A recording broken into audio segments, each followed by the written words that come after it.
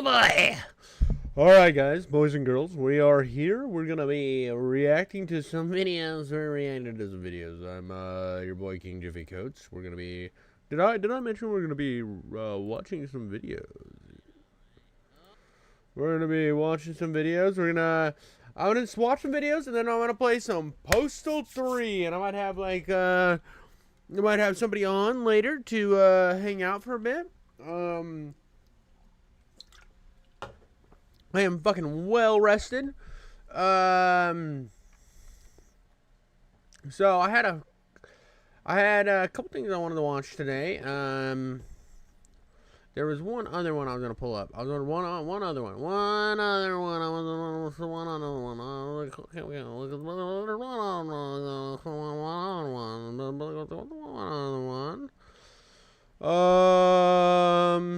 Too long. There was one that I really wanted to watch here.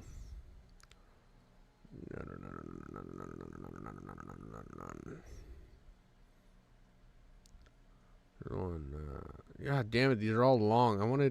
This is it.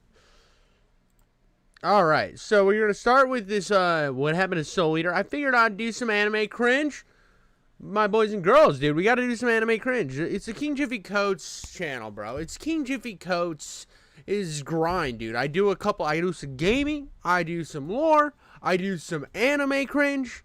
That's what I do, dude. I do gaming, anime cringe, and that's pretty much my shit. Every once in a while, I will dip my toes into my true fucking opinions and things. You get some, probably some hot political takes. The type of stuff that you like to juice your penises on. But today, we are going to be looking at what happened to Soul Eater. Now,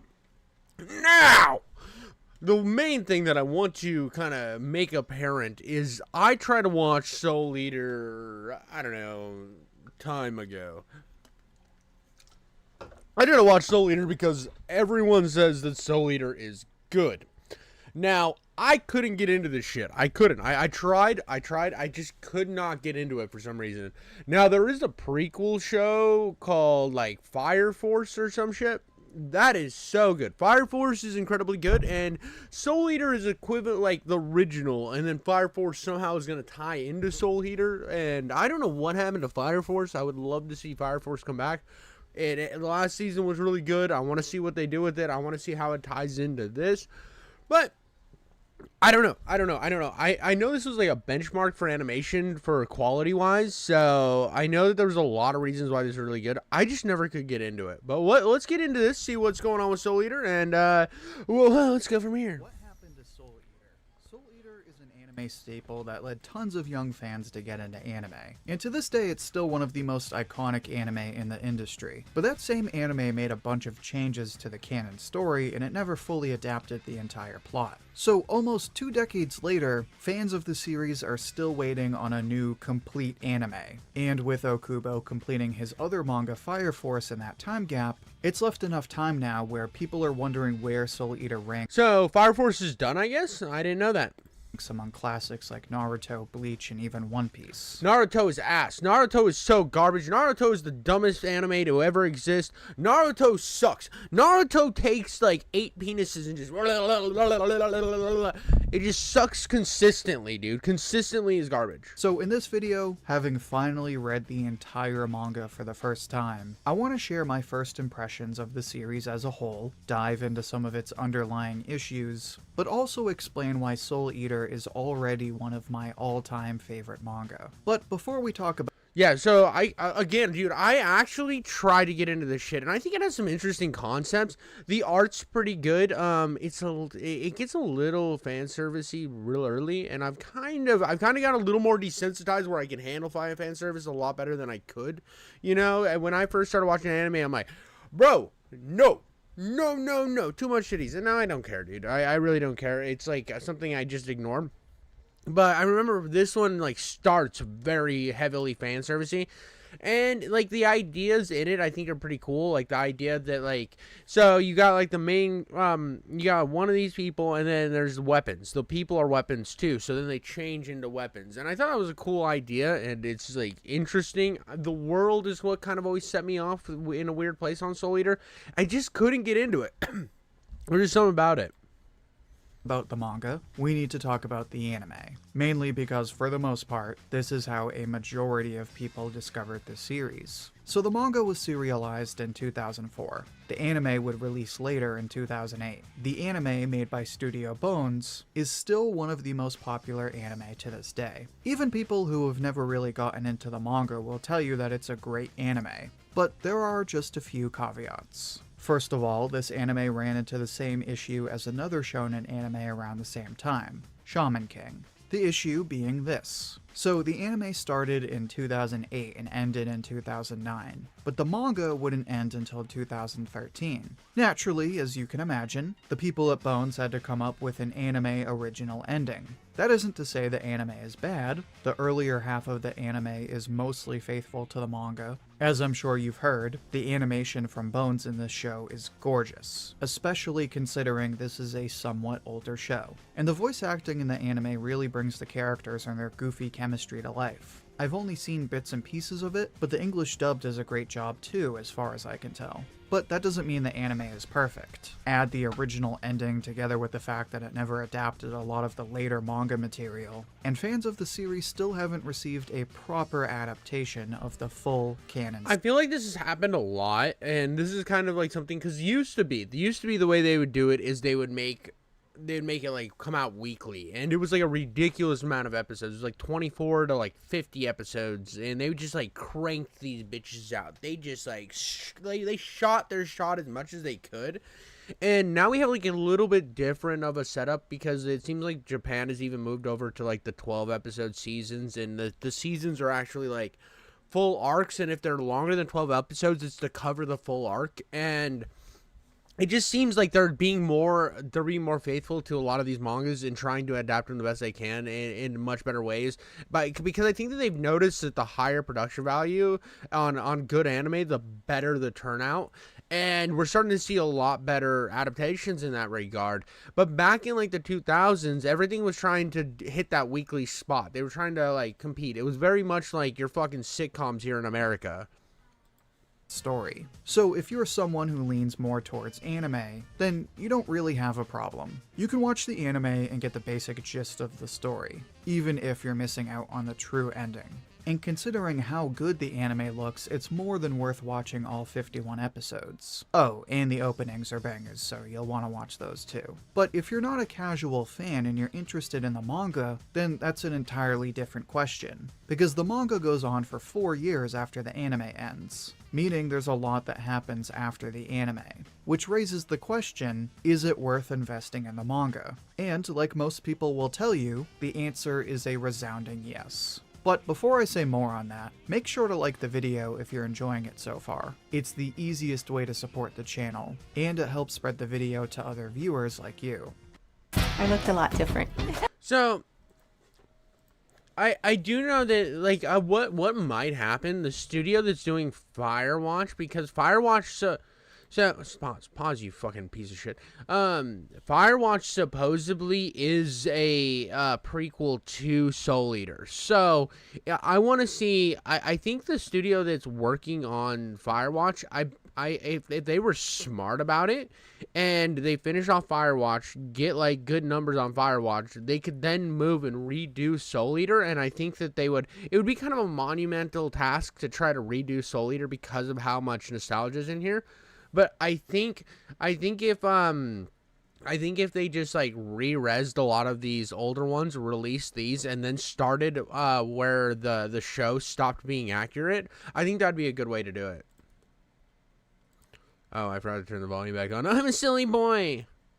Support the channel, and it helps spread the video to other viewers like you. So there's a lot of reasons why people love Soul Eater, and one of the more underappreciated elements is the world it takes place in. Ask anyone what makes this world special, and they'll probably tell you about the gothic themes or the dark tones. Which is all true. Being spooky is kind of Soul Eater's whole identity, and it's not completely out of pocket to say it's basically like Halloween Town the manga. But what I like even more about the world of this story is how much it reflects the time it takes place in. Aesthetically speaking, I would say Shaman King is the most 2000s manga. But as far as what is actually in the story, I kind of think Dude, no, dude, fucking one of my problems and one of the reasons I can't get into Soul Eater is this shit just reminds me of 2000s. It pulls me back to like elementary school and middle school. It's like when everybody had fucking tech decks. Do you guys remember tech decks? You had the little stupid skateboards that you played around on your desk, and then you get them taken by the teachers. It just reminds me of like the art styles there. It's like DC shoes, all that stuff. It's so in your face 2000s. It's watching a truck drive by and having Calvin pissing on something in the sticker on the back of the window. It is so 2000s. It gets kind of painful. It's like the movie Howard the Duck. Howard the Duck 1 isn't that great of a movie. I enjoy it because it's one of those movies that's so bad to me it's good. But it's also like Howard the Duck in the 80s. And let's see how much 80s we can throw into this movie. It puts me in the same position. And I think it's one of those things that I'm not as nostalgic of that design of that world choice of that a lot of people are.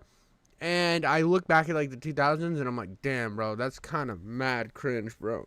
And it just sets me off in a weird place.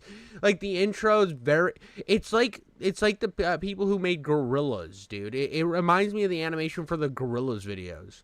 that award goes to Soul Eater, which is tricky because it does technically go on until 2013, but a lot of the stuff you see early on stays true to the later story. It's not its entire identity, but there's a lot of early 2000s stuff in this story. The characters riding skateboards, casual games of basketball at a time some consider one of the best eras of the NBA. You also have characters blindly ignoring everyone else as they listen to music on their plugged-in headphones. Yeah, remember when people still had to plug them in?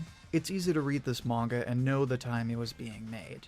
So that, combined with all that gothic stuff, makes Soul Eater's world one of my favorites. Another thing I love about Soul Eater is the art style. I won't go too in-depth on this topic since I already covered it in my previous video, but Okubo definitely has one of my favorite art styles from any manga. There's a pretty big shift in the art style early on, but from there it stays pretty consistent. It comes off as simplistic at first, but what Okubo may lack in detail he makes up for in killer character designs and choreography. It's not quite on par with something like Dragon Ball, but it's the same idea. Okubo focuses less on detail in favor of action and character expression. As a result, Soul Eater's art style makes the manga instantly recognizable and also perfectly complements the lighthearted and often goofy tone of the story. That is something, even though like it's very 2000s, the art style I do have to say is nice. It's just I think the 2000s shit is what pulled me out. The fact that I was watching it, I'm like, this is like a Gorillaz music video, and it like pulled me out. But it like the Gorillaz music video videos back in the day were still very, very good. It's like this weird. I think for me, it just like puts it's one of those weird that it's just like too much of that time period, and it's like of that time period, not like in a way where it's like, oh man. It's a product of its time. It's immature. It's immature. No, that shit always annoys me. It's like, dude, you're just being fucking obtuse and trying to hate shit. But for me, it was just like the nostalgia of that time period. I don't have like real strong nostalgia of the 2000s, even though I should, because I'm like millennial or some shit. I think I'm a millennial. It's like Gen Z, I think, started in 2000. I don't know when the fucking cutoff point for Gen Z and millennial is. I don't care. But it just was, for me, it's like not that nostalgic, but I still think that the art style is really good and the action was really good. It's just like when it starts doing the skateboarding and shit, I'm just out. Now, speaking of characters, I think most people would agree this is probably the best part of the story. First off, you have Soul and Maka, the two lead characters of the story. Soul is the chill character that's into music and doesn't want to be a tryhard. Maka, on the other hand, is the model student who's kind of the nerd of the group. The two complement each other really well, and their chemistry is a big part of why Soul Eater is so easy to read. You also have Death the Kid, the heir to the Grim Reaper who fights people with his two partners that can turn into pistols. Besides his cool fights, he's also just a... He's got the coolest weapon. Anytime there's guns, dude, you know I'm gonna be there. I'm a big gun guy. I like guns. Goofy character that's so absurdly serious that it's actually unserious. His gag of wanting everything to be perfectly balanced and symmetrical isn't always that funny, but it's certainly iconic and it makes his character stand out. And of course, then you have Black Star, who, let's face it, is probably everyone's favorite. He's the classic example of main character syndrome, except there's a lot of times where he really does feel like the main character. Where other main characters might practice humility, Black Star has no problem declaring he's the best. But not in like an annoying way like Bakugo. More in like a funny way, like when a 7-year-old says he can totally do a backflip, eats it, and then tries it again anyway. Oh, and he also has the best fight in the series. But I won't get into that for obvious spoiler reasons. There's a ton of other great characters like Stein and Medusa, who is an amazing villain by the way. But I think you get the idea. Actually, now that I've mentioned Medusa, let's talk about the one thing that I think holds Soul Eater back. So as I'm sure you know, Okubo's next big manga after Soul Eater is Fire Force. And more often than not, people will tell you they dropped Fire Force because they didn't like the characters. What? But people who love Fire Force will tell you that even if some of the characters aren't that great, the story is godly. Soul Eater, I think, has almost the complete opposite problem. This is world. Yeah, dude, I would agree because the story's kind of boring and like compared to Fire Force, the story, Fire Force story is amazing, dude. Now, I think it might be right that the characters aren't all Some of memorable. the most iconic in all of Eater, I think like the characters in Fire Force are just so like some of them are really forgettable, some of them are kind of cringe, but like the thing about Fire Force is the world I think is just so much better.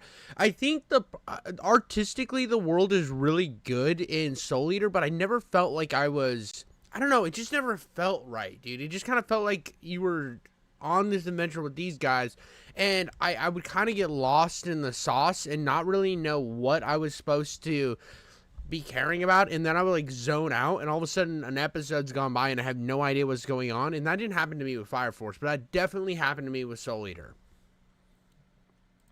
I think has almost the complete opposite problem. While Soul Eater's characters are some of the most iconic in all of manga, the story is far from perfect. Early Soul Eater is amazing. That first arc or so where Medusa has her plot to attack the school, absolutely loved it. After that, the pacing starts to get kind of funky. As a matter of fact, I tweeted a while ago how I thought the pacing in later Soul Eater is kinda bonkers. After the Big Bash arc, I still think it's pretty good. In fact, I think Okubo did a really good job with how he handled the raid on Baba Yaga Castle. But it's after this arc that I think the pacing starts to go all over the place. And when I finally finished the manga, I was kinda just left with this feeling that Okubo didn't exactly plan as much of the overall plot as he should have. To be fair, there's a lot of ways this worked in Okubo's favor. For example, I'm sure he always planned for Black Star and Mifune to have a big rematch. But I got the impression that he never intended to make Mifune a super important character beyond that. Hence why he's sort of forced back into the story via arachnophobia. But fortunately, he still handled it well, and it led to what I would say is the best fight in the story. In other ways, I like how he was like, I'm not gonna go into the fight because I don't want to do spoilers, and then instantly goes into the fight, instantly brings it up as a crutch point. this didn't work out so much. So for example, you have all the stuff with Eibon. Like we learn there's all these artifacts, and then we learn they were created by Eibon, and then Noah shows up, and then Noah leaves, and then we get a mention of Death and all the other warlords, but it's never really explained in detail. Something like that is an example of how I think Okubo tried. A good example of why I don't think this world works as well, and you can go to a world that I think does this like crazy over the top world better is Welcome to Demon School, and then whatever the dude's name is. There's a show called Welcome to Demon School, and it's about this kid who gets bought by a demon, or sold by his parents to a demon, and is now that gonna be that demon's grandson. And the world building in this fucking like story, I've only watched the anime, but the world building is insane. All the characters, all the depths of this world, everything seems to work toward this common goal. And it just seems every day, every time you watch a new episode, you feel like you're peeling a little bit more back about this world. You're getting a little bit more info, a little bit more allure is put on the old demon king, and will the main character end up becoming the Demon King? And there's all this stuff that like works toward it. When I'm watching, and I feel like there's a lot of inspiration in Welcome to Demon School from Soul Eater. It's just about what. It's like I feel like it does it better. It does that wacky world building so much better because it's taking inspiration from some of the other anime that did world building better, like One Piece. But it's like using the stylistic choices that Soul Eater used to make this grander, better world. And I just feel like Soul Eater was like, it was like a lot of pretty visuals and a lot of like cool shit that didn't really feel like it built on anything. And again, I didn't get that deep into the anime, so I don't know if it changes or if it gets better. But for me, it just left something to be lacking. Tried to add layers to the lore of the world, but never really had the time or preparation to properly do so. I also think it's weird how irrelevant witches come to be later on. And I say weird because they're always part of the plot, but also not really. Like, you have Medusa and Arachne, who are kinda just villains that happen to be witches. Like, the whole Witch Society versus Death City thing isn't really a major part of their motivation. And the witches do end up being a big part of the ending. But to me, it feels like witches are a big part in the beginning, considering how you need their souls to make death sites, and then we learn they have their own little city, and then that's kind of it. I'm also just not all that crazy with how Okubo handled Medusa, Krona, and the Kishin in the very end. They were all propped up to certain expectations, but all of their arcs kind of feel incomplete. The ending is just a mixed bag for me in general. It kind of feels like that one Daffy Duck cartoon where he's pitching a story, and the guy's like, okay, and then what happened? Alright, and then what happened? And then what happened? It gets to be a bit much.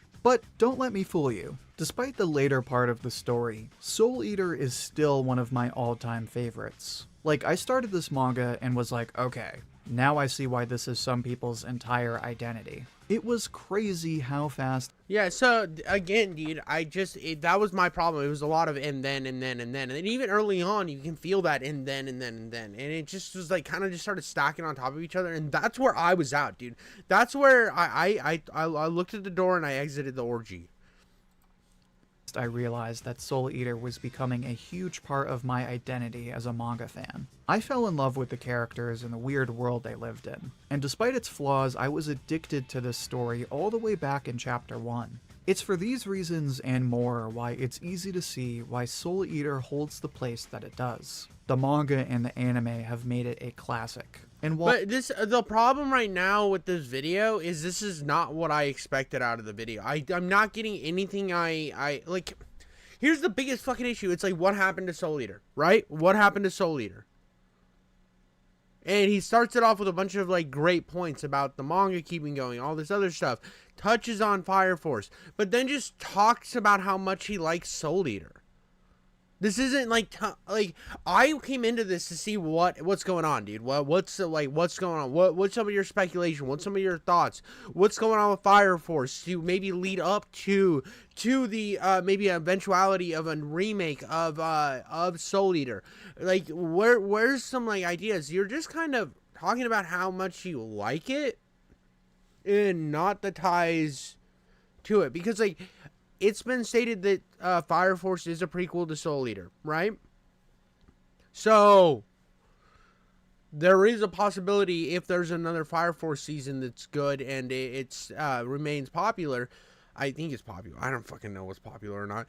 But it could then lead to another Soul Eater, but you're not talking about any of that. It's just talking about how much you like it, which seems like a different video than what you presented at the beginning. While it would later be tied into Fire Force for a number of reasons, it's funny how the negative parts of Fire Force's reputation have never really had any serious impact on Soul Eater. It just goes to show how special this series really is. Which is why, whether it's the anime, the manga, or both, you need to check out this series.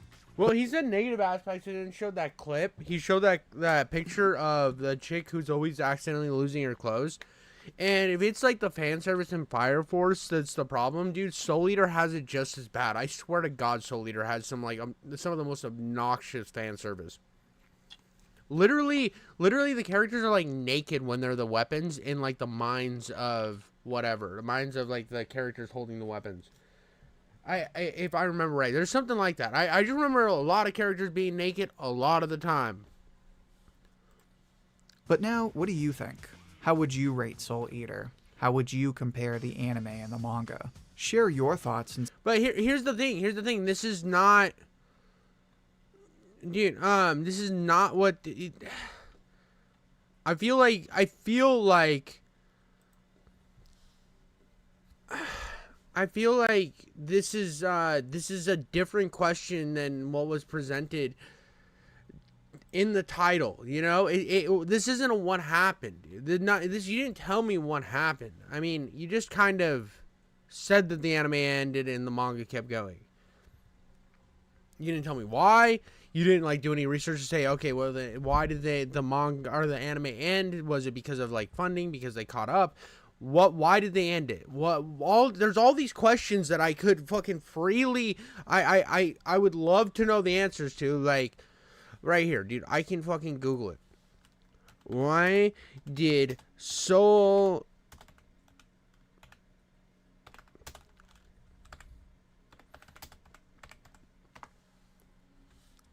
Five reasons... Oh.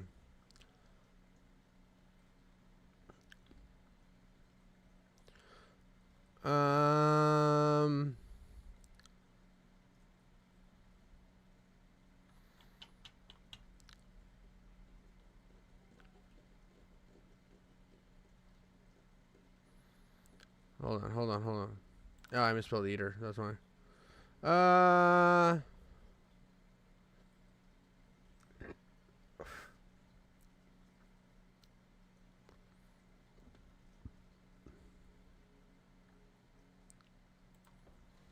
Here we go. Here's this is an article. This is right here.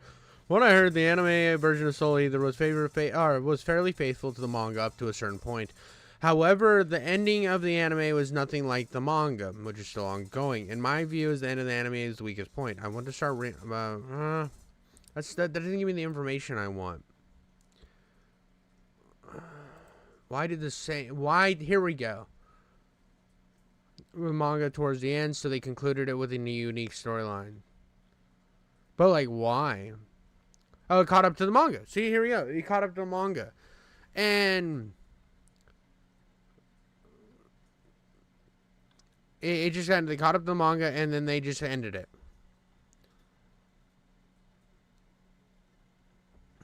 So that's why they ended it.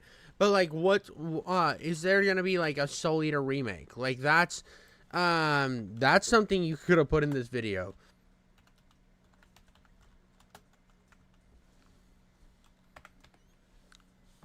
Here we go. Soul Eater remake. No immediate plan.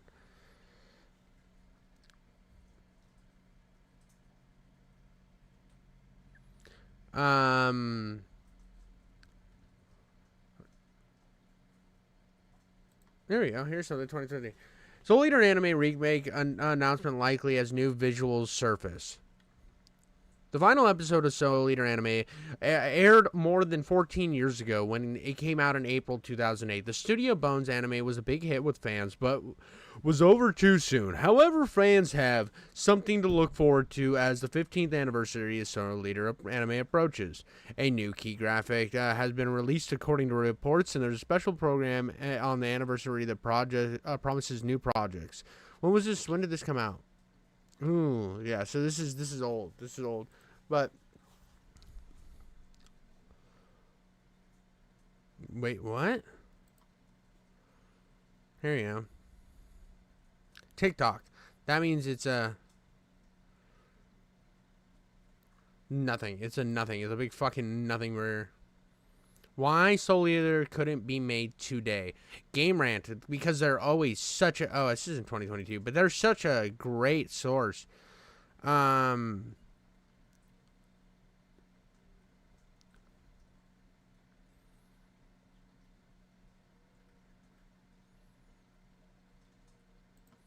We'll go to Reddit, because that's always a good... It's going to get a reboot. Do you have any evidence? Nope. They literally say, I think and hopefully. No one's lying by saying that it will happen. Just an assumption. See, that's kind of where my position is, though. After season 3 of that, which I think season 3 will end Fire Force.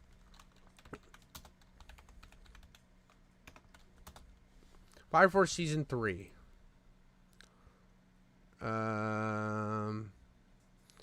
So it's going to air in April 25th, April 1st, 2025.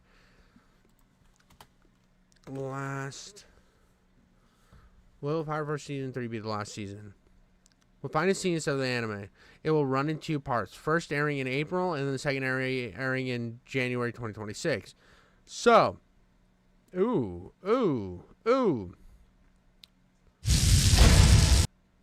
So, we got the ties to Soul Eater. I'm not gonna play the audio because it'll probably get me striked. But we got season 3 coming, and then look at the moon. Look at the moon. They are going to instantly, dude, because it's going to tie into Soul Eater. I think they're going to reboot Soul Eater off of the popularity. And I see that even though this was 7 months ago, this is after the second season of Fire Force was already out. He could have done some lines where because Fire Force leads then into Soul Eater, and it has a newer fan base that might not have known about the original, they might be able to. It's not out of the realm of possibility that they would reboot Soul Eater and maybe like not change anything, but like put it like a newer shine on it to where it didn't feel as cringe as the original does, because the original wears its date on its shoulder. So therefore, boom, look at those correlations I made. Look at that little bit of research, barely any research, and I feel like I have more to answer the question of what happened to Soul Eater. We know that it caught up to the manga. I mean, the anime caught up to the manga, and they had to end it. It's ended. Well, now that it just has been gone for a while, they never rebooted it. Well, then the creator moved on to start working on Fire Force. Fire Force is a prequel, and he doesn't even mention that it's a prequel to Soul Eater. It's a prequel to Soul Eater. It supposedly where it ends is before Soul Eater begins. It like leads to the world that is Soul Eater. Then after you have that correlation, okay, this to this, you then can make the logical jump that maybe the studio who's behind Fire Force will then take over and start rebooting Soul Eater. It is not a weird jump. I mean, is it a monumental task for them to pick up because of the fact that the original is so good? Absolutely. But at the same time, Fire Force is a pretty well done show. Whether you like the characters, whatever, I think the animation is pretty solid. So, ooh, I'm low storage space. Ooh, but these are things that I think that he could have added that easily could have made this question much better. And that's just kind of my big problem here with this video, is it just doesn't answer really any of the questions he presented. But yeah, that's what happened to Soul Eater without talking about what happened to Soul Eater. So Ian, the next thing we got is what we got here is iDubbbz, one of my favorite content creators. Not really. He was one of those dudes, just like Ethan Klein, that decided that he didn't want to have his toxic fans anymore, and he let himself down this little rabbit hole of becoming this little soy boy. And I hate when people call other people soy boys, but this dude is cringe, bro. iDubbbz has became such a little baby boy. I remember when he decided to say, I am done, dude. I've changed. I'm no longer going to do any more type of content cop type of videos. And then instantly gets in a drama with Froggy Fresh and does a virtue signaling content cop on Froggy Fresh. It's like the dude hasn't changed. He just found a new angle to feel better than everybody else. But so I saw this from Diesel Patches and I wanted to check it out. So Ian, what have you got for us today?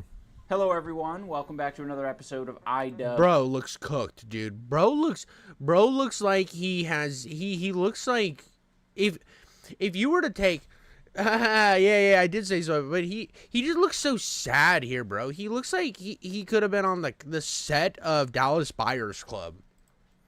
complains. Today, I'm going to be complaining about a little bit of a heavier topic than portion sizes at Cold Stone. This is a video about abortion.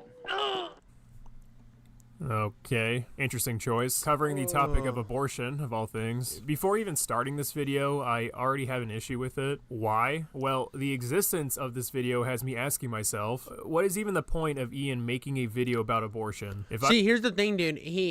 I bet he goes into crapping on all these other creators, which he said he wasn't going to do anymore because he's a changed man. iDubbbz is a changed man. He's no longer going to crap on other creators because that's toxic behavior. But right in the thumbnail, he's already doing it. So he hasn't changed. He just found a new angle to come after people so he can virtue signal about it. And I feel like it's something not a lot of people are covering and not a lot of people are saying about iDubbbz. And that's my biggest problem is people, like, I remember when he did his lame ass apology and I was like, dude, he hasn't changed. Where has he changed? All he's done is he's found out that he might get in trouble for spamming the N-word 25 times. So now he just uses virtue signaling instead of doing what he used to do, which was basically virtue signaling for its time. I wanted to Only edgier. Sorry for pausing again.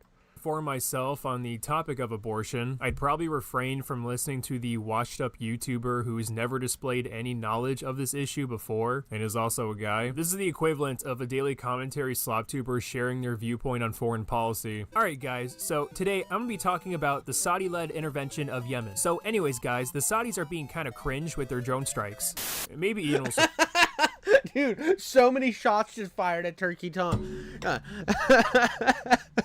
surprise us and offer a talking point nobody else has made to prove that this video isn't just one big virtue signal. Alright, let's go ahead and start. Ever use these on your butthole? It doesn't work out well. Yeah, I can see that you're still incredibly Bro's cooked, dude. Bro lost his ability to be funny so long ago. What the fuck was that? That wasn't even a funny animation. And I'm bad. I'm cringe, dude. I know I'm cringe. My Quake 4 video literally has me doing Richard Simmons workouts, and I think that shit will hold up better than that did, and that was made like this week. unfunny, but whatever. That's not why we're here. Back in November, there was a trend amongst Twitter incels to tweet out some version of "Your body, my choice," and for all of the self-hating women, it was "My body, his choice." Of course, a lot of these accounts either went private or are suspended, which is quite the accomplishment to do on Elon Musk's Twitter. You'll quickly find out this video wasn't created to have a nuanced discussion, but to demonize the other side by only showing the most extreme of cases. If iDubbbz was able to craft clever jokes and provide an entertaining format, then this video would have some sort of level of value, like a stand-up comedian making light of political issues. But because iDubbbz has lost his comedic touch, this video just feels kind of lifeless. They're just hateful people. We got a woman wearing a Confederate flag saying "My body, his choice." Now, how would this get worse? Oh, not shit. My body. Yeah.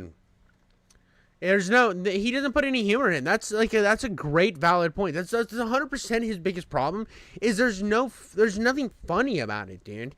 There's no, he just throwing a bunch of tweets on and then like acting grossed out about it. That's just boring, dude. And again, dude, the whole hypocrisy about him not doing this anymore, and he's doing it.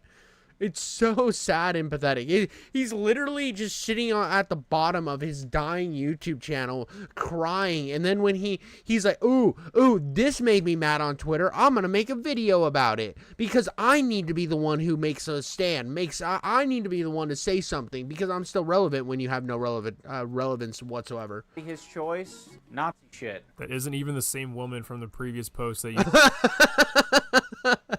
displayed. What's funny is that later on you brag about the sample size you mustered up for your viewers. Okay, I think that'll do for sample size. But it's only a total of 4, and you wrongfully used 2 different people for one of those examples. I'm not even sure why you're trying to make a connection between the My Body His Choice crowd with Burn St. Paul's! Burn the central government! I'm assuming it's so you can demonize the other side so much to a point you're justifying this video lacking nuance. So Ian reviews Ben Shapiro clips where that heartless conservative monster speaks for women by saying that motherhood is an essential part of womanhood. Ian presents the argument as that evil conservative thinks a woman's only value is giving birth. Let's talk about a woman's value. What is a woman's value? Dude, it's just his editing. Everything is lazier than it was like 5 years ago. It's like this is why nobody likes his channel. I mean, I have no problem with somebody having a different viewpoint than me if they can make it funny and shit.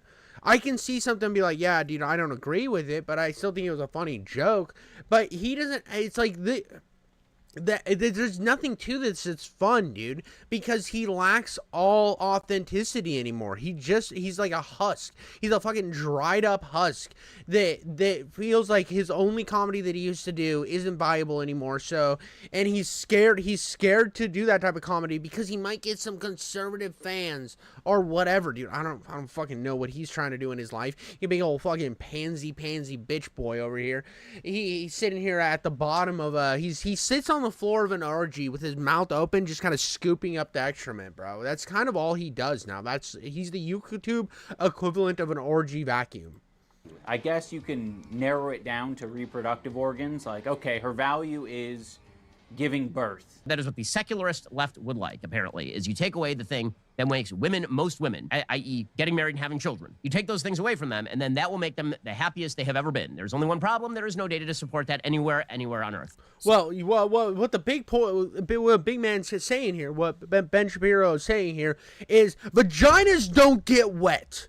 My wife's a doctor. Yeah, I don't think you understand, but my wife's a doctor, and women's pussies do not get wet. Maybe not for you, Ben Shapiro, because you're coming in with you're trying to fucking factoid her pussy to dryness. You're like, listen here, Miss Shapiro, I want you to know that it's your body, my choice, and when I put my penis in, it better be drier than the Sahara Desert, because I like it dry, sloppy.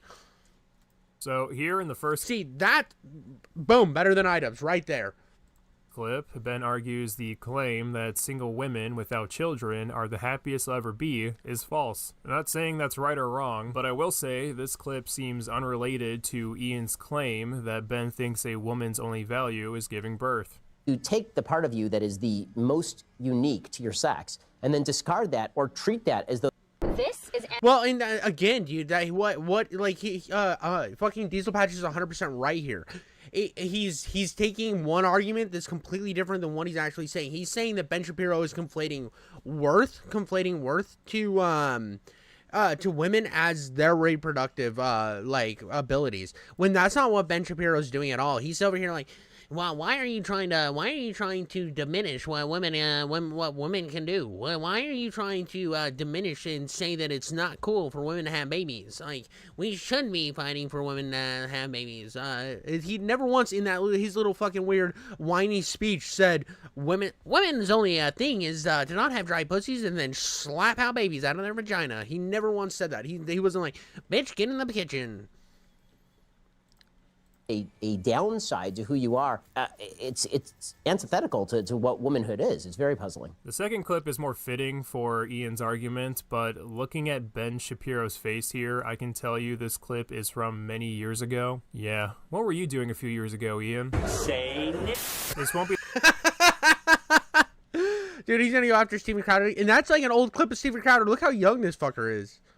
The first time Ian uses really old clips, even dating back to 2016, to make fun of people in his video, which is prime edgy racist iDubbbz era. I mean, if you have to pull things from like 2016 and 2018, you're not really proving this is a relevant topic we're talking about. I mean, this isn't supposed to be a video exposing these guys. Everyone's seen these clips before. They're super fucking old. Like, did you pull these from a libtard Karen feminazi gets wrecked? Dude, literally what's sad, what the fucking saddest thing about this is he could have pulled the clip of like he could have been like, oh, you're gonna take your points from a dude who literally wouldn't give his wife car keys because she wouldn't clean up his dog shit.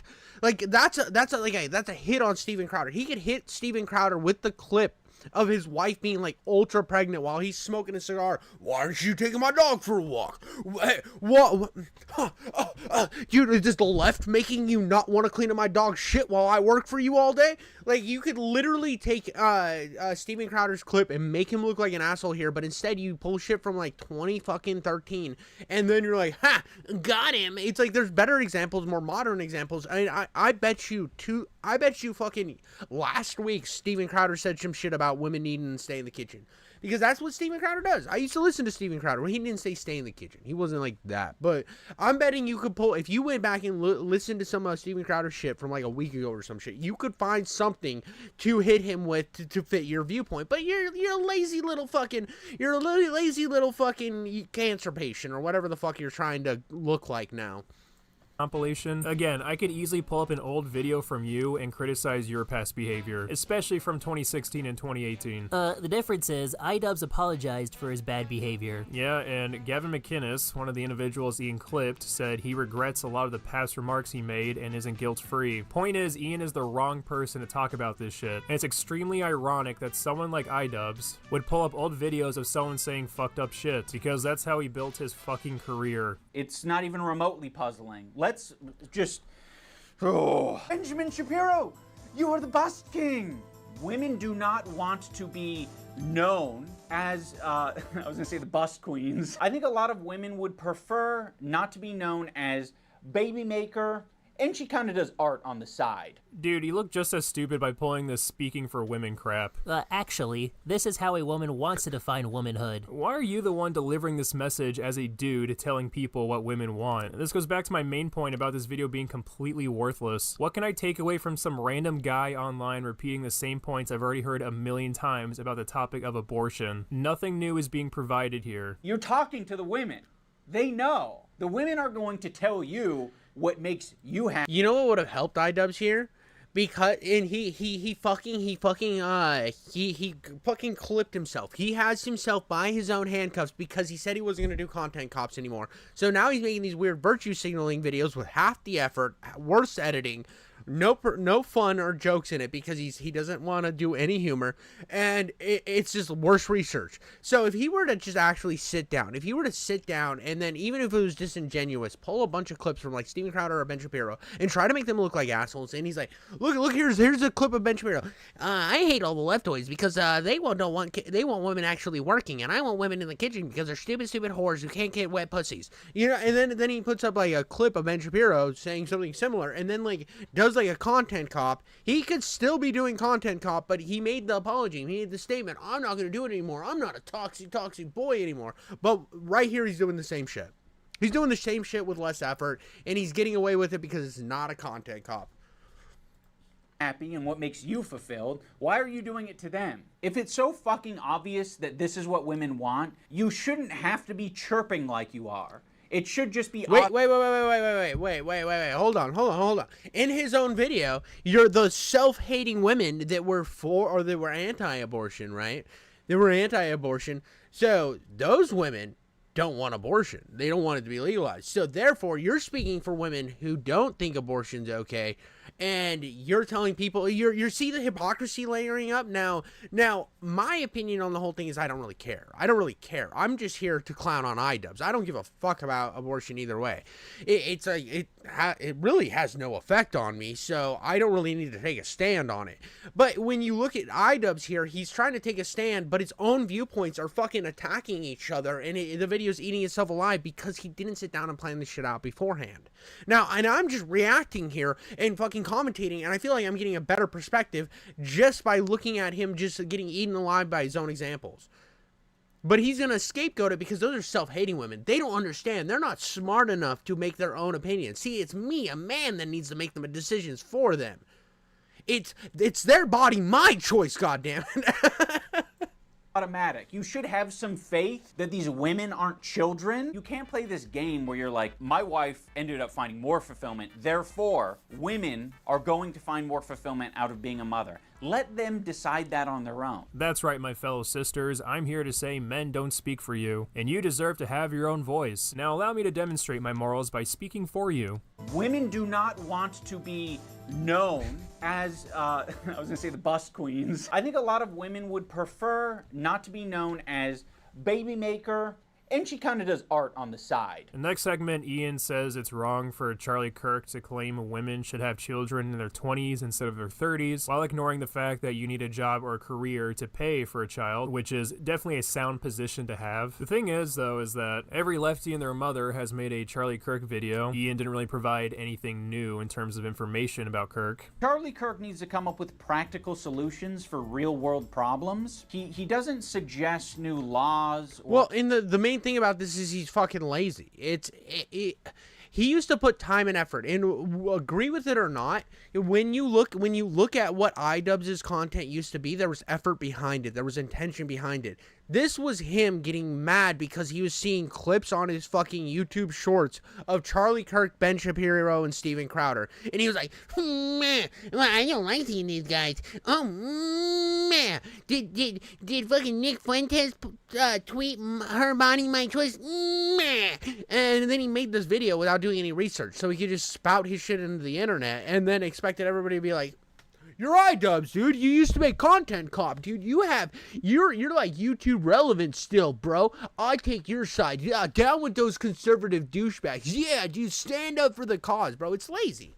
It's fucking lazy. If there was a dude doing the same thing with like left people and there was no fucking examples, I mean, I did this a while back. I went to watch a video, and this is, if you go back into my live streams, you could probably find where I started react to, like, it was called like Hassan something. I don't know. It's like it has the screen, like the fucking thumbnail has Hassan on it in the live streams.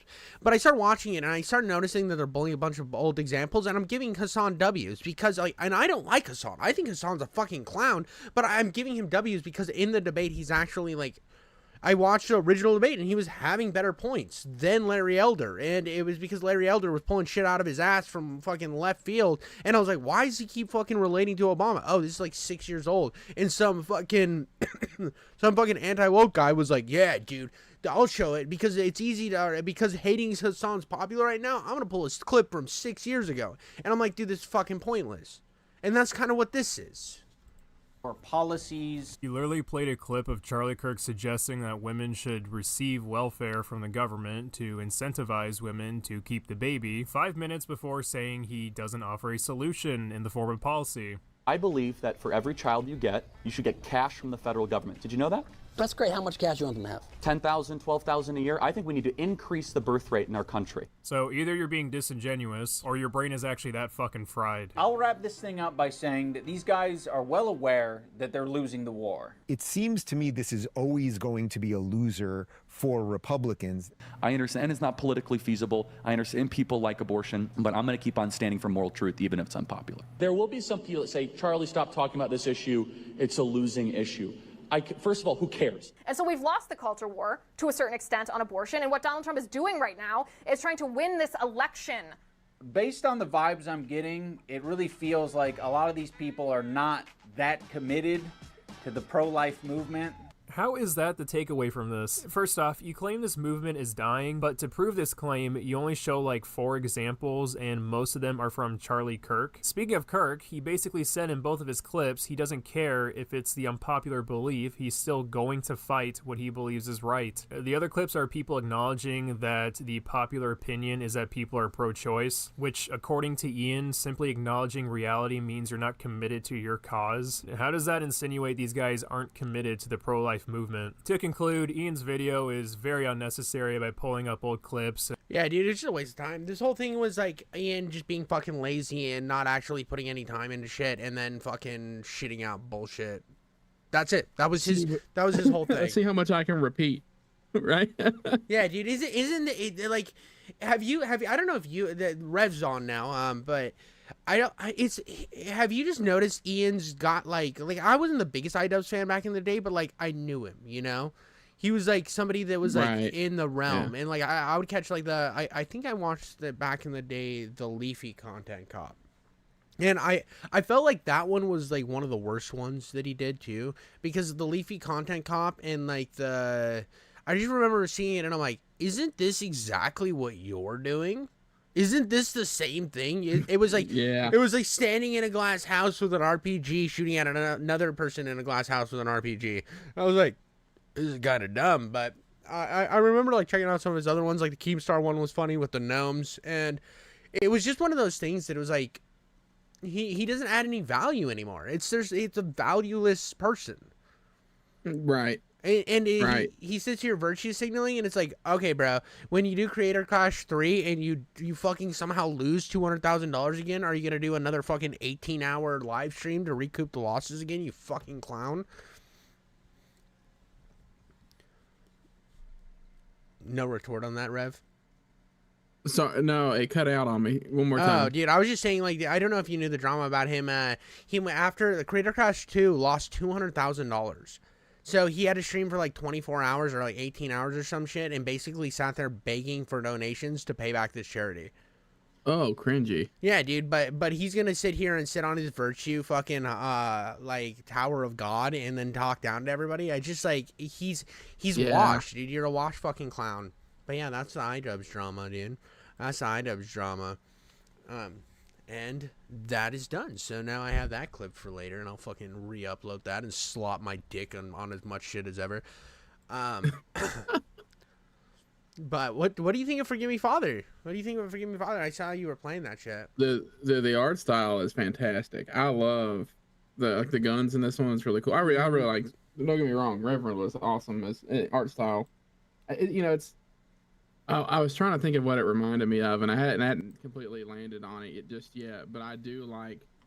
I really like just the whole, like Lovecraftian sort of stuff. Oh, I do too, dude. And so anything with that is always going to be incredibly interesting to me. Speaking of Forgive Me Father, I just bought the sequel a while back too. And like, here's the thing with Forgive Me Father is I think there's two very, very different games here, right? Yeah. And that's why I have some correlation between the two in my video where I make some points where I talk about Forgive Me Father. But because like I make a lot of what's the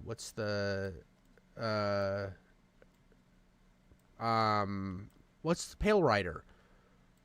I make a lot of correlations to Pale Rider, right? Mm-hmm. And hold on. Oh my god. Oh, saved myself. Dude, everything was set at like 100, bro. So I literally just started hearing just fucking. I'm like, oh my god, dude. Was that part of the noises, or was that just added for you? The gut? Dude, yeah. It was added for me, dude. It was, okay. The developer actually reached out to me and said, hey, dude, do you want me to put, the sounds from your leaked video? And I'm like, sure, dude. Whatever, man. It's a leaked video? Sure. I will neither confirm nor deny. We'll It's all a description. Dude, it's all, Is it on the Black and Orange website? No, dude, they shut that down here in Florida. Oh, really? I don't know. I think that they did the same thing where they're trying to require ID for porn. Oh yeah, they tried that in Kentucky too. Yeah, so I think some sites will just say fuck it, and if you want to shut us down, it'll shut us down. But Pornhub, I think, is like, I don't know, dude. We're not gonna fuck with it. Because when I was in Texas one time, I looked up porn, and I'm like, why the fuck is it all gone? And then when I saw the Florida was doing the same thing, I'm like, well, dude, there goes my pastime. Oh, what am I gonna do now? Yeah, dude, well, I guess I'll stream, right? Yeah, dude. Looks like, dude, I'm watching a bunch of iDubbbz videos.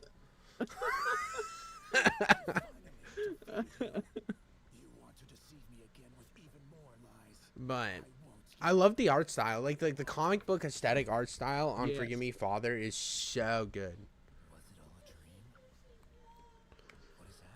And I also like that it was like a hybrid between. God, Serious Sam and a boomer shooter. Mm-hmm. And I think that's something a lot of people miss out on with Forgive Me Father, is they go into it and then get annoyed with the shooting. But if you play it like a Serious Sam game, right? I feel like it doesn't have a problem, because a lot of people are like, well, it's kind of hard to like this, and it's not really about the difficulty. It's more they just kind of flood so many enemies at you. I'm like, yeah, dude, there's an option for auto aim in the fucking its settings. Turn that bitch on. Turn that bitch on, and then just fucking, you're fine. You're fine, dude. You're good. You're good. Yeah. Once auto aim's on, it's awesome. You saw where I got my reference for my thumbnail, didn't you? What the fuck just happened, dude? Can you still hear me? Yeah, I can hear you. Okay. Did your stream go down?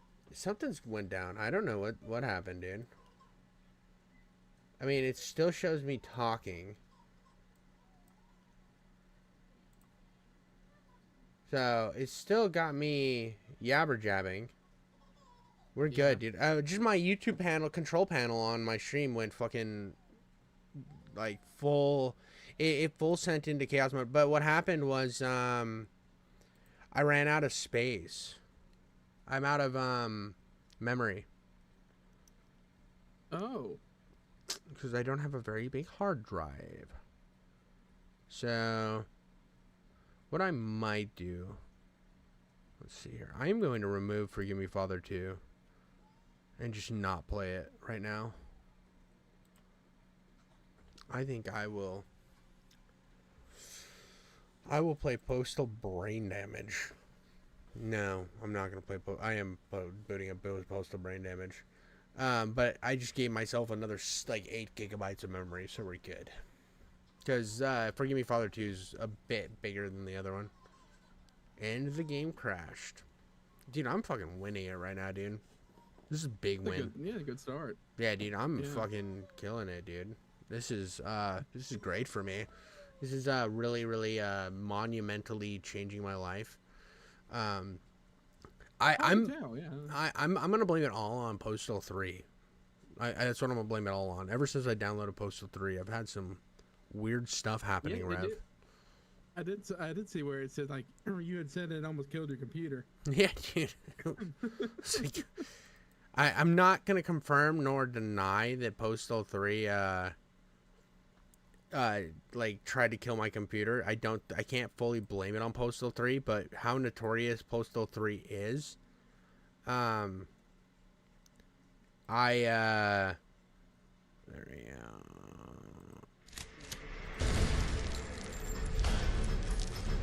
I need to go through the Postal series too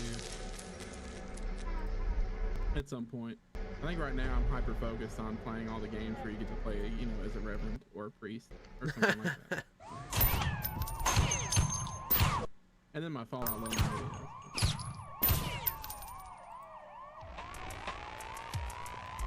Dude. That's just me living vicariously through a character punching people.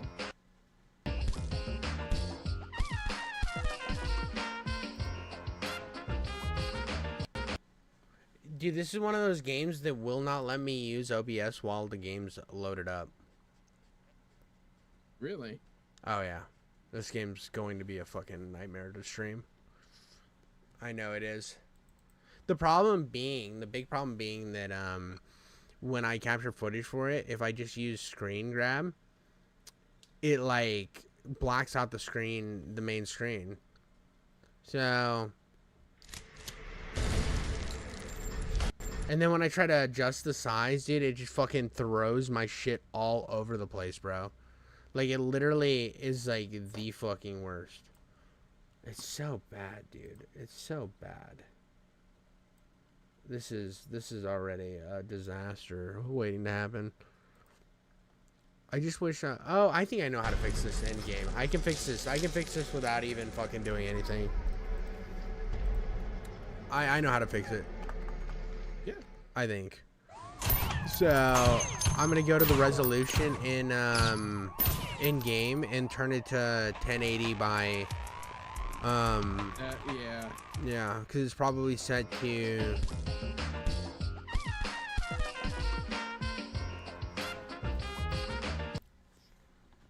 But yeah, dude, I think even if you used like let's say you used the Reverend thing, I think you can make work for Postal. Yeah, I think that's what it's into a series. You know, a Reverend plays blank. Because Snail and I talked about that too. I was trying to figure out what the name of that series would be. You know, Rev plays. No, you know, I mean, Rev plays would be kind of. It's the name of the channel, but you know, a Reverend plays. I think it's gonna be really good. I'm interested in playing anything at this point. I had a lot of fun with Reverend. Dude, Postal 2 is fucking awesome, dude.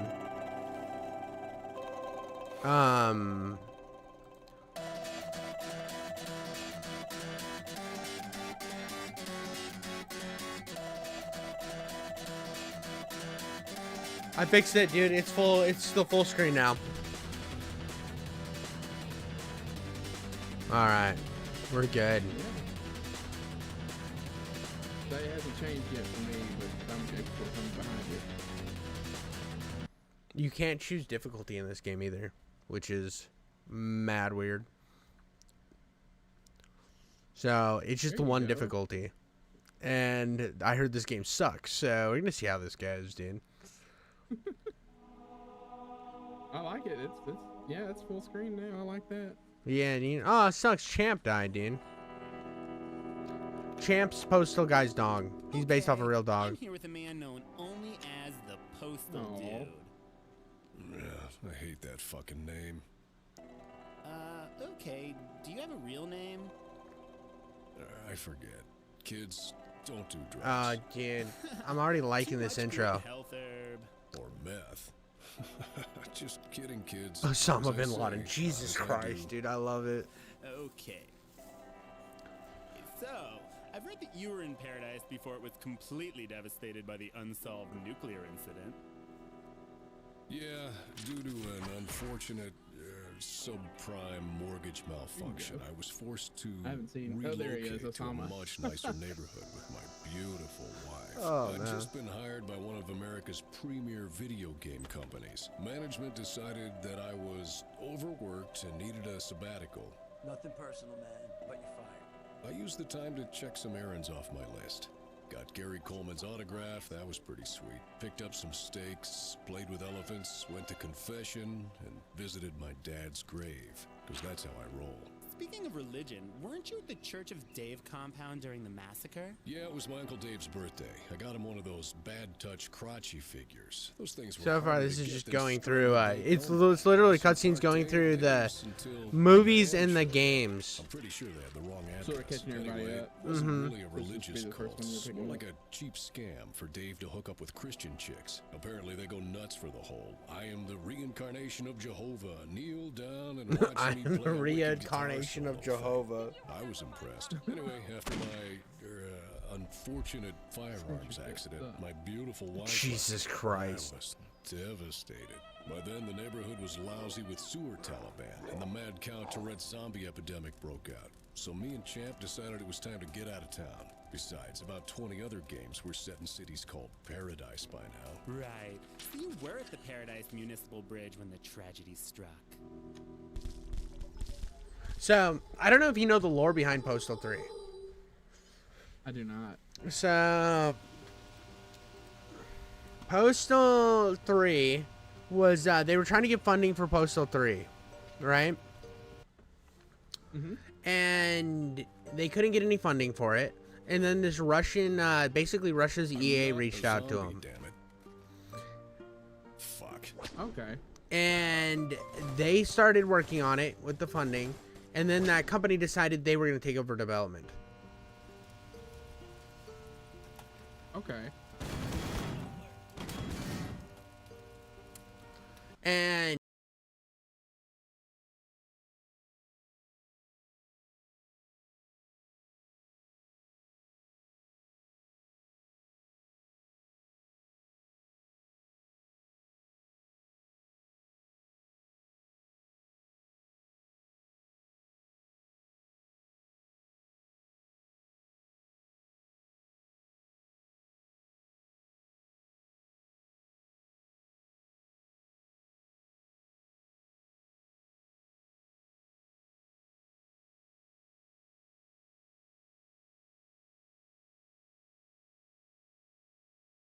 of existence, and it's gameplay wise, it's a third person shooter, I guess. I don't know what style of gameplay it is. So far, it's like almost Gears of War like, I guess. I was going to say, it kind of looks like Gears of War. I hope not, dude. It's a perfectly good box of grenades. I'd hate to see him go to waste. I hope it's more run and gun, dude. I hope it's more run and gun.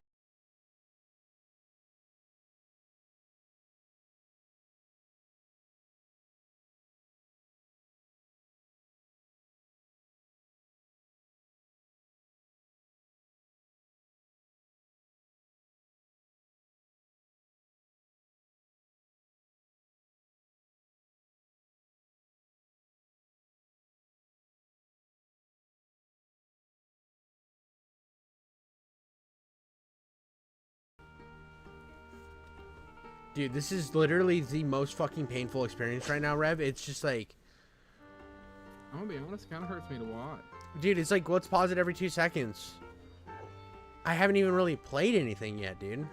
I've moved like fucking... Try and kick a box for 20 seconds. Yeah, dude, I kept pushing E because normally that's...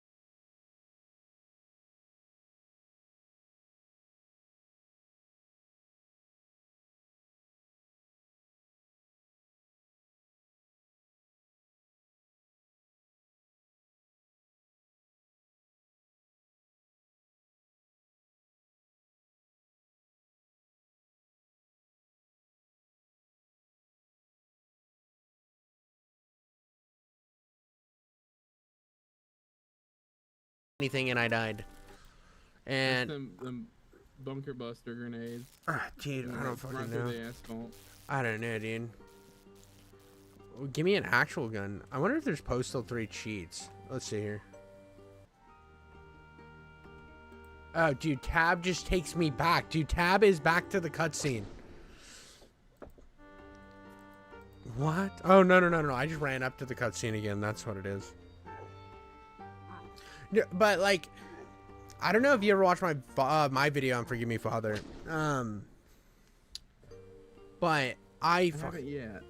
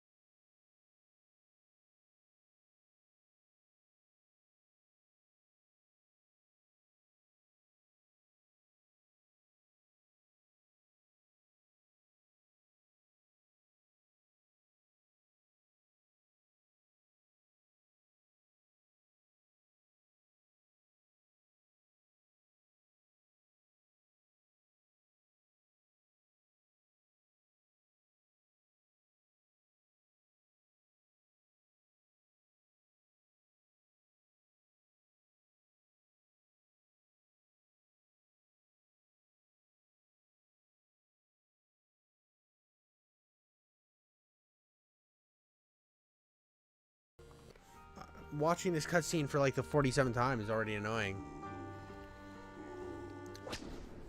Dude, Postal fucking 2, I would have already been arrested, gone to the prison, fucking got a bunch of guns. I'd probably would have kicked some lady in the vagina. And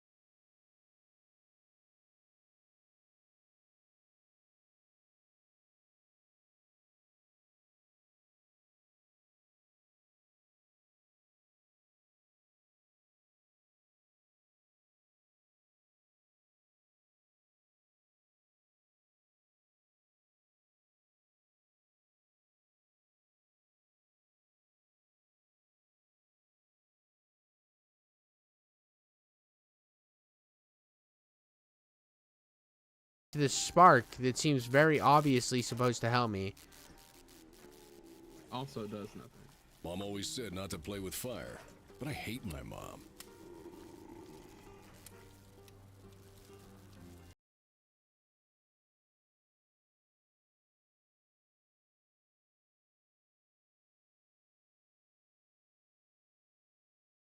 With Mr. Napalm.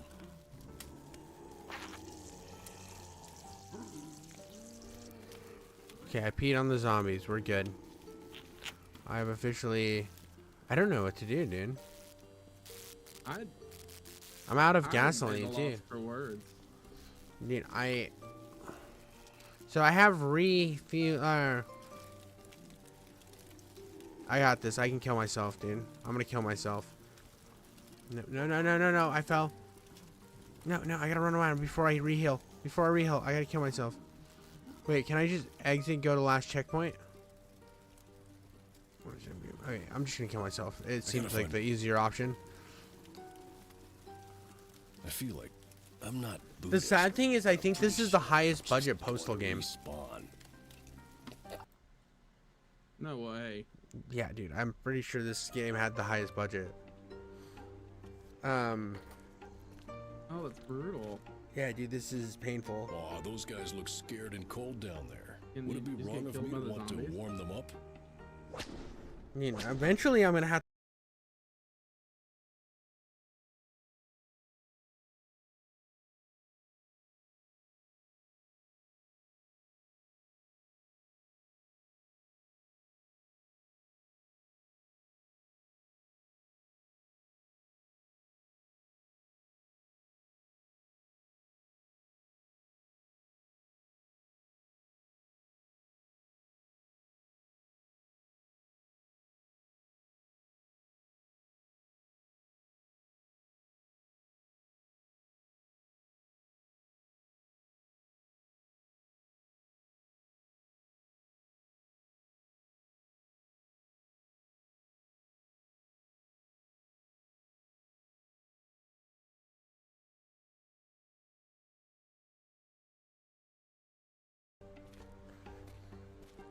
like, why would you have all this sparking stuff? That would have been cooler level design. Shit lying all over the place. Absolutely. That's what I was thinking. Dude, what did your Reverend video, how did it end up doing for views? That's sitting at 40 right now. I'm totally outgunned here. Which perhaps for my channel is text will suggest top something. tier, being 2 days in, 3 days in now. Let me look. I'll pull up my studio real quick. I'm about to start typing up the script for tomorrow's video.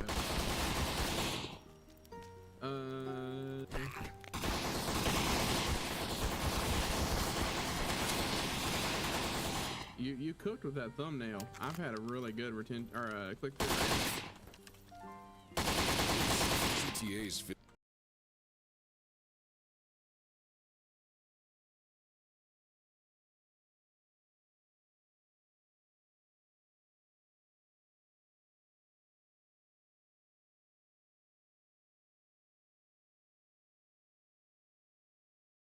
would be. Make sure nobody touches these and bridge still controls. getting decent Nobody. Got it, soldier? impressions. No I think it's sitting at problemo. 107 impressions now. Just that small channel impression hell I'm in right now. That's all it is. Yeah, I mean, you also did it. That's also a really niche game, so. Yeah.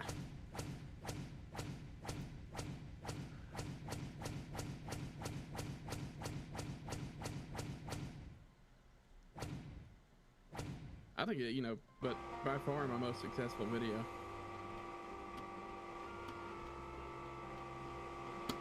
Oh my god, this is amazing. I've officially changed my opinion on this game. Dude, I like the Grindhouse filter, which a lot of people complained about. But you're about to see the cutscene that, it's just like, these cutscenes are like actually pretty good.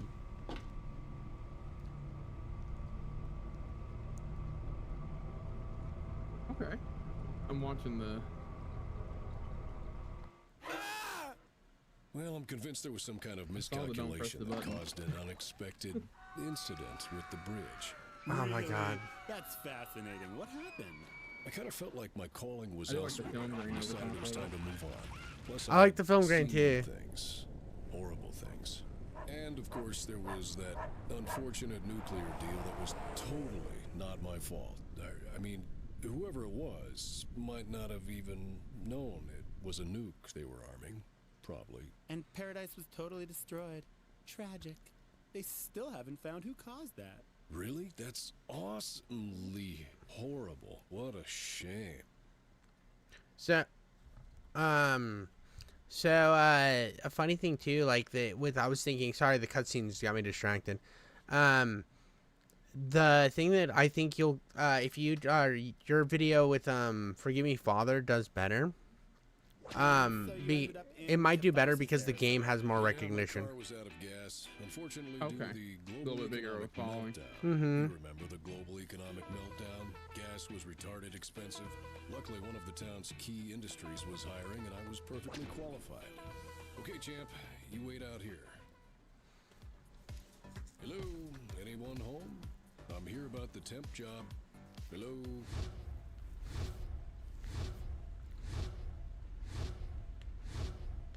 Good to meet you, kid. That's why I tried to cook as well as I could with the Forgive Me Father thumbnail. Yeah, dude, it was great, dude. I honestly like that way better than the Reverend thumbnail. Like so much better.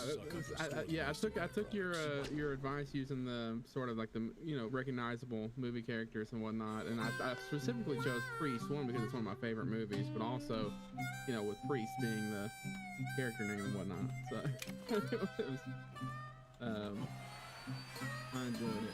I enjoyed putting it on there. I don't know if you've ever Say seen hello to my little anything friends. One more time. Hold on a second, Rev. I had to turn the music down in this game.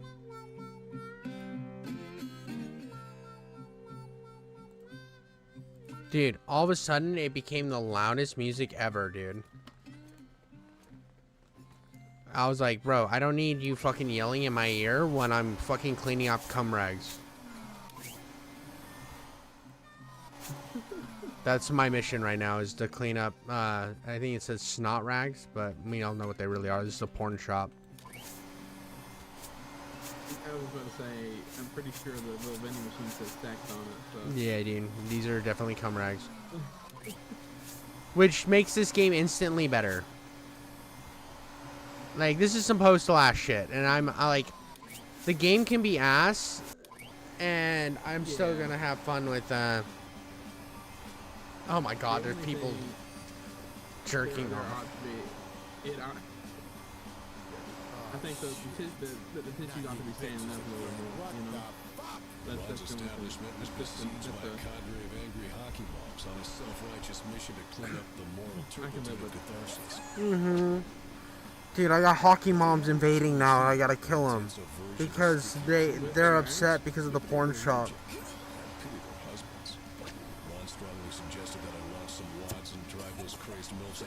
Oh my god, dude. I'm gonna use the vacuum's backfire function to hit them with cum rags, dude. Oh my god, dude. This game actually is winning right now. But I do have to turn on something. Audio again. We're gonna turn game volume down again. Hit apply. Video's fine. Video's fine.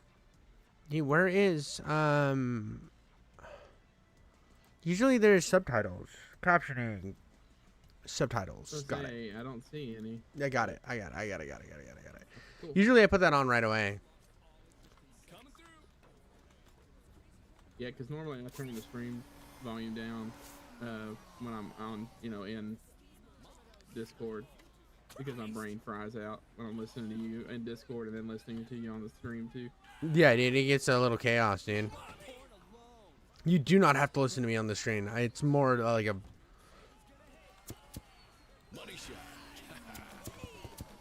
Oh, dude, so gross. Oh, yeah, dude. I'm literally just plastering them in... Oh, there we go. I got to throw up, so I won. All right, where is there more on the ground? Why do they have guns, bro? Dude, they're shooting at me with actual weaponry. I need to go pick up more rags, Rev. This is the perfect game for a Reverend to play, by the way. Man, all the Postal games are like this. The only thing that's the downside right now is I haven't, because there's no health. Because there's no health, you have, you don't smoke crack, dude. That looks good on you. Oh. So, the whole point of, like, his health in the other Postal games is you have a little bit of inventory management. And the inventory management works kind of like, okay, you got all of these crack pipes that you have that are your health, and you smoke enough of them to live. But there's also a downside, because if you smoke too many crack pipes, you'll start coughing up blood. Yeah. Oh, yeah. The double-edged sword there. Yeah, but it all kind of works in this really funny, tongue-in-cheek manner. Alright, where is this chick who actually has a gun? Hey! Alright, skinny bitch. You're harder to hit than your predecessors, bro. Don't cry, there's plenty for everyone. Oh, I just punched her.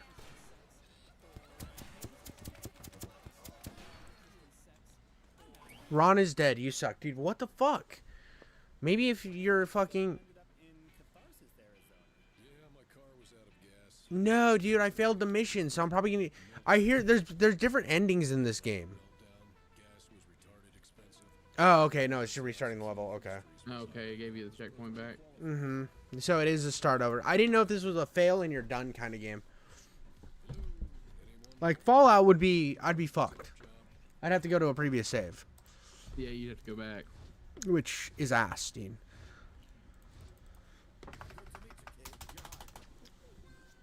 Oh, man.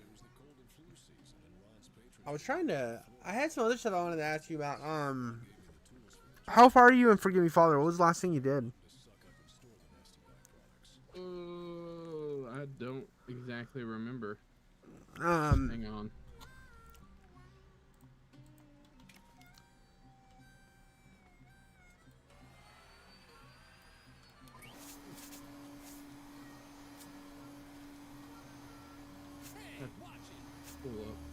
I don't exactly remember.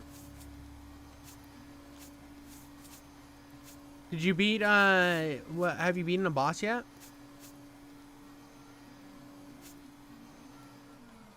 No. Oh, okay. No.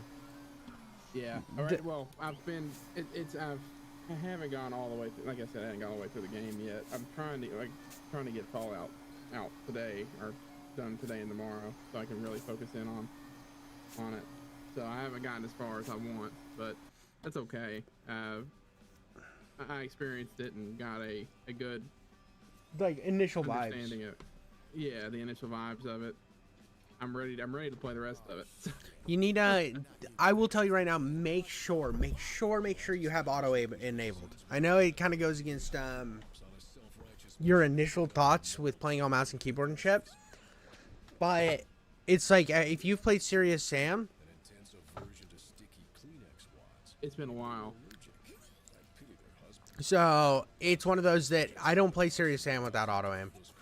It's kind of Shadow Warrior you should have auto aim on too. It's one of those games that throws so many enemies at you that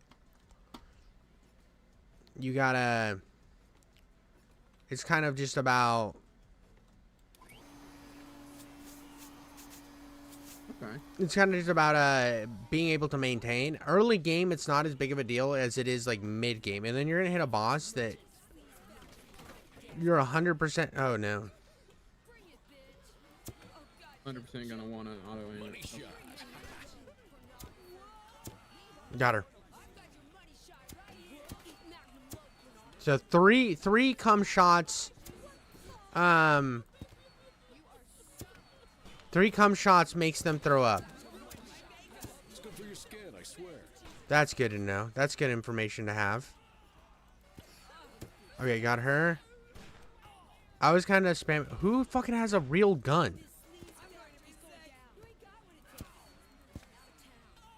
Trust me, your husband would approve. Got her. All right, where's another one? There you go. Where is my? All right. No dodging allowed. I also went ahead and bought the rest of the DOS Man pack.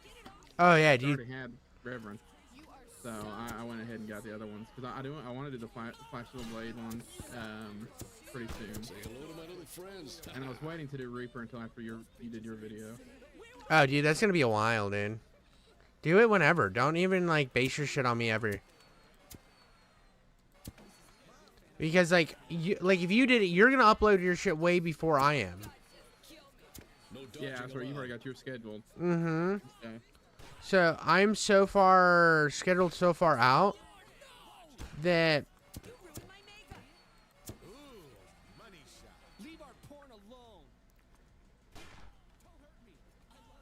dude, how is she still fucking? Oh, yeah, I'm just gonna beat the shit out of this chick. She was their tank. My uvula.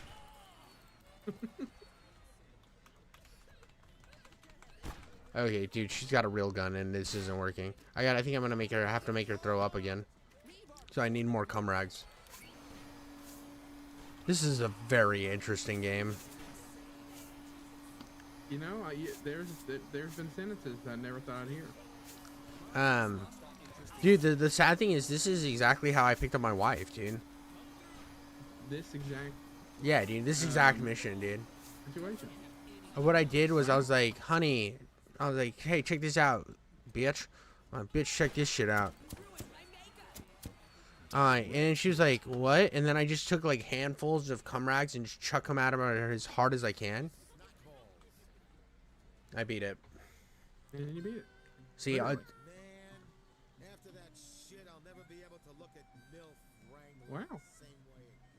What a love story.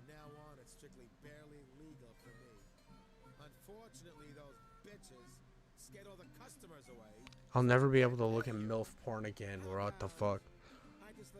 Can I have free porn instead? Good job. Can I have free porn instead? Jesus. So far, I'm not hating it. That first level is rough. That first level was fucking bad. But the second level was fun.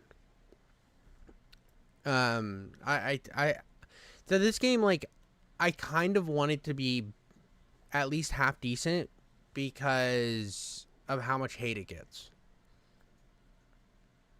Yeah. You don't want it to be, you know, that hate to be fully justified. Yeah. I mean, from what I've seen, minus the subsurface grenades, that level was interesting, to say the least. But you know what a sucker I am for humanitarian causes. The guy warned me not to press Alt Fire and accidentally snort the catnip, then sent me off to catch insano cats. Dude, I'm snorting the catnip is going to be slow motion. Next, HIV infected feral cats. The cats are batshit insane. It is not a good idea to touch them with your bare hands. However, spraying some weaponized catnip might make them cooperate. Let's go. Okay, so I'm spraying weaponized catnip now to catch AIDS cats. This is. Oh, they're there.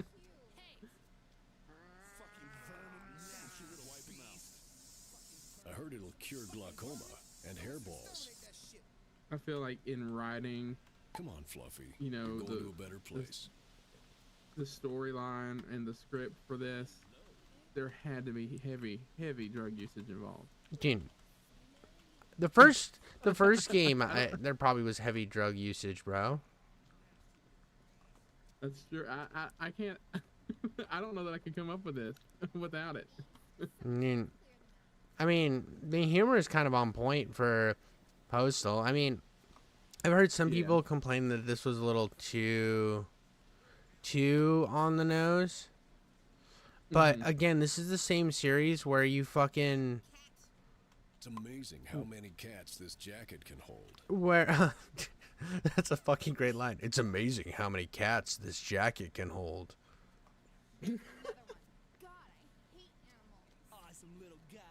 I'm following this fucking dog around like it's actually useful. That's how I measure my jackets. You know, Yeah, cats dude. per pocket. I actually measure my my jackets by how many child heads it holds. Oh. Yeah, dude. Interesting. Big fan of getting some little heads and just shoving them into my jacket. Not real heads, of course. What I do is I find Like Cabbage Patch Kids or what? yeah, dude. Nice kitty. I buy a bunch of Cabbage Patch Kids and just shove them in my coat. Not all of them. Not just the heads of them. Not the entire thing. What do you do with the rest of them? Huh? Oh. What do you do with the rest of the Cabbage Patch Kids? Oh, I have sex with them. Oh. Duh. Yeah, duh. I don't know what I was thinking. I didn't. Keep. So the Mexi Sushi guys are trying to kill me. Come on, cats. Well, that explains the gun. From the government. Oh, dude, they have like actual weapons, bro. Wait, can I throw the cats at them? Yes, you can, dude. That's how you're supposed to defeat them. Here you go. Oh, I'm out of cats, dude. I'm out of cats, and I'm about to die.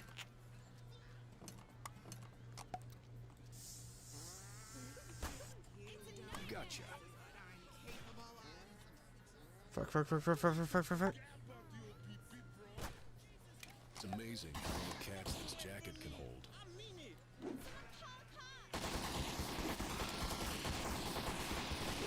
Oh, dude, I'm fucking dead, bro. That was ass. Wouldn't happen.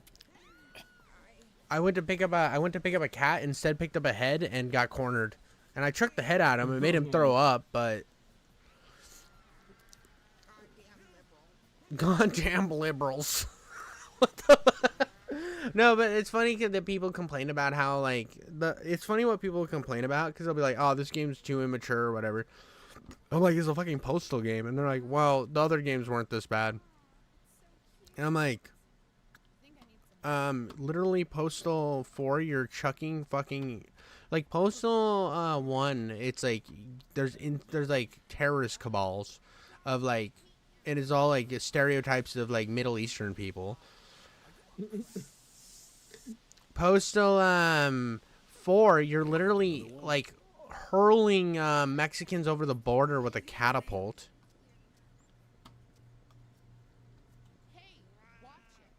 So yeah, dude. Really, why are they arguing? Yeah, dude, it's so dumb. They're arguing.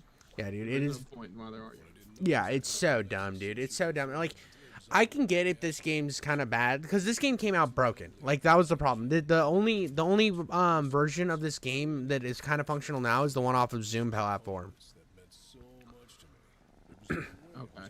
And they actually like removed the DRM and fixed a bunch of shit so the game wouldn't have as many problems. So, like, it's one of those things that it's like, oh my god, they're fucking shooting at me again. Yeah, dude, come through here. Is there a way for you to not hit them and then get your cats and then hit them? Because there was that like little word on the thing, or the words on the bottom of the screen that said, you hit the guys, now they're angry or whatever. Well, what you do is you chuck the cats at them, but they have machine guns, so it makes it hard for me to throw the cats at them, and like, cause I have to find cover while the ones with machetes chase me. So there's some of them the Asian Mexican fusion guys. There's some with machetes and some with machine guns.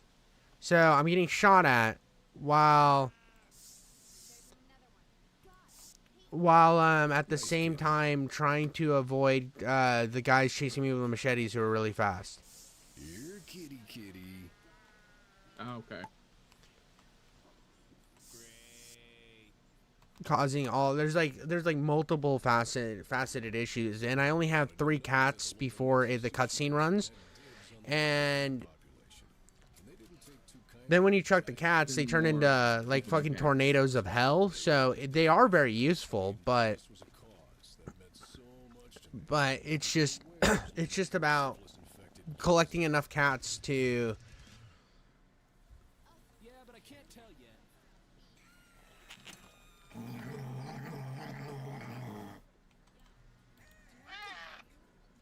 The Nude should write a song about this. And then sometimes you'll throw the cats at them, and the cats won't do anything. Oh, that's frustrating. That's kind of like a grenade. Yeah, dude. You'll throw them at them, and they'll hit like an inanimate object and stop. Oh shit! It's a weird collision box stuff. Yeah, dude. It's. Oh, I got one. I got one. I got one. Okay. Cat used. Pick up 2 more cats.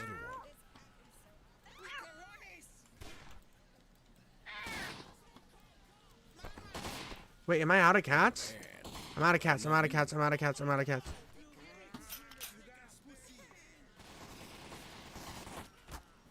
Run, run, run, run, run, run, run, run, run, run, run, run, run. Got it, got it, got it. I'm safe. I'm safe. I'm safe. I need my cat spray.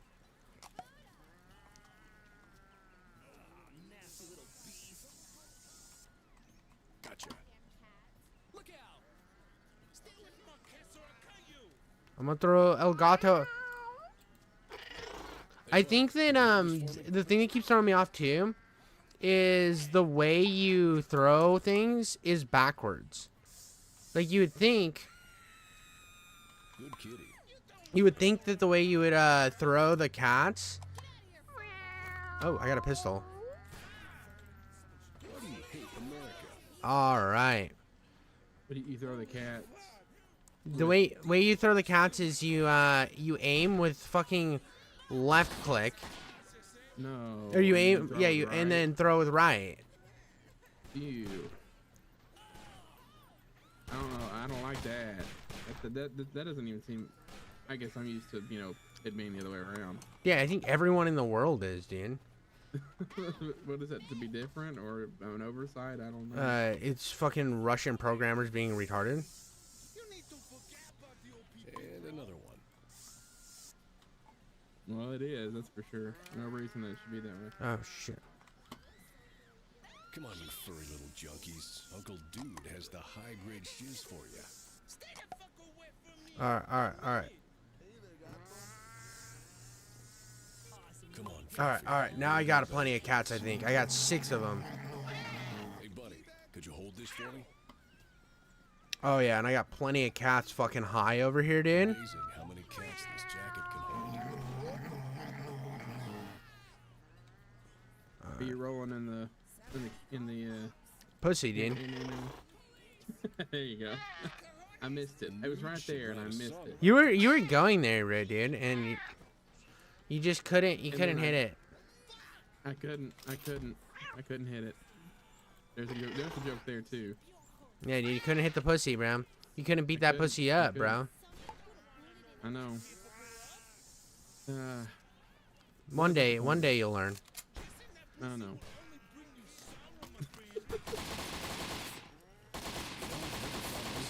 Put that in the cat for real. Every day. Dude, it's like every time I pick up a weapon, I like have this hope that the weapon's gonna be decent, and the aiming's so bad, dude. Got him. Blame MTV. That's good. That's good. We got this, dude. I'm killing it, honestly. I gotta find more of that sweet. You're making good progress there. I think so. I think so. I haven't died yet, and I have I've caught a bunch of cats and killed a bunch of Asians. So, I think I'm doing what I'm supposed to. The gunplay is bad though. Gotcha. So I don't know how many cats. Oh Jesus Christ! Who's got like? And another one. All right. Where's my cats, dude? The cats are the ultimate weapon. Where's the guy with the machine gun though? He's dead. Here you go. Dude, what the fuck was that? Huh? I feel like shit.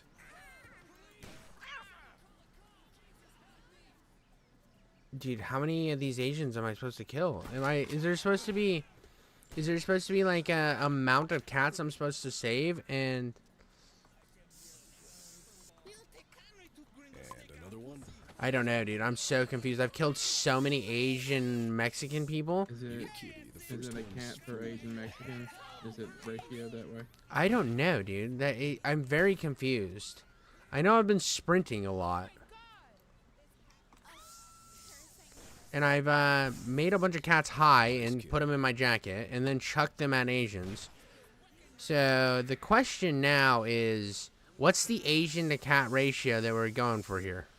It's amazing how many cats this jacket can hold. Part of me hoped that I was going to look up and to see you pull out a whiteboard. Dude, I know, dude. Just like formulas, so if like we Rain have Man formulas on the back. if we have 47 cats, according to Postal, that means that we can kill 15 Asians, right? Because according to the aiming animation and the amount of like running around and how I miss all the time with my fucking cats, I should be able to kill about 1 every 5 cats should actually kill an Asian with a gun. Don't forget that you gotta add the ratio of mass or weight to. Oh, you know what I was gonna be. Never mind. I am on a different formula. Weight, cats to weight in your jacket to Asians being killed. Due to your speed. That's it. Yeah, dude, I get it, dude. I'm vibing with you. Or like the thrust to weight ratio of you throwing the cat at the Asian. Yeah, dude, the thrust to weight ratio. That's important shit. Oh, dude, who the fuck has this amount of machine gun ammo, dude? Where is he? Where is he? Where is he? All right, this is one of the machine gun Asians. I think I hit one.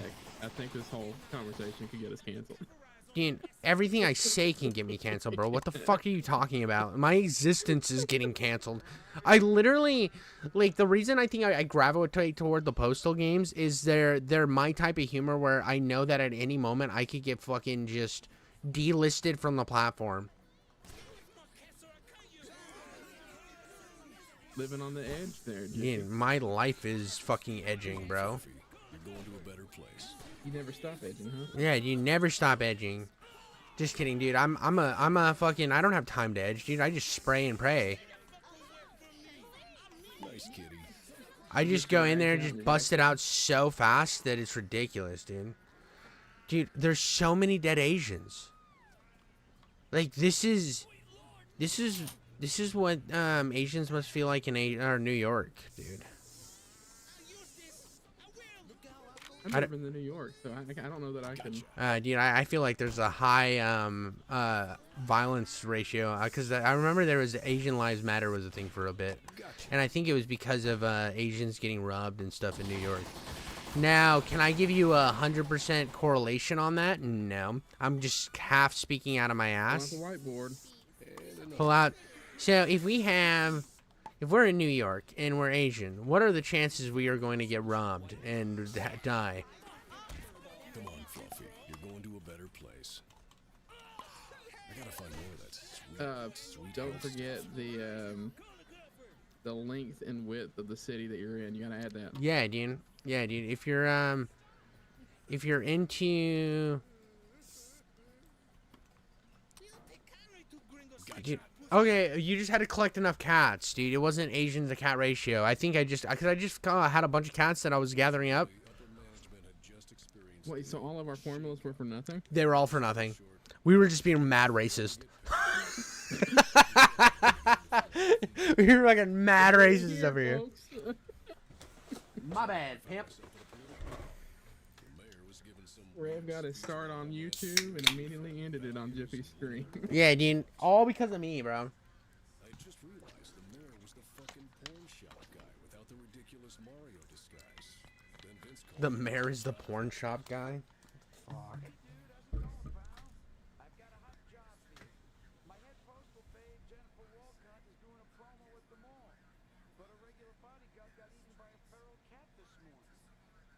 No problemo. Security's my mother's maiden name. Or at least it was a tattoo she had. I don't hate this. I don't hate this game so far, dude. I think it's pretty good. I think. So one running with scissors hates this game, right? So Yeah. there's like a lot of things working against it, but Corey Cruz is really good as the postal guy.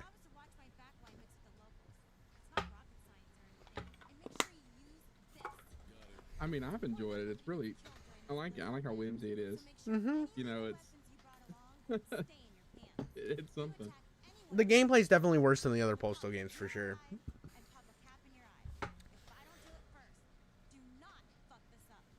Okay, got it.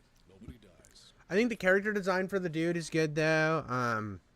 I don't think the third person angle is terrible, but oh my god, dude. Would you have preferred it be sort No. of like the other postals, like Postal 1? Oh, dude, Postal 1 is... I like this better than Postal 1. Okay. Is there a problem, Ms. Walcott? Dude. The fucking, you're... Right now I'm, like, helping a porn star or something. Give me an... Oh, no, she's a writer. But she's, getting attacked by the mothers for, like, safety or whatever. And the main one is definitely based off of Sarah Palin. Protection for... Try not to kill anyone.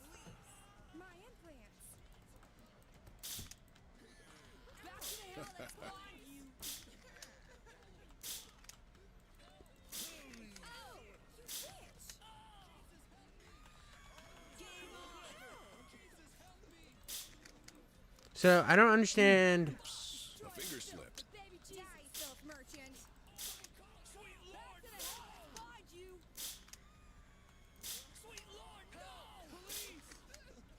I just have to protect Jen, dude. She'll hit him with the shovels, I think. Why do you hate America? Oh, I just killed somebody. tell you, Oh, no, you if can't I- kill anybody. If I straight up leave the stream unannounced, it's probably because power went out. Your power's going All out? these ice storms up here. Oh. Dude, I accidentally killed somebody. And... Let me see if it'll kill me. I have a machete. Okay. Shit, I hope that's not going on my permanent record. Why is there a fucking, like, good bad meter in a postal game? Like...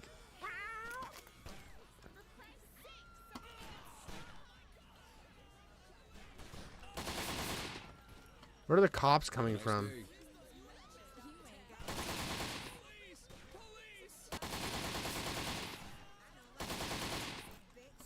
Yeah, dude, this is way more fun. I'm actually fighting people. Oops, hunting accident. Are you using guns and stuff now? Yeah, dude. So if you throw a head at oh, dude, my fucking guns, my there we go. I am the death panel. Dude, why would you think coming after me would be a good idea? There's a fat cop over here that he's gonna get my fat cock, dude. Dude, nice, dude. I'm getting so much ammo for this pistol. Oh, dude, woman cop down. I do not discriminate. I kill both the fats and the women's.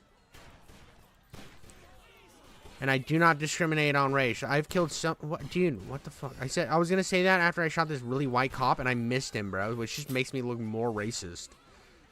Because... Wait, is it politically correct to kill the women and minorities first? Whoa, dude. Hold on, bro. He literally just said, is it politically incorrect to kill the women and the minorities first? Because I think I've missed so many white cops. It's not even on purpose, bro. Like, why did they make the easiest cop to shoot the big fat guy who's also happens to be black? And like half of the cops are women, dude. Dude, Jen's about to die, bro. That's gonna leave a mark. Like, all right.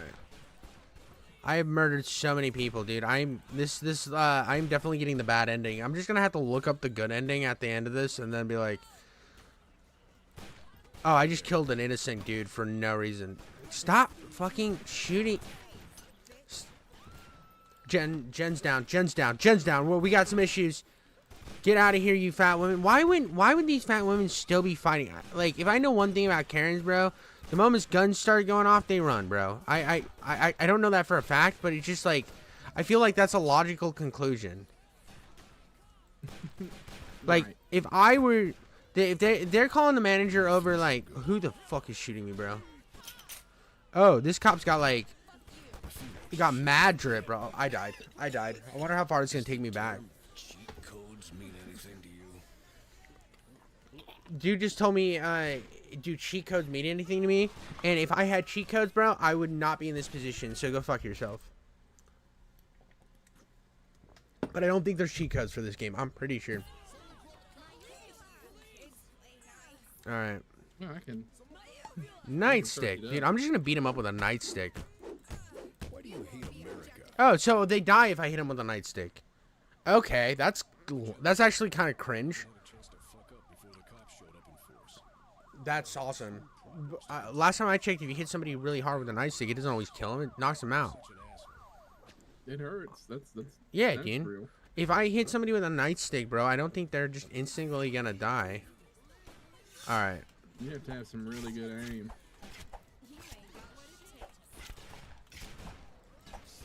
Don't crowd. This Oh, I just killed Jen, dude. I cut her head off, dude. I cut Jen's head off with the machete. All right, now this time I'm gonna not kill. I'm not gonna kill people this time, dude. my bad. That's a very big step for postal guy, you know. I'm trying to figure out what my so. The G pool is stagnant, and I am the Minister of Chlorine. Dude, she's like garbage at fighting these guys. Am I supposed to take him somewhere? I bet you thought you weren't going to die today. Surprise. Yep, I snap her neck. So if I want to get rid of somebody that I grab... dude, this game's fucked, Rev.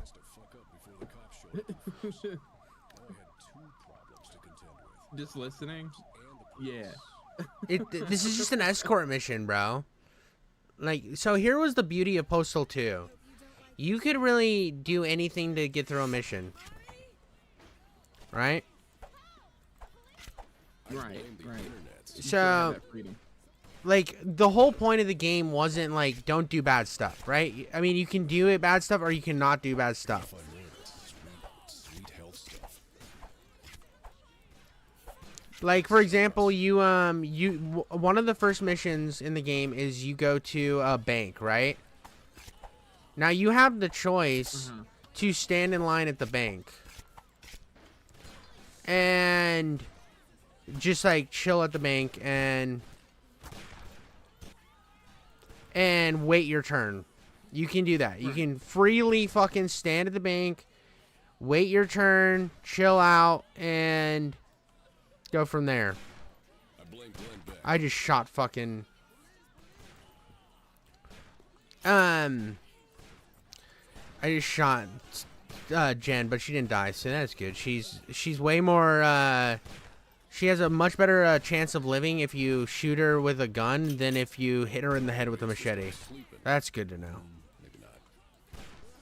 But then make it short of that. That's a yeah, short gameplay tip. Dude, gameplay tip.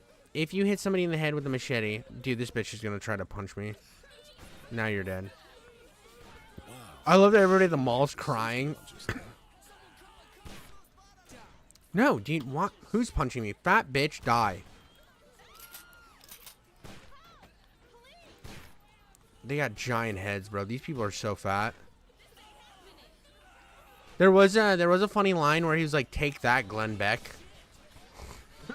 or blame it on Glenn Beck or something, and I'm like, blame it on Glenn Beck. Yeah. That's funny, dude. Fucking Glenn Beck. Yeah. Dude. You weren't kidding about their head. Dude, their heads are massive. Like, on the fat cops, it's so easy to hit them, but, like, the skinny cops are so small, dude. I hit shoulders and shit, and then the frame rate drops to 0. So far, I think I've done like a fair amount of genociding. Yeah, that's what they all say. Maybe a B+. Dude, A-. I think so, dude. Yeah. I don't know why you'd want to play this the normal way, considering the tasing didn't seem to do anything. And this is fun, dude. I'm just running around shooting people in a crowded mall. Like, I blame the lamestream media. I blame. I'm waiting for the FBI click. Dude, it's funny too because he'll make a joke about like blaming Glenn Beck, right? Which is obviously a slight at right-wing people, but then I'll make a joke about blaming the media, which is like it could be still seen as a right-wing like parody, but it's also like a joke that works for both. And that's why Postal I think's always worked, is because it's in that South Park energy where it's so over the top that like everybody gets a little bit of something from it.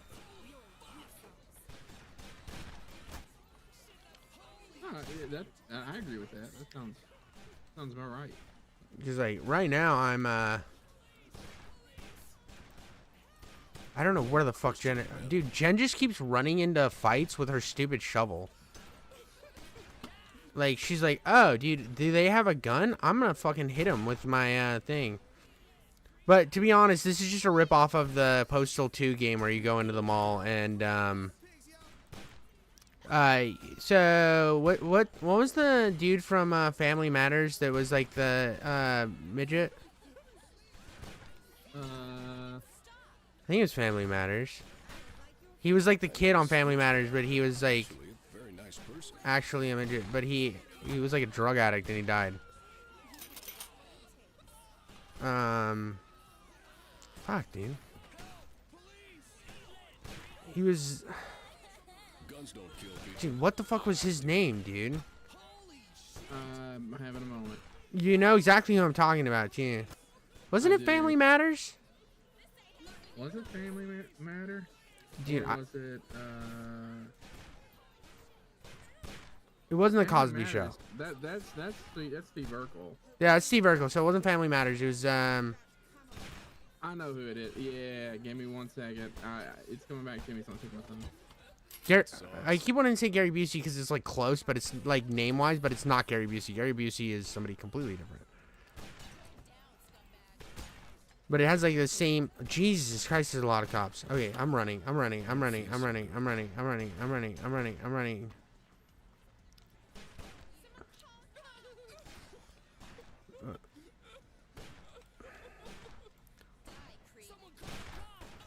what you're thinking, but I don't even like video games.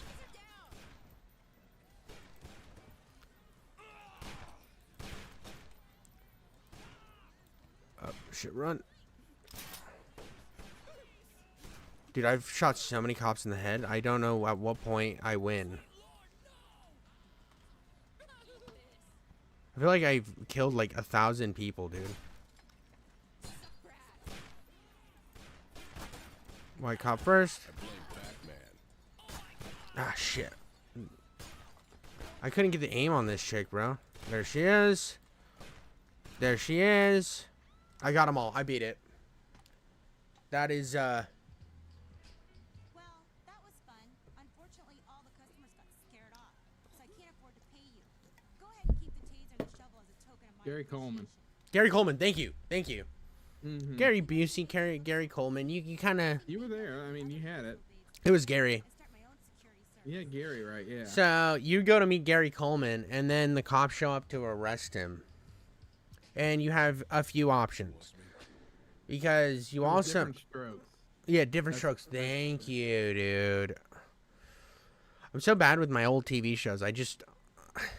There was, like, so many old TV shows. Like, if you would have, like, done the same thing with, like, anybody, bro.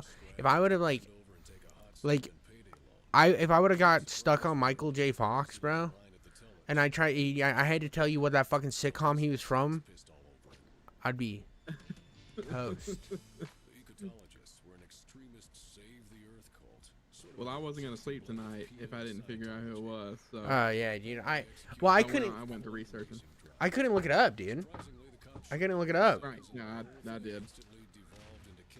Because if I leave this screen, there's a good chance this game will crash.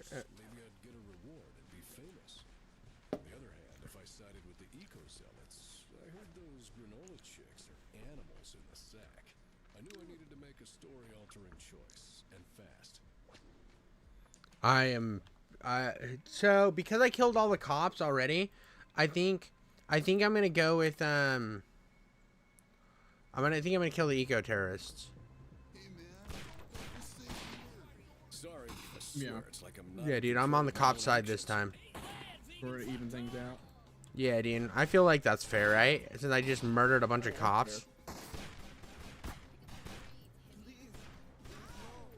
I don't care how much eco pussy I could get.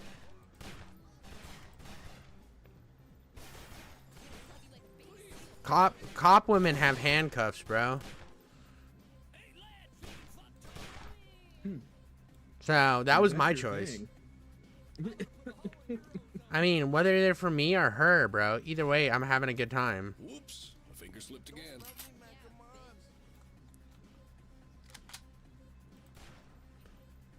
I mean, go ahead. The eco-terrorist had what, branches? Yeah, Dean. What are they gonna do? Shove those up my ass? I get a splinter. They're gonna have to suck it out with their mouth. You almost took that cop out just now on my screen. Oh yeah, dude. I that one cop I cleared barely, dude, by shooting. I shot by her head. I had full faith in myself in that moment. Yeah, she's not gonna be hearing anything for a hot minute. Well, she's gonna be hearing my dicks insert into her asshole. You can hear that? Yeah, dude. It goes. Guns don't hurt people. Bullets do. See? It's like top tier, like sound effects. Best impression of 2025. I think so, dude. I think so. What do you think it sounds like, Rev? Give me your best. What? Just put you on spot, bro. Just when I was channel it within you. Dude, you missed it last night, dude. I had Call Me Mike on, right? Yeah. And there was this guy in chat that said my voice sounded like nails on a chalkboard or something, and I said that I like ate razor blades out of his mom's pussy and drank his dad's semen or some shit. And then I went on this tirade. I'm like, now you know your dad's gay. Like, and that's a good thing because he's been hiding in the closet for a very long time, and it's about time we make a change and help him out. And it just like I went live his truth, right? Yeah, dude, it was live it. I turned it into like the like a gay pride. You being a good guy. I know, dude. I'm very fucking progressive. They call me man. I know. They call me the most progressive man on YouTube. iDubbbz can't even handle the amount of dick I can sling. That's right. See, iDubbbz is virtue signaling. I'm actually a proud gay man.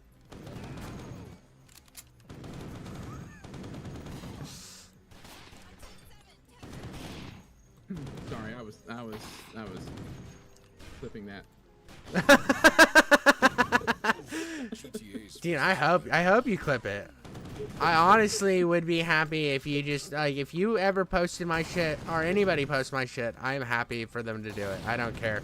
Because going through it, like, this is the thing. Like, I've thought about, like, even going, what the fuck is this? Oh, they're gonna throw badgers at me, bro. It's just like sleeping. There's an eco-terrorist with a badger. They have badgers. Yeah, Dean. Well, that's an interesting thing, you know. I think I would stick with the handcuffs myself. Yeah, Dean. What is it? See, you know a full-size raccoon can fit in your ass, right? Just one? Yeah, Dean. That's what they say. Maybe two. I haven't experienced that pleasure yet. Is it politically correct to kill the women and minorities first? Okay, so it doesn't matter who he kills. He always says the women and minorities first. So I don't feel as bad. It's not something triggered by me existing. Whoa, dude! Being a blatant racist. Yeah, Dean. Misogynist. Smells like Dean, I am the king of misogynistic racist. That's what my mom told me anyway. She was like, "Why are you this way?"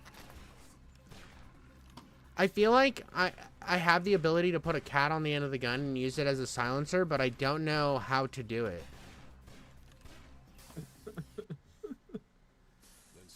That would be something. SWAT showed up, bro. I need to go downstairs. That's where all the action's happening. I know. There you are, just upstairs. Run around in circles, missing everything. Wait, why are they... Talking about being misogynist racist. Oh, no! No! I accidentally killed a cop, bro. I'm fucked. Well, back to the level start. No, dude. It's okay, dude. I'll just kill everybody.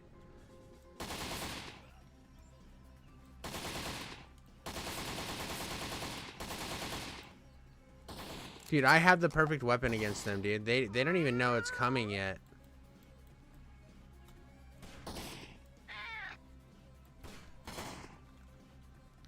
Okay, so throwing a cat at the SWAT officer did not work the way I intended it to.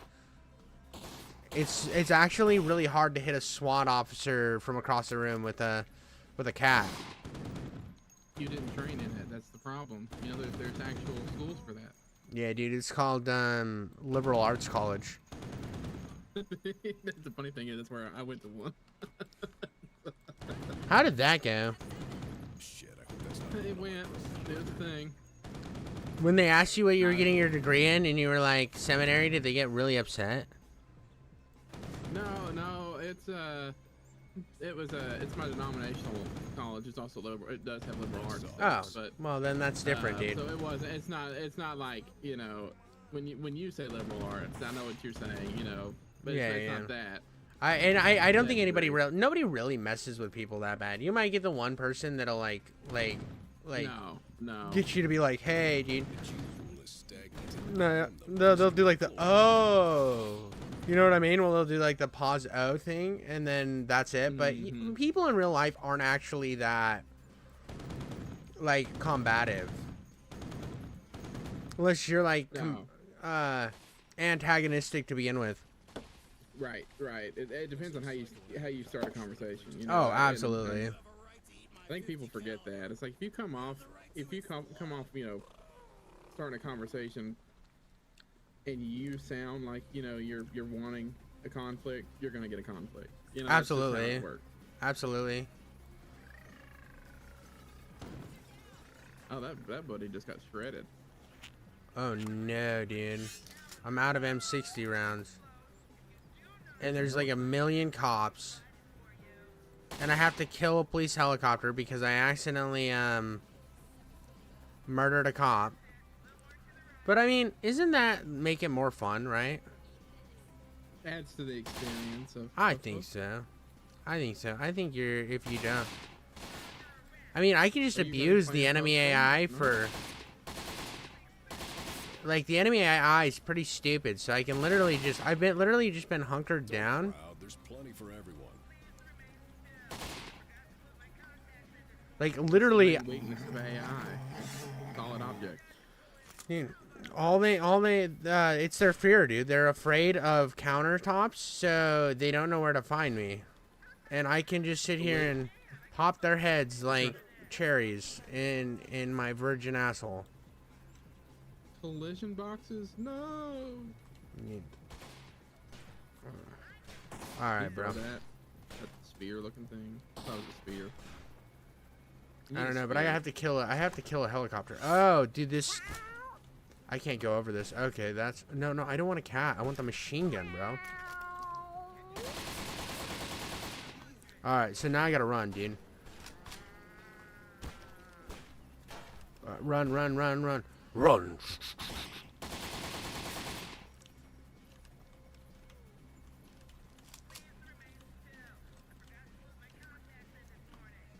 Please remain still. I forgot to put my contacts in this morning. So where's this police helicopter I'm supposed to kill? Well, Jiffy, not to be that guy, but aren't most helicopters in the sky? That's what I'm saying, dude. It's not there. I haven't seen it yet. That's why. I assume you went. Did you have to go to the roof or what? Oh, there it is. It has a minigun.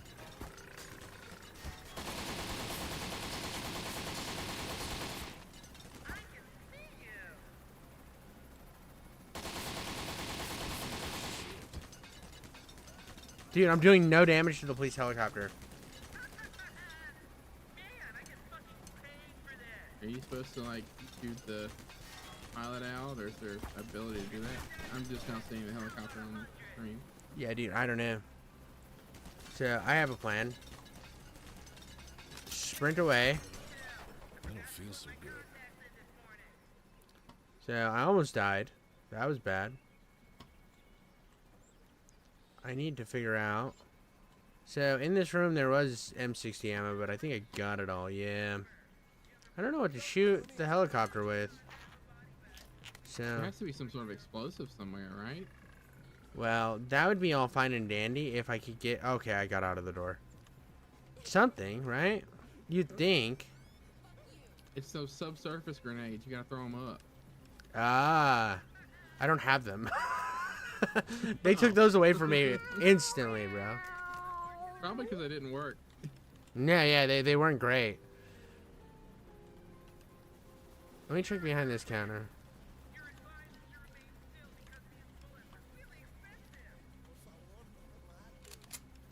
Dude, I just don't know how to. So if I come out here, the helicopter will come out. And I shoot the helicopter and nothing happens.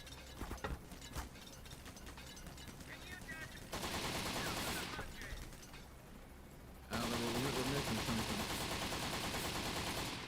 Oh, wait, hold on, I got an idea. That didn't work.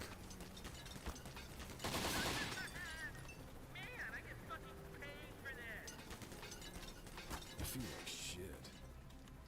Well, that so far, all of my ideas have failed miserably.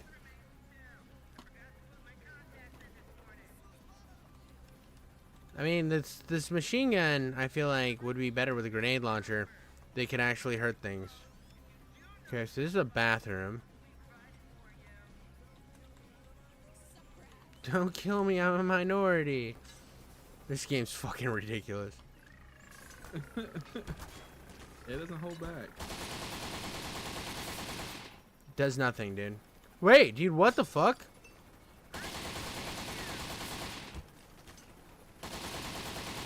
Dude, now it's doing a bunch of damage.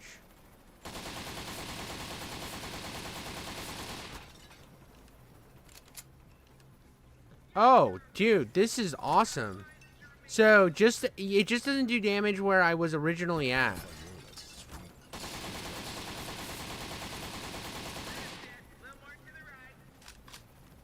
Okay. So, shooting the tail does the most damage.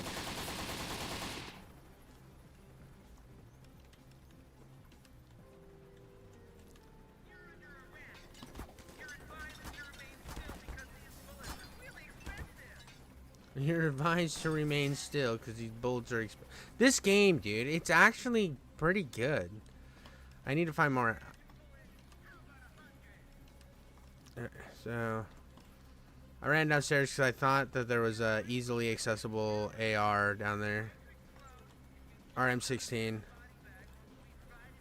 Where is the helicopter? Okay. It's right here. Situations like this back when I smoked chronic every day. Okay, I almost got it. I almost got it. We're cooking. We're cooking. Got it. Let's go, dude. Oh my god, dude. Look what I fucking did. Oh no, dude. Now there's no one left alive to give me money. Fuck. Literally, I fucked up. I killed everybody.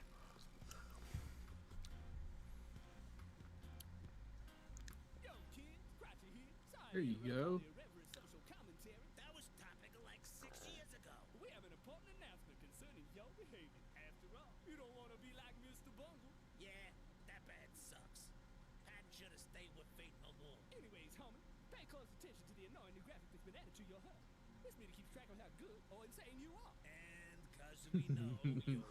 Practice corner. Completely devastated by method porn. We made it real simple. That's right, Larry. All you need to remember is lethal force pulls the meter toward insane. Non-lethal force pulls the meter towards good. If you complete a mission at 100% good, you get a story-altering jokes to make. If not, then screw you. Continue to enjoy the shitty life that you made for yourself. You think I can? What do I get for 100% sane, yo? Nothing. That sucks. Who designed this shit? This important message has been brought forward. Okay, so now I have... It keeps your pals regular. Free cucumbers for the ladies. It just told me about the good evil thing, so maybe it's just starting now? Maybe. I hope so. Arrived at the ecotologist compound and met their leader, Al. Hey pal, nice to see you. Ready to pick up some apples? It doesn't pay for shit, but it builds character. Haha. You proceeded to sell me on a swanky high-level position in their organic produce operation. Good thing there were no survivors from Cashmart to identify me. Those guys would have been pretty pissed at me for shanking all their buddies in the previous mission. Oh my god. So now I'm picking up apples for the eco group, and he literally said, luckily nobody is alive to say that I was an asshole. Well, that works. Oh yeah, I definitely have a fucking red angry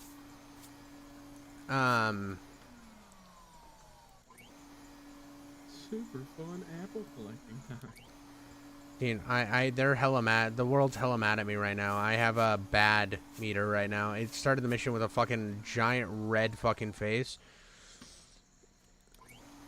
that said, you're a piece of shit, and like, it ain't hard to tell, dude. And I'm like, dude, that's mean. But you had fun, and I think that's what matters, right? Yeah, dude, that's what matters. I can look up all the ending videos later. You can even react to them in a video if you wanted to. Exactly, dude. Content making content on top of content. That's what matters the most. Dude, there's like it's one of those things that like I've had people like tell me in the past, like with some of my old thumbnails, because I just find images off of I just find images off of YouTube, right? I just fucking, and some people are like, they're like, oh well, isn't that AI? And I'm like, I don't know, dude. I just fucking Googled it, bro. I just Googled it, and I don't mind using AI, right? Like, I can't draw some of the stuff I put in thumbnails. Yeah, dude, exactly, dude. I just fucking like that. Like the Forgive Me Father. I had AI make that Cthulhu monster in the back. Yeah. I can't draw that.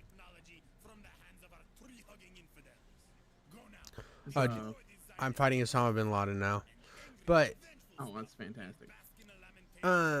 It's one of those things that like in my thought, or like earlier on, I've kind of changed away from it, where I try to find images that aren't as AI looking, whatever, and then I like, then there's like this this kind of push against like re-releasing your stream content as slop, and my thought on the whole thing is like, Wait. There's people that are out there hating it, being like, you should make... What the fuck is he doing? Oh, he's throwing balls of shit at terrorists. No, they're beehives. What the fuck?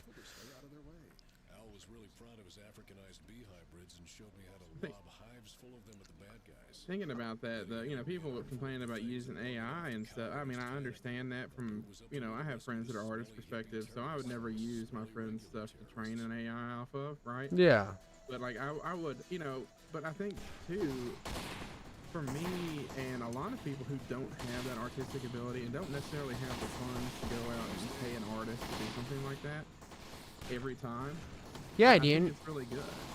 And the fact, people can complain about it, but hey, you're complaining about it because you saw it and it caught your attention, which is what I wanted, right? Yeah. I mean, that's my opinion on it, though. Somebody can, run me up and down the comment thing. Yeah, dude, I don't care enough about it to make like a stand. Like, it's like one of those things that I think that the benefits highly outweigh the negatives. Right. Especially for like independent creators. Like, there's gonna be a point where you're gonna get to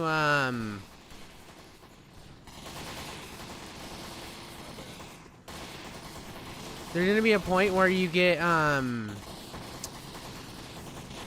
like people who are terrible with animation but they're good artists, so they'll create a bunch of art and then be able to make quick animation. And that's cool to me. I'm all about, being able to support, folks who make, art like that, and do art for YouTubers and whatnot. My buddy, I didn't draw my avatar. I commissioned one of my good friends to do that.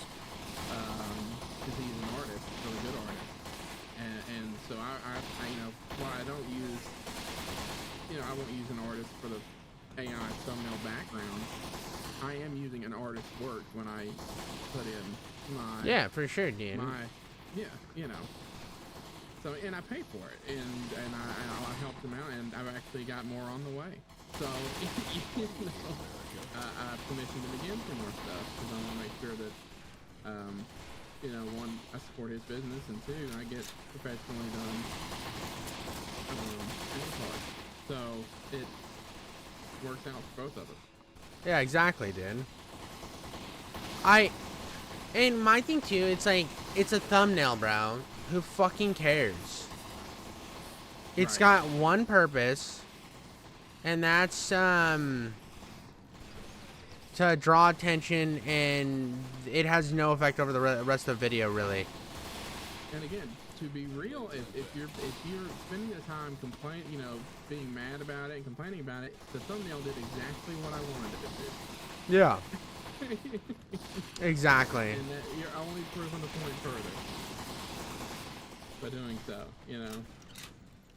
But again, I guess I see it from both sides, the AI stuff. But I think, like. What do you mean everybody's against me? What the fuck do you mean? Wait, what? I didn't kill anybody that was eco. I think I might have accidentally ran into somebody and knocked them over. Ran over somebody. That's it? That's all it takes? We're in a gunfight, bro. We're in a fucking gunfight, dude. Fuck it, dude. I didn't like these eco-terrorists either. I can't tell if it's me that's going haywire or the stream. I don't know, dude. Some weird stuff happening. Some artifacting. Well, that doesn't surprise me because everything's chaos. What's up, baby? You want me to hold the baby for a minute? More than a minute? What are you doing? Okay. Well, I can hold her for a bit, yeah. Yeah. It's good that I can pause for a second to you. I needed to... Is the artifacting still there? Was it cutting? What is it doing? It was like it went across the screen, and it was just on the video itself, and it was like gray and like weird to look at. I don't know exactly how to explain it, and I can't tell if it was me or if it was, you know, the stream itself. Because I refreshed it and it was gone, but then it comes back and goes again. So I don't know what's happening. Yeah, dude. I don't know what to do about that. All I know is I got a baby and I'm exposing the baby to Postal right now, which is probably she's not even watching, so it doesn't matter. Dude. Blame MTV. I don't understand how I can be the bad guy. Just I'm just murdering everybody, and I think that's the correct way to play every mission. Like, who the fuck is thinking that? Like, why are there different endings in a Postal game? Were there different endings in the other ones? I don't think so. No. I haven't played any of them, so I can't. But I don't even like video. But why would I be on the side of the people who use badgers as an enemy? I feel like that's just like. I mean, to be fair, the other option is Osama bin Laden. Yeah, it's not really great options here, dude. I literally just have two groups of terrorists. Do you think this is how the actual mission went down? Oh yeah, dude. Instead of SEAL, it wasn't ever actually SEAL Team 6. That was a psyop. It was actually the Postal dude working for. Fuck, Savannah. That hurt, Dada. I am the death panel. Yeah, the worst part about having chest, like a lot of chest hair, and a baby is everyone. And like, I don't care if she grabs my regular hair because it doesn't hurt. Like if she pulls my regular hair, like just grabs a handful and yanks on it, because that doesn't bother me. But the chest hair, dude, it's the most painful thing. Oh, yeah. I've got a lot. Dude, so do I. If a little rib ever comes around, I'm forewarned. Dude, it is the most painful thing that will happen to you. It's just like if you take the top of your chest hair and pull it a little bit, you can feel how tender that area of your skin is. There is no, it's just grab and yank as hard as possible because she tries to use it to climb up, like to stand up on me. Climb up, yeah. And she doesn't know better, you know. I know she doesn't know better. Yeah, sweet girl. Yeah, she's my everything, bro. Big fan, huh? Yeah.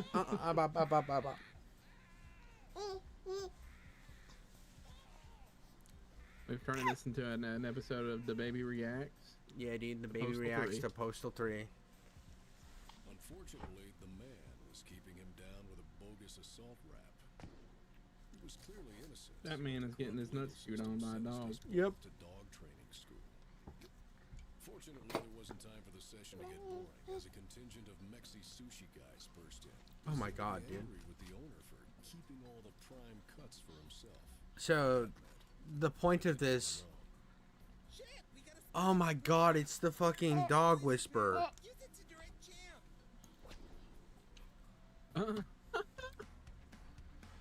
Gnawing the balls off of innocent hobos is unacceptable behavior in Catharsis. So if you and Champ are forced to attend dog training school, but lucky you, the Mexi Sushi tutorial into a crash course in hilarity. Okay. Get rid of these assholes before they get rid of you. Okay, Savannah.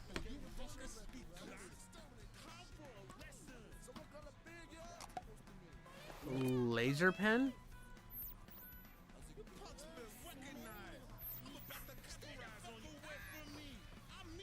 Oh, dude, the laser pen is how Champ will go after people if you laser pen them, but it's not very effective. So, where's a gun?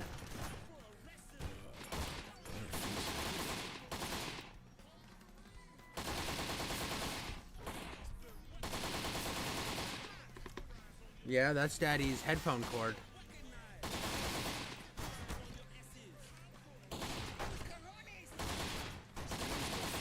Dude, when I think it's funny, I got a comment on my Quake video where somebody was like, well, you played it on easy, so I noticed he played it on easy, so the balancing was probably all bad. And it's like, bro, I love when people comment shit like that because it's like, dude, you play with a fucking baby sitting on your lap and tell me you don't want to play that shit on easy.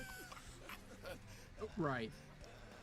It's like, you don't get it, dude. You just don't fucking get it. Like, yeah. Why would I want to play the most difficult of, you know, the hardest difficulty while a small child is moving around on me, pulling chest hair and everything else on this one?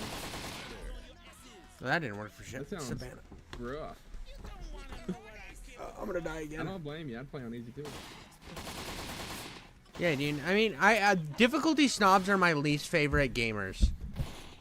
Right. It's like they believe they're like a holier than thou, and it just pisses me off because it's like, dude, this is a skill that is not needed in life. But yeah, like they're God's gift or whatever name you're playing. It's like there's even creators I like that are like, they're like I played it on hard because it's the only way it should be played or whatever, and I'm like, no. You obviously have more time on your hands than I do. Like, I have not developed the video game skill to the same level you have, and I'm okay with that. And I actually pride that as being part of my channel. Like, saying I play games on normal and easy. Isn't that in your channel description? Yeah. Like, that's something I always prided myself on. Because of the fact that it's like normal people don't play the game on the hardest difficulty. Like, there's always going to be people like my dad who they'll buy a game, they'll play through it on every difficulty and master it, and then they'll move on to another game. Like, cool. That's cool. I commend you for doing that. But I want to play more than just one game all the time. I like variety, bro. Dad like variety. Your Chris Ray-Gun video is getting up there in views. I don't even know what it's doing right now, to be honest. It's at 904. It's not bad. And then your Chris Chan good ending videos at 950. It's a Lillipy.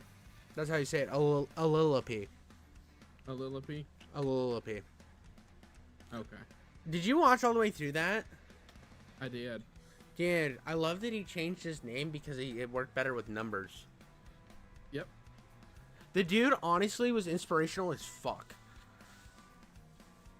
Like, if more lol cows could just understand, like, if they could just take a second to like figure out that there's a way away, and kind of just like accept that they are in that position and like try to adjust themselves. Because everybody has that ability to look a little bit inward, right? And, like, it's about not being reactive and trying to slowly make yourself better. And that's all he did, was just try to slowly make himself better.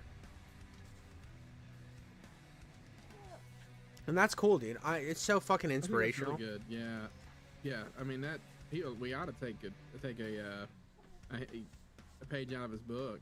All of us should. Yeah, dude, definitely. I mean, we all have the ability to get better every day, and that's really, it's all you can do.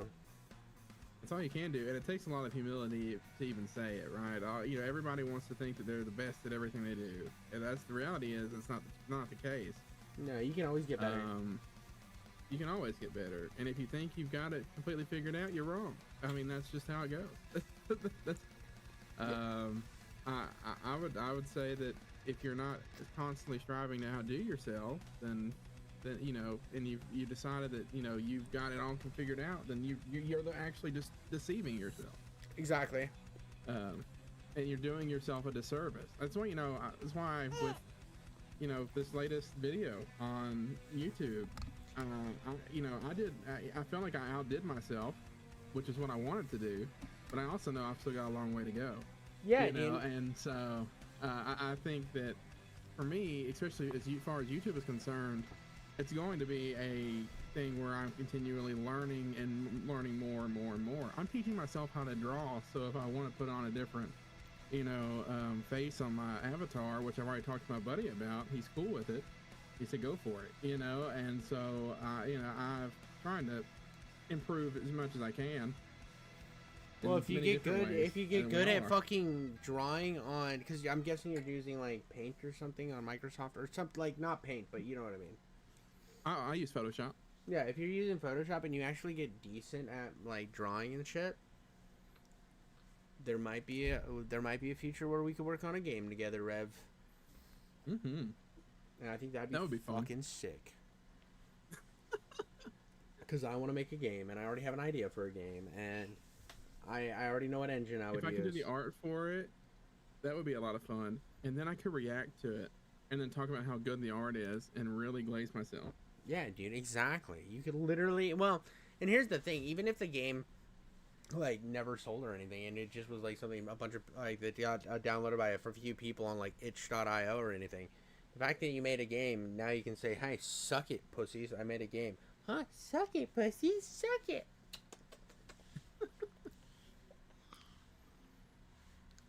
Dude, my doctor lawyer daughter is gonna be a doctor lawyer president. A doctor lawyer president. Mhm. Awesome. Yeah, dude. Let's see. What is it? 35 to run for president? Yeah, she's got a ways, but she's just gonna. I mean, I'll be pushing 60. Yeah, dude. I will be. We'll be 65. Yeah, dude. I'll be like, all right, doctor, lawyer, president. You did good by dad. Now he can die. As long as she can make sure I keep my my retirement, I'll be all right. Yeah, dude. She's like, they try to like blast her. They're like, wasn't your dad the guy that said this, and this in 2024, 25? And she's like, ah! The Reverend on streams. Yeah, dude. Yeah, see, this is my hack, dude. This is my hack today, dude. I knew whatever I said was gonna be okay because I have a Reverend to pray for me. That's right. It's like eventually I'm gonna make friends with a female YouTuber, and then I'm just gonna like have her come on and say sexist shit so I can get away with saying sexist shit. So you can get away with it. Mm-hmm. That way I'm in the clear always, dude. They'll call me the... Dude, I have an idea. Okay, so well, there's sharp shit in the store. I can't open it. Damn it. I had this plan that I was going to baby gate her using drawers and shit, but it's not going to work, dude. It's just... I need that. I have one, but I don't know where it is. One of those strap adapt things that hook her to my chest. Oh, yeah. That's what I need. One of those little, like, playpen things. Well, the playpen things, I got one of those. She doesn't like it. She doesn't like it? She likes it okay. It's, like, fine, but it's My not... parents used one for my baby sister. You have a baby sister? Well, she's my baby sister, but we're 12 years apart, so she's graduating high school. Oh, she still plays in a playpen? No. No, when she was a baby, she played in one. She does not play in the playpen now. Well, that's good, dude. To my knowledge.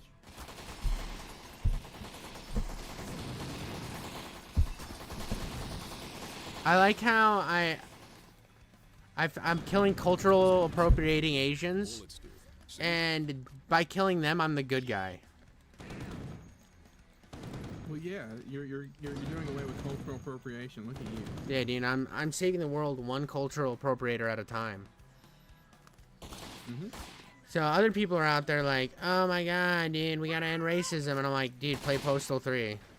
Play Postal 3, and so when somebody accused you of being a racist, just show them this clip. Yeah, dude, they'll be like, oh my god, dude, you're into men too, and I'm like, I mean, no, but I can be if it's politically expedient. I mean, if this, yeah, dude, just if you talk about being a gay man, yeah. Yeah, dude, they're like, oh my god, you're all these things, and I'm like, excuse me, I'm pretty sure I have a clip where I said I am a proud homosexual man, so therefore I am. I mean, if they don't question all of these women that are like that say that they're bisexual and then exclusively date men, I think they're not allowed to question me. I mean, that seems like a fair proposal. Yeah, dude. I don't know. I don't know that I can argue against it. Yeah, dude. I think I am honestly. I think that was pretty well lawyered, honestly. Yeah, dude. They have, there is no recourse against me. I'm all that is man. Did she inherit her lawyering from you? Yeah, dude. Well, what's funny is I always wanted to be like an actor or a comedian, right? Growing up, that's all I wanted to be. And I would always take the fucking placement test, and I'd get really mad because it would tell me I wanted to be a lawyer and shit, and I hated school. So I was like, why would I go to school for 9 more years? I'm like, I've already hated the school I've gone through. Why would I go to school for another 9 years? And then I went to school for theater arts. Which is such a waste of money. I took a year off and went to go back, and I'm like, bro. And my mom still was like, you know, you could probably finish your degree online if you wanted to. I'm like, Mom, there's no way that an associate's in theater arts is going to help me in any way whatsoever. Not easily. No, it's a pointless degree. I was like, it would be better. It would have, like, I think I've hit the point now to where those credits are gone. But if I would have done it, like, even if I would have done it, like, it wouldn't have been financially feasible to do it. That was logical because there's no investment toward reward for getting an associate's in theater arts, right? If I were to go back to school, I would do it in something that was like some applied business. So that after I was done, I could get hired by a corporation to utilize that, whatever applied business I would do. That's like, would be a more logical way, but that's a lot of money. Mm-hmm. Yeah.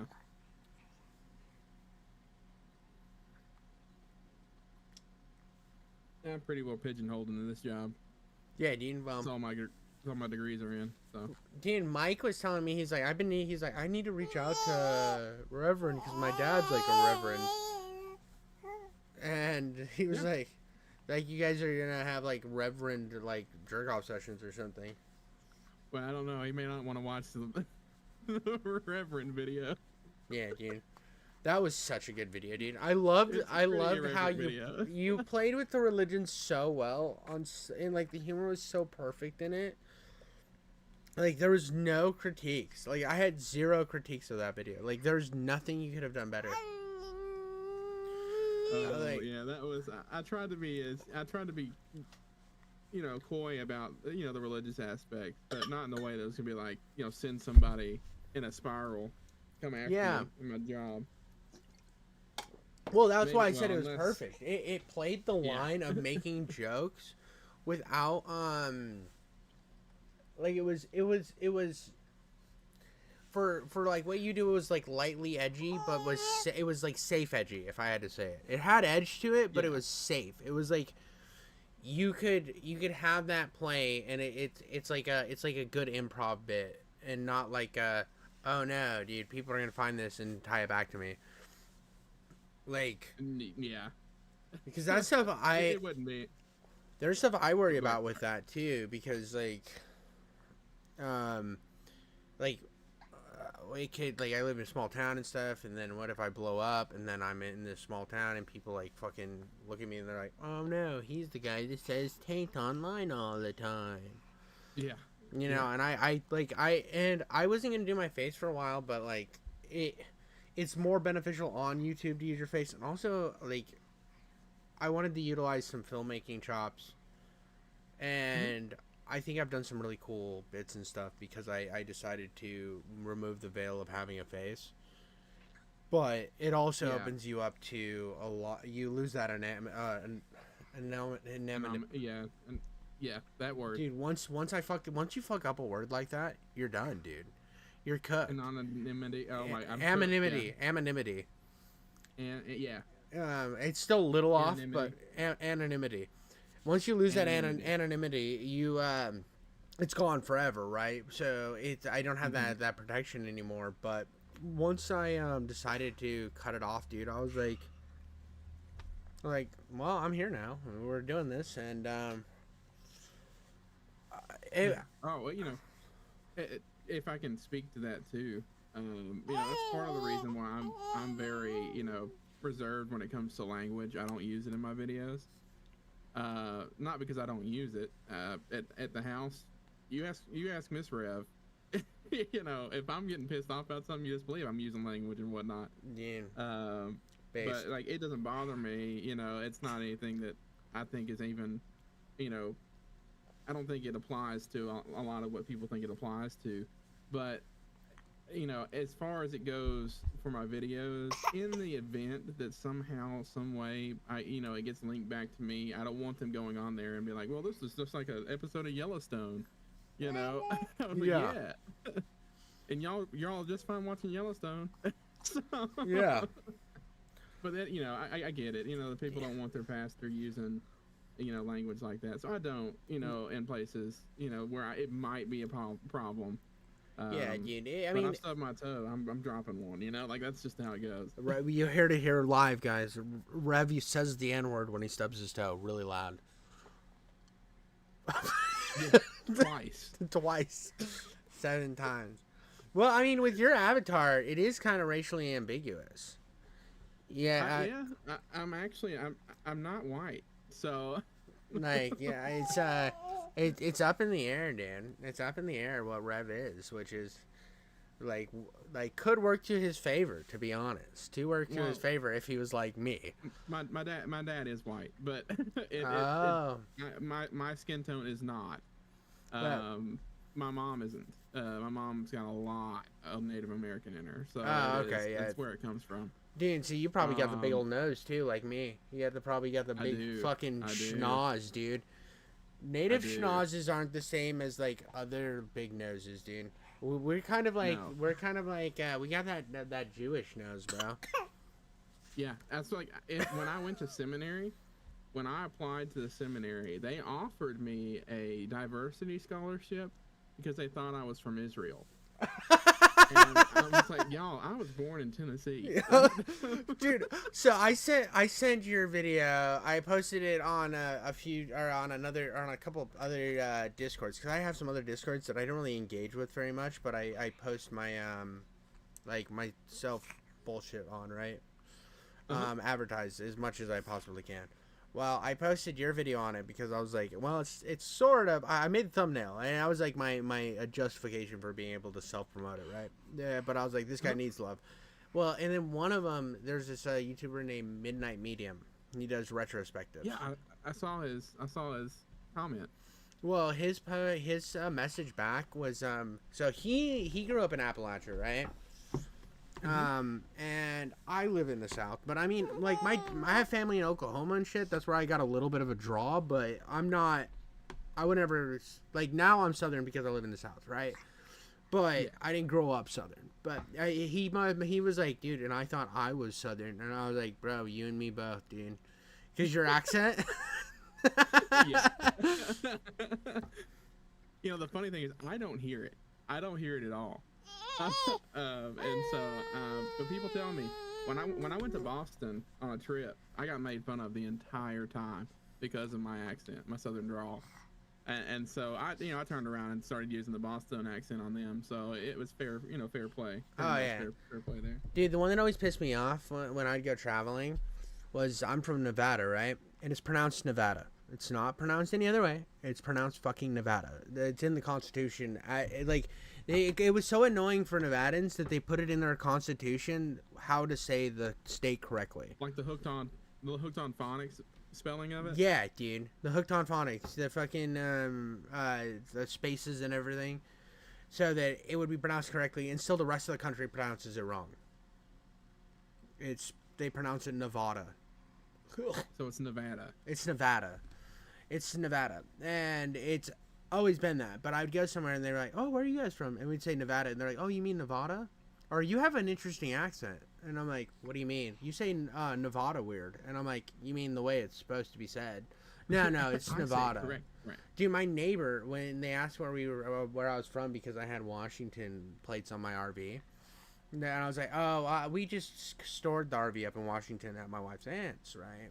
But I was like, I'm originally from Nevada, and my neighbor, the lady who lives with my neighbor, she just like rents a room. or something. I don't really know the ins and outs really that much, but she was like, "Oh, you mean Nevada?" And she like corrects me, Nevada, and I'm like, "No, I'm from there. It's Nevada." She's like, "No, you're wrong," and I'm like, "What?"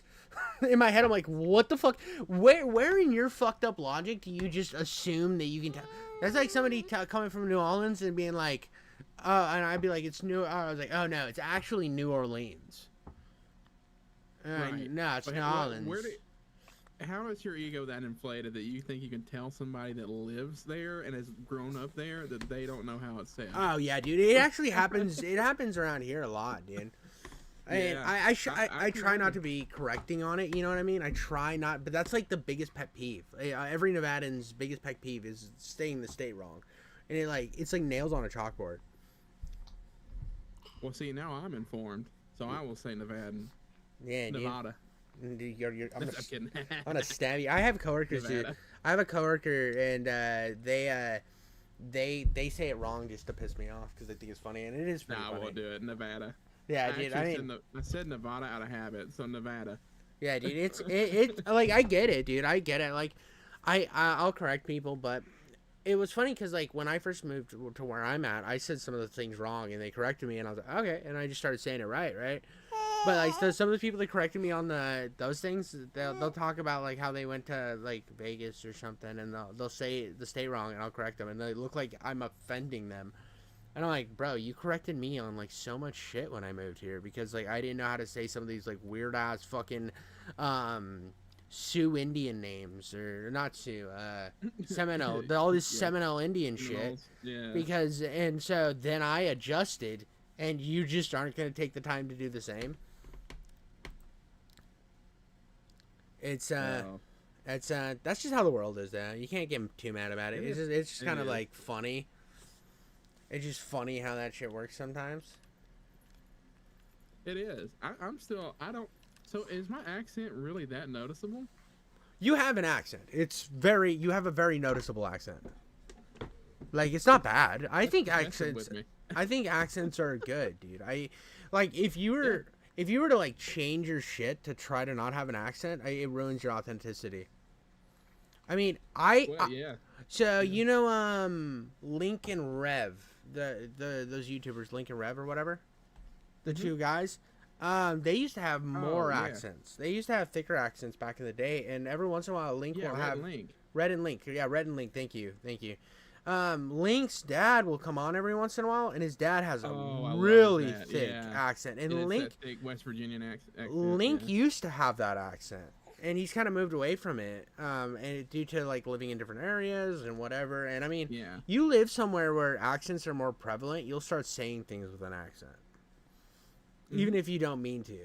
Like it's just kind of how it works. I mean, I don't think I'm that close to saying oil, but there is shit that there's times where I catch myself having more and more of a draw. Just by but you thought my southern drawl was thick. It's not that thick. When she's mad, she goes like full like deep south country, southern drawl. I have people come in all the time. They just got that Georgia accent. The Georgia. Oh yeah. That Georgia. It's just down in Georgia. Georgia. They come in all the time because like I'm northern Florida, so you get a lot of people from Georgia, and their accent is thick. The Georgia accent's real thick. I'm not. Yours isn't that bad. I as you can get in the south. If that makes sense. Yeah, no, definitely, dude. I like when it was one of those things that it's just like it was more joke and not actually a you didn't sound that southern, bro. You didn't sound that southern. It was just kind of a funny thing that I thought I would tell you. But bro, I love when you run into people in this game and they yell my uterus. But it's like if someone like had like a thick Brooklyn accent and they were like, I'm gonna change my accent so I get more YouTube views, I would have like less respect for them. Right. Well, at the end of the day, we're putting out videos as us, and unless I was fronting as some other character to begin with, which is inauthentic in itself. But I mean, there are YouTubers that have done that, right? Oh yeah. But from the get-go, I never advertise myself as anybody but Rev, and who I am and what I've always been, and that includes accent and everything. Same with you. You're Jiffy. That's we know who Yeah, you gotta we see you. We know who we get. Yeah. You have to be like fully you, dude. That's all that matters. Cause like, at the end of the day, the YouTubers that don't have longevity, they might get like a lot of subs at one point. Like a great example of this is Review Tech USA. Review Tech USA had a channel of like 1 million subs, right? But was struggling to get 20,000 views a video. Yeah. Yeah. So his whole thing ended up being, his whole big problem ended up being like, everything he did was topical, and then when he ran out of topical shit, nobody was there for Rich, and he got the people that were there for Rich to come over to his stream channel, and he realized that that was all he had. So that's why when he shut his channel down, it wasn't a big surprise to me. I was stupid because he could have adjusted at any time, Going to a better place. but he didn't. And when your channel's all about like, your whole thing is just like, I do like news or whatever, your video's only as good as when it comes out, the time period. It really, like, there'll be people that you watch because you find their take on that current news subject to be slightly better than some people's, right? Right. But it won't ever be like you're like anticipating their next video. You're excited for their next video. It's just something you put on. If that makes sense. Right. Yeah. Now, that was my goal. So when Snail first got a hold of me, and I was posting on the Fallout London Reddit, just trying to get people to come in and watch my stuff. And I talked down on myself in the and said, it's not the best content. I'm not a new creator. I just wanted to invite you to come watch it. He told me, don't sell yourself short and whatnot. yeah. And when we got to talking, he asked me, he said, what is your goal with YouTube? And mine was never really to make money. I'm happy where I'm at. I live comfortably. Where I am, my wife and I are fine. But for me, it was much more. I always really liked some of the YouTubers that I showed up for because it was them that posted. I wanted that, not so much their content, but them, and so that is what I kind of wanted, was to form some like a community like that, and to have that sense of community and a place where people can go and watch this, pastor, this wacky pastor that loves to say silly gooses instead of silly geese, and play video games and react to stuff and have these little quips every now and then, and maybe even talk religion sometimes if that's what they want. But it's being candid about things. That's what I want. I think that's really where my goal lies, and so I'm excited. When somebody stays and comments, I love it when people comment just so I can interact with people. That's what I want. So more than anything, it's just that community aspect, and so I think that's been my driving force, my goal, and of course to put out quality videos. That way I am, one, being entertaining, and two, doing my best for the people that do show up, for my video, if for me or the topic. I don't, at that point, it would serve either one. But yeah, I don't know how we got here, but yeah, that's the conversation we had. I've been watching you ride around on a Segway. Yeah, dude, I figured out what I'm supposed to do. I'm supposed to return these Segways, but I don't know where I'm supposed to return. It says return them to Stu, and I got a guy shooting at me. Amazing. This feels even gayer than it looks. And I get off the Segway, and I think I put him there. I don't know if I'm doing the right thing. I basically, way I figured I could get the Segway without killing somebody is by tasing him off the Segway. Tasing him? Yeah, but now I got a guy shooting at me, and I don't know if that counts as a good or a bad. Why do you hate America? So, I think I'm doing the right thing here. I think you just have to get them in that vicinity, maybe. Seriously doubt this thing's Yeah, a chick magnet. I'm gonna park them color oriented. So, like reds with reds, I think, is my goal. I don't fucking know, dude. But I understand the whole community thing and stuff too. That's why when I made the change to more like retrospectives and reviews, dude, I was trying to I mainly was trying to get more of a, like, get it more into those communities. Because you see all these big communities on YouTube, right? Oh, I hit somebody with the Segway. And I was like, dude, I want to be a part of a community. And I've actually had less involvement with different communities than actually just, like, my collaboration project. God damn it, Savannah. Than just my like meeting you, like meeting Snail and Mike and this feels even gayer than it looks. Like some of the other guys that I've met. Like not all of them I've stayed in contact with. I've only, dude, they're stealing their Segways back. Dude, what the Savannah, it hurts. Don't smile, it hurts.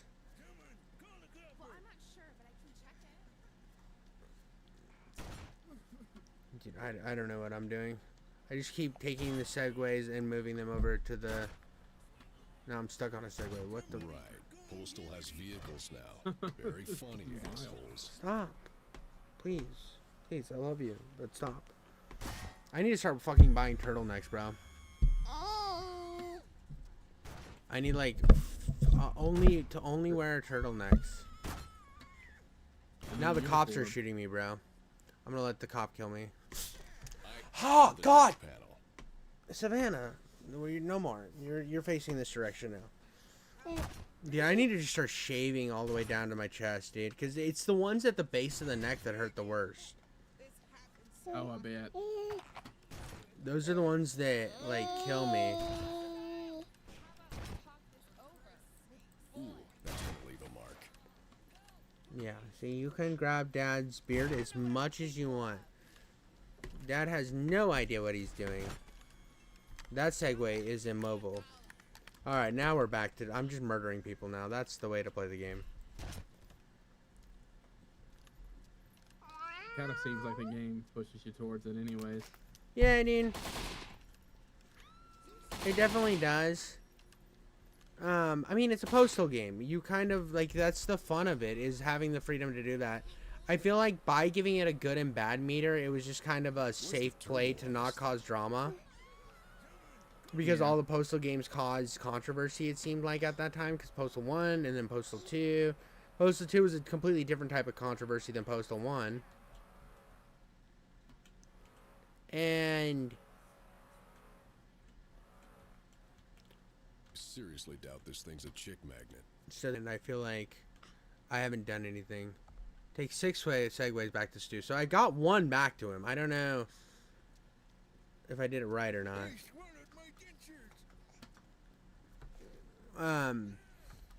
But this one got controversy because it was broken at launch.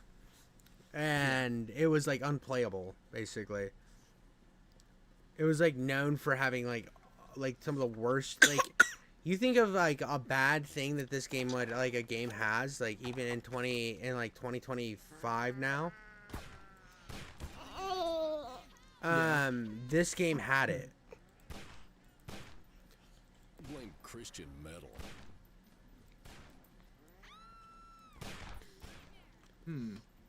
He just said Christian metal, and I know Creed was never metal, but dude, Creed, one of the greatest fucking bands of all time. Right. Postal has vehicles now. Very funny, assholes. Speaking of Creed, I have spent far too much time watching. There's like the TikTok video of the deer singing "Arms Wide Open." There's what?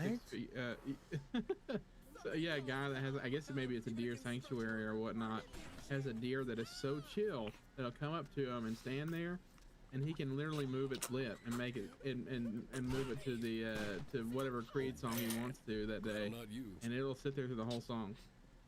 Arms wide open. Yeah, I watched the deer sing "Arms Wide Open." That's sick, dude.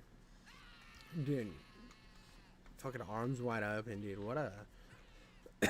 Yeah, I say that a bunch after Savannah was born, dude, because it's about having a kid. Yeah, it's about having a child. Yeah. And then, welcome to this place. I'll show you everything.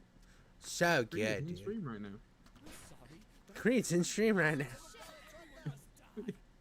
I'm 6 feet from the edge and I'm down. It is so funny. Because his accent, the way he says things, immediately, as soon as you start singing, everybody knows what, you know. Well, there's like you're 3 trying to different imitate. people it could be. Like I think it's Right. like you got Pearl Jam, only love can make it rain the way the beach is kissed by the sea. And then you got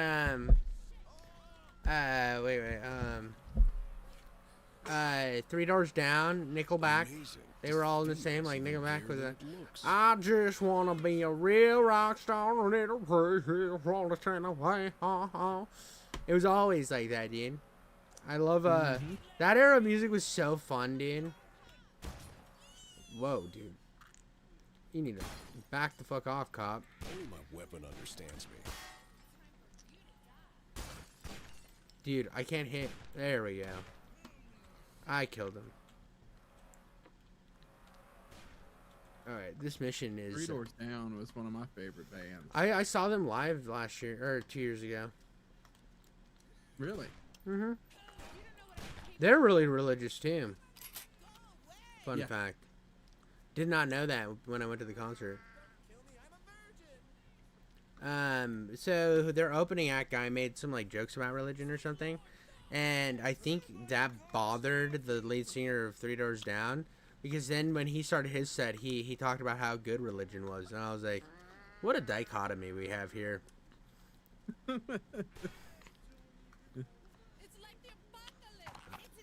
Like, he had this whole story that was like, that was supposed to relate to religion, the first guy, and then it just ended up being kind of like a, like, it was like a light nudging against religion. I'm like, interesting. I'm like, I don't know if I would come to small town Washington and I know, alright, yeah, it was in Washington, or it was in Oregon, small town in Oregon. Why do you hate America? I was like, I don't know if I would do that. I was like, I personally think you have the right to say whatever, right? But yeah, I was like, and I'm sure there's a lot of people here who agree with you, because like Three Doors Down definitely had that. They were in that era of like, I can listen to whatever I want, Mom. This is Three Doors Down. You know, they were like that group, or they were like that era was like the anti-establishment people were like Nickelback and fucking Creed. Yeah, that's what those people were listening. So, yeah. But at the end of the day, it was like it was funny just to see them do the whole religion thing. I'm like, I didn't think about it. I knew Creed was like lead singer of Creed. I think everybody knows is religious, but you threw me off guard, Three Doors Down. I was pleasantly surprised. Not that like being religious makes it any better. It was just like one of those things that was like, huh, the more you know. The more you know, I know. Bro, I don't want to toot my own horn or anything, but I freaking cook with this follow. Don't follow London thumbnail too. Yeah, once you kind of see, like, start comparing your thumbnails to other people's, you start Like, that is, like, one of the most important things, is take your stuff and then compare it to other people's thumbnails. Oh yeah, I've been using the YouTube thumbnail thing. They'll send it to me. It like puts your thumbnail up against a whole bunch of other ones, like in a mock sort of timeline. Okay, yeah, send me that, because I need to probably do that. Yeah, I got you. I also have I can use the YouTube's built-in one, but but theirs works differently. You have to have 3 thumbnails, and they all have to be different. And when you post the video, you it basically puts the video out and has a bunch of people, or puts different videos or different thumbnails in front of different people. Yeah, and then it kind of tests which one gets the most clicks and yeah, dude, which I don't like. Yeah, I have that. I have access to that. I haven't used it very often. There's a part of me that does not like that, because there's a sample size that saw that thumbnail and didn't click on it. Saw one of the bad ones, and I'm not sure if it like shows them different times of the day and different feeds. Like oh, okay, like maybe in the morning you check YouTube and then you see like, oh, they didn't click on it this time, and then they put it up later with that other thumbnail. Okay, Savannah. Then you get like later in the day they show it. I don't know how they do it, and I would rather test it out in like a mock situation previously. You know what I mean? I feel like that's much safer. Yeah. There's less risk involved. Alright, I'm looking for your for that thing Snail sent me. I have it saved on my Surface. That's where I make most of my thumbnails. I get to use my pen and whatnot, but I'm trying to see if I can't find it in our Reddit conversation we had going. I eventually need to get a tablet, just so that I think doing art on a tablet would be much better than doing it on a PC. Oh, I love it. And I really want to start experimenting with different art for this inevitable game, because I want to create like grimy stuff, you know? I want some stuff to be like, I want it to be like half cartoony, half crimey, you know? That's public indecency, sir. That, where'd he go? Oh, he's running this way. Okay. Don't worry, dude. I killed the guy peeing on the side of a building. I know you're worried about public indecency, Rev, so I'll take care of it. Thank you. You're welcome. This thing's a chick magnet. Be blessed. Who the fuck is shooting at me?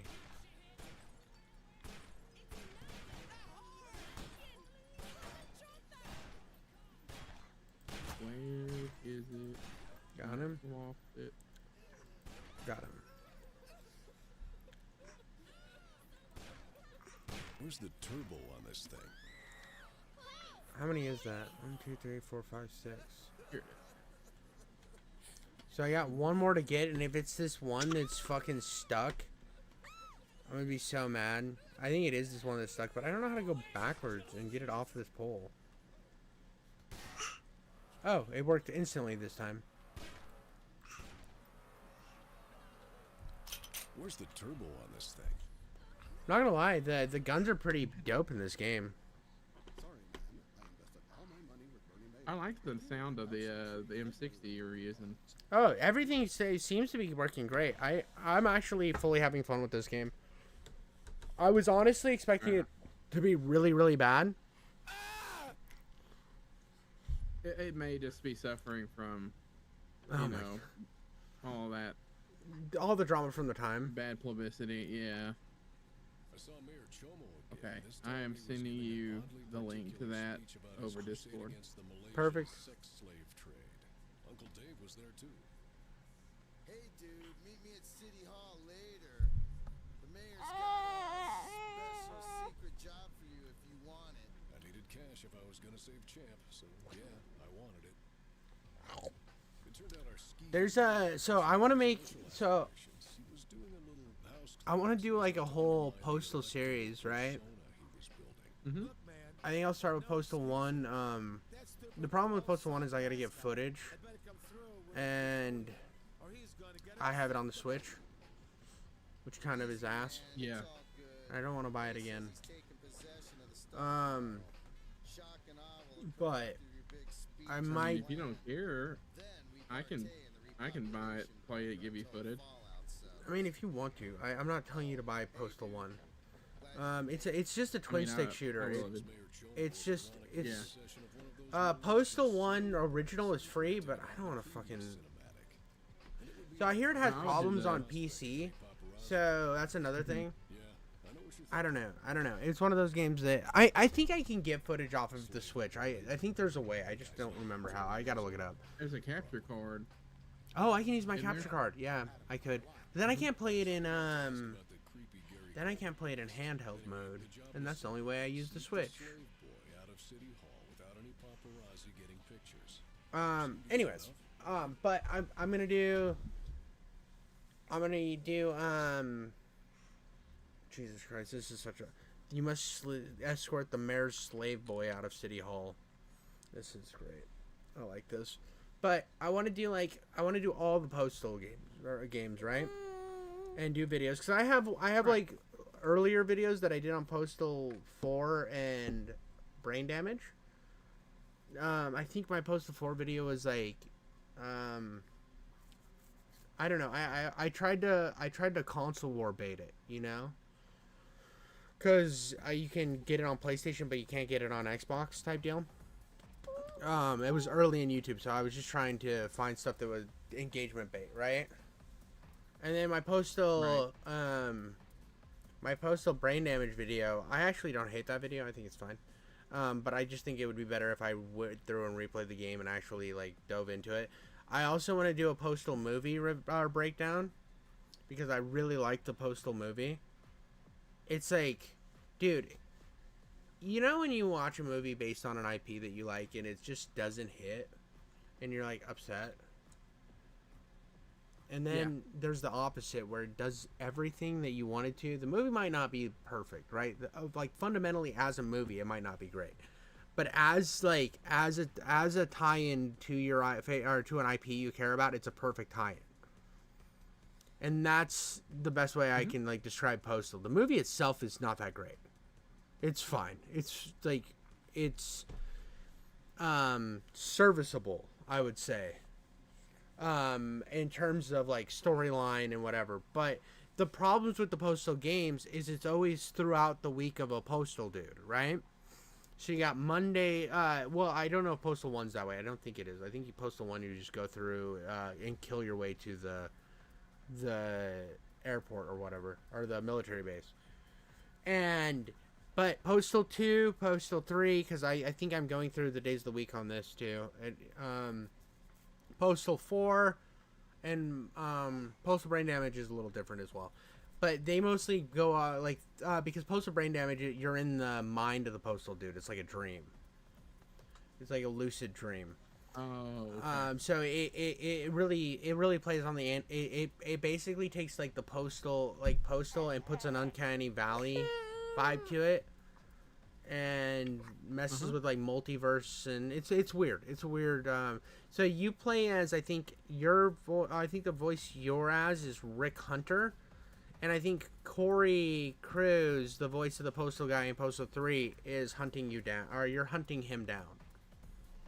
So you're hunting another Postal dude. But anyways, the way that the movie's set up is like throughout the week of the Postal dude. So it's just kind of like this offbeat. The pacing's all over the place, but it kind of fits the vibe of the Postal games in that way, because the pacing's all over the place. It just like, I think if I watched that movie and didn't know what Postal was, I think I'd laugh at a couple of the jokes and I'd be like, that was fine. It was like forgettable. But because I played the Postal games and I watched that movie, I remember every scene from that fucking movie. It's just, it is perfect Postal tie-in. Also, there's a scene with Uwe Braun, who made a bunch of shitty video game tie-in movies, and the Postal one's considered the best out of all of them. Yeah. There's a scene where he's getting interviewed at his Germany theme park, and they ask him where he gets all the money to make his movies. He's like, "Oh, it's Nazi gold."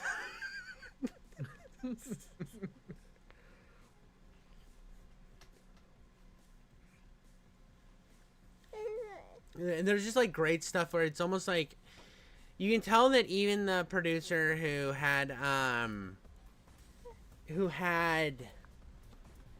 made or who had done all these bad movies, you could tell he actually had a lot of love. Have a nice day. Had a lot of love for the Postal franchise because it was like up his creek. Yeah.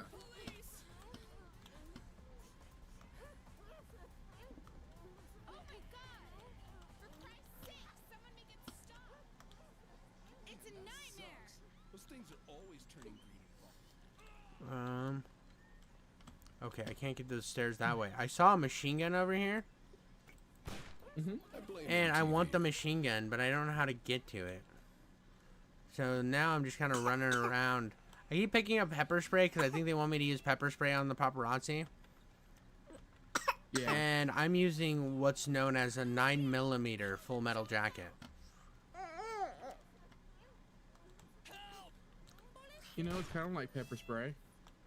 And there's all these people that are quote unquote innocent, but I think they're also paparazzi. So I think I need to stop. Get over here, paparazzi. You're dangerous. You're a danger to the mayor's slave boy. There we go. I saved him. What we didn't know is everyone's paparazzi. Just remember that when you're on a killing spree. Whoops. Everyone's paparazzi. Gotcha. Are they dressed like flight attendants? Well, they look like paparazzi to me. That looks like a paparazzi uniform, if you ask me. Yeah, you ain't. Huh. You're wearing a cowboy hat. Don't worry, it's just like You know who wears cowboy hats? Paparazzi. Paparazzi. Oh, dude in the plaid suit did him, or he made it. Dude, this chick's gonna make it too. No, she didn't, dude. I got her. I know you're upset. I might have to take you back to mom. Give me a second, Rev. I'll be right back.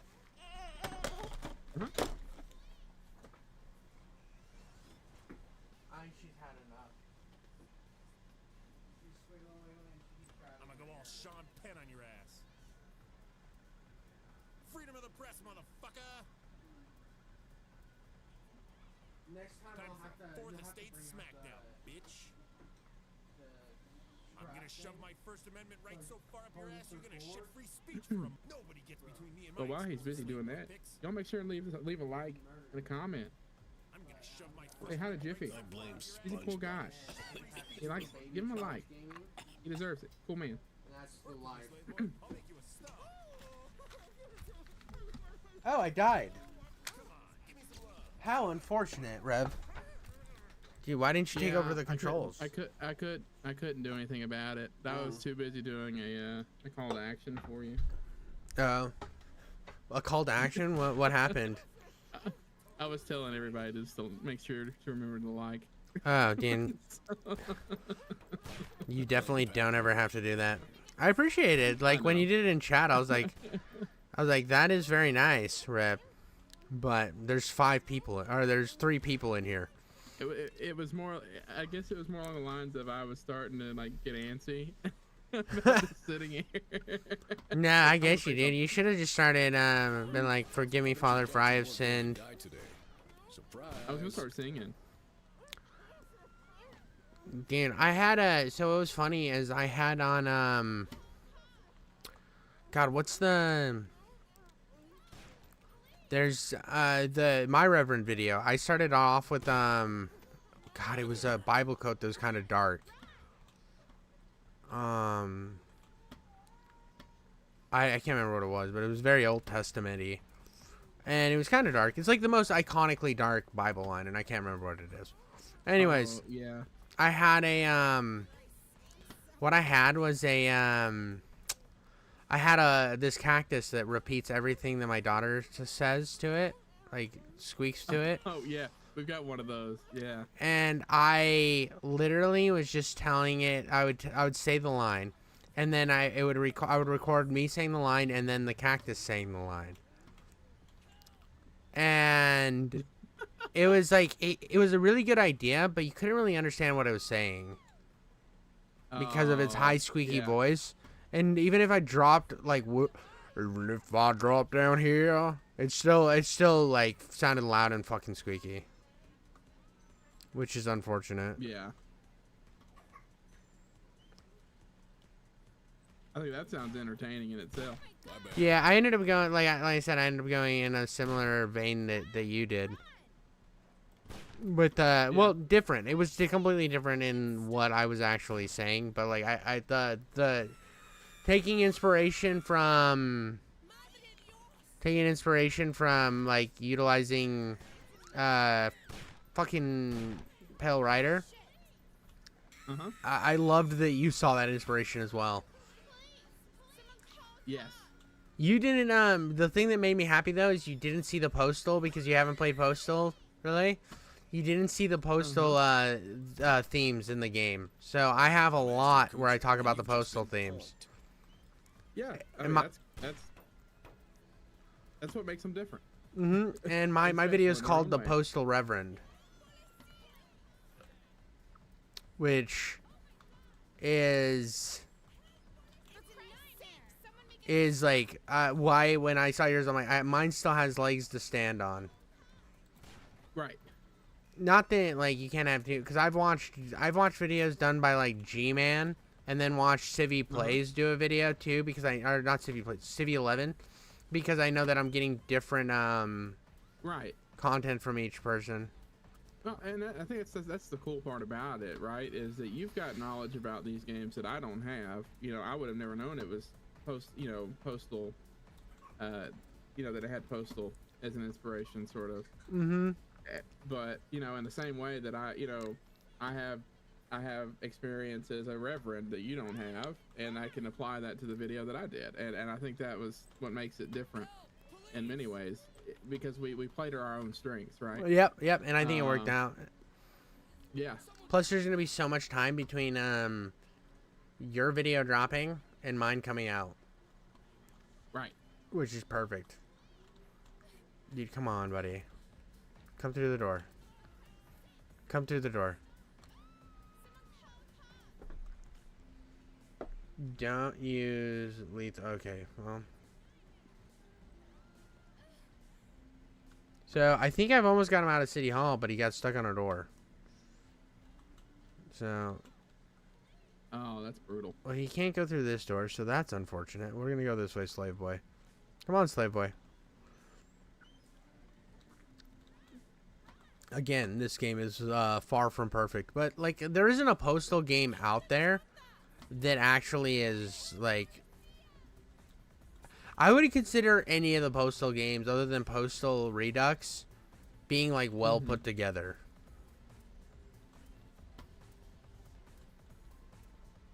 Oh, well, this is highly unfortunate. I don't know how I'm gonna get this fucking guy out of here if he can't go through that door. Oh wow. I just looked at Midnight Medium's page. He's got a big following too. I reached out to him originally, not even because like I watched his content. I saw that there's this there's a podcast called the Quad Damage Podcast, right? And they talk about FPS games. I talk about FPS games. I thought, oh, this is perfect. This is literally the perfect opportunity for me to talk about FPS games on a podcast if I could get on. And it was, we were like in the same, at the time I was in the same vein of subscribers. So I was like, yeah, dude, this is it. I can do this. And then I like reached out to him and I just started talking to him and I was like, oh, this guy's kind of cool. I don't want to like try to see if I can get in. I was like, I don't know. I just didn't want to like push myself into a like thing. I just thought it was like a cool person to talk to. that did YouTube stuff as well. I actually made one of his thumbnails too. Oh, did you? I haven't scrolled through them yet. Hey, I bet you I can recognize it. All right. Well, just look at his like. I'll give you a hint. It's in the last 5 videos you made. In the last 5. Okay, I didn't know if you kept, because you have a style to yours, so I didn't know if you kept it. Sort of. That way or not. I sort of did. He was having trouble with it, and as soon as I saw who he was trying to put the main creative director on the thing, Shinji Mikami. And I'm not gonna lie to you, Shinji Mikami is easily one of the most, like, I don't know what it is about putting Shinji Mikami on a thumbnail, but dude literally is the most, like, I don't know what it is. I've never been able to get it. I had a video that was on a game that he made, and I could not for the life of me get him on or make him look cool on that cover. But he had it, and he said he was having trouble with it, and we were talking, just BSing one day. And what I did was I said, well, I can mock you something up real quick. Give me a second. And I did. I said when he was talking about it, I just mocked something up and sent it to him. Mine was a little different than what he ended up with. I kind of just showed him what I had, and then he ran away, or he kind of ran with the idea and then made it a little different. It was like slightly different, to where he removed some of the blood off the thumbnail that I originally had put on and stuff like that. But I think it turned out okay. Yeah. Did you do his Evil Within one? Yep.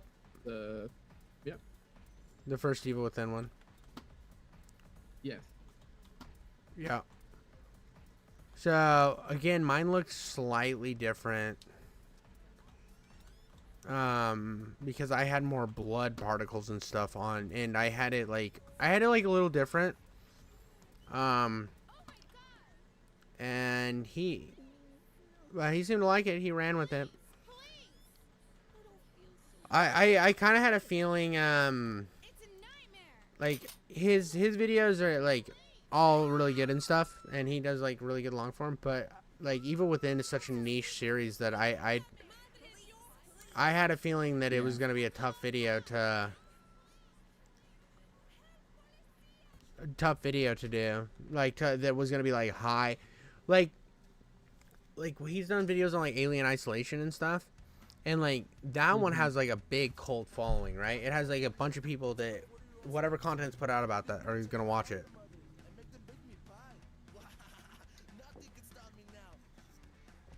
But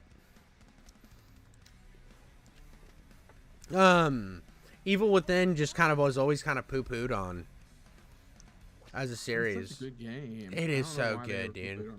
If you like the Evil Within, you would like his video on the Evil Within. Kill the women and minorities first. Oh yeah, I was thinking about watching it. It's good. It's really good. It's literally my exact thoughts on the Evil Within. Yeah.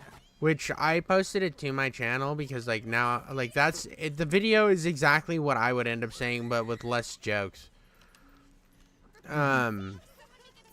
Like he has some good jokes in it and stuff. Like he's very dry personality wise, but like not in a bad way. Dry. He's got like still got some dry humor and stuff that he'll throw in. And again, I think he like it literally any thought I could have that would go into that game, he put in that video. I haven't watched the second Evil Within video that he made. Yeah.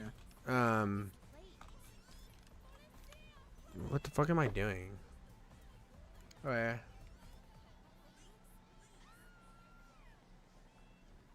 Escort. I did escort him. So do I just go back to the mayor? Is that what I'm doing?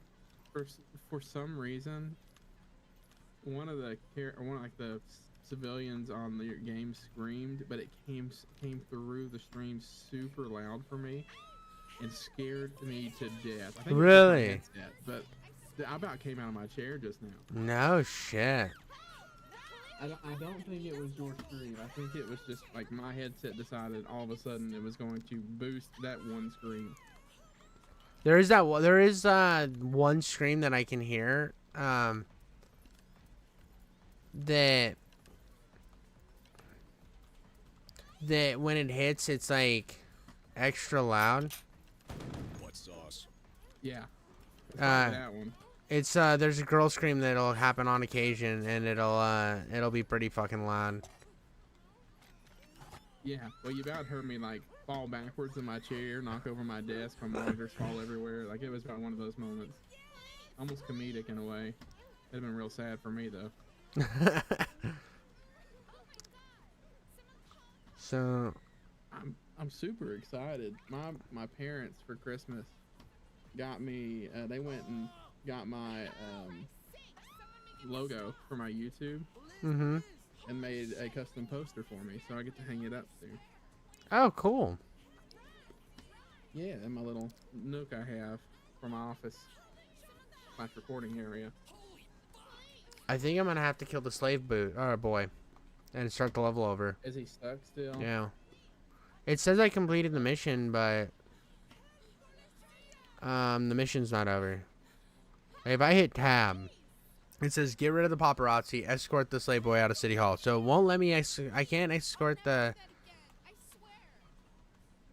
I can't get him through the door. That's the problem. Where I need to get him. Because he gets to right here. Can you kick him through, or will that hurt him? Like, kill him? It will not let me kick him. I blame Glenn Beck. So I just killed him, so I'll start over. I don't quite know what I did. Why do you hate America?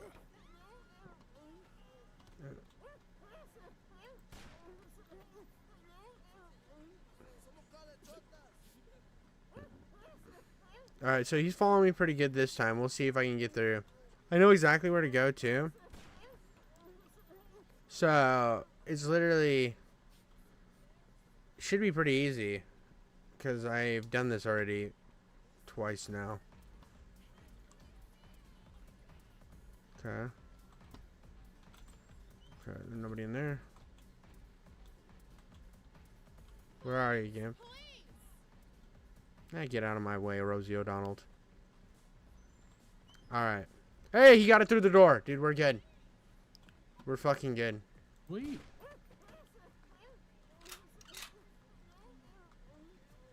No! No! No! No! No! No! No! No! No!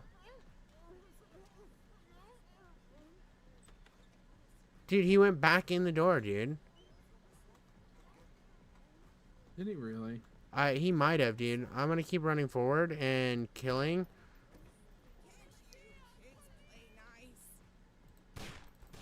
I blame the lame stream media. Also that other media.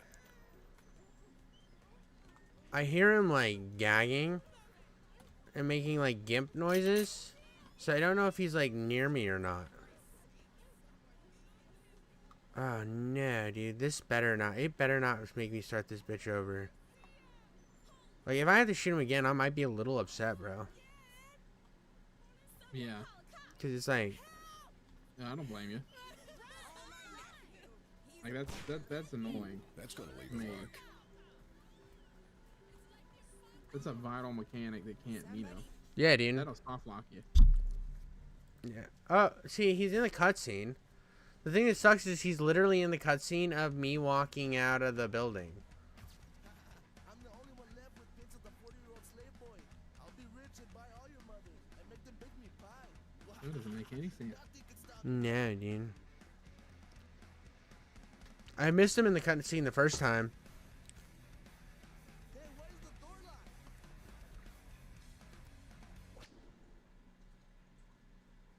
Dude just has a fucking...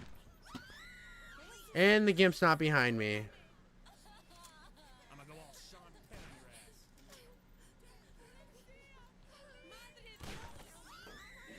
GTA's physics are better. Well, you're not wrong, Postal dude. GTA's physics are better.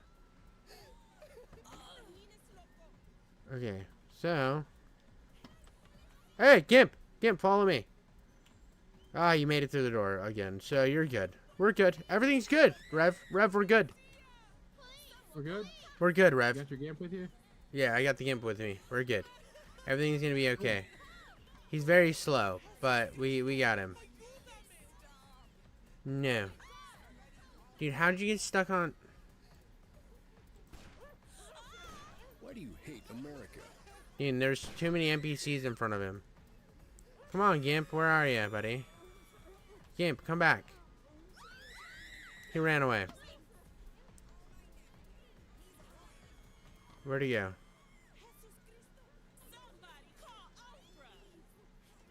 Somebody call Oprah. Come on, Gimp. We're good. I'm done killing people, I promise. This way's blocked off because for some reason people don't know how to, like, not crowd up right in front of doors because this is Postal 3 and the game barely fucking functions.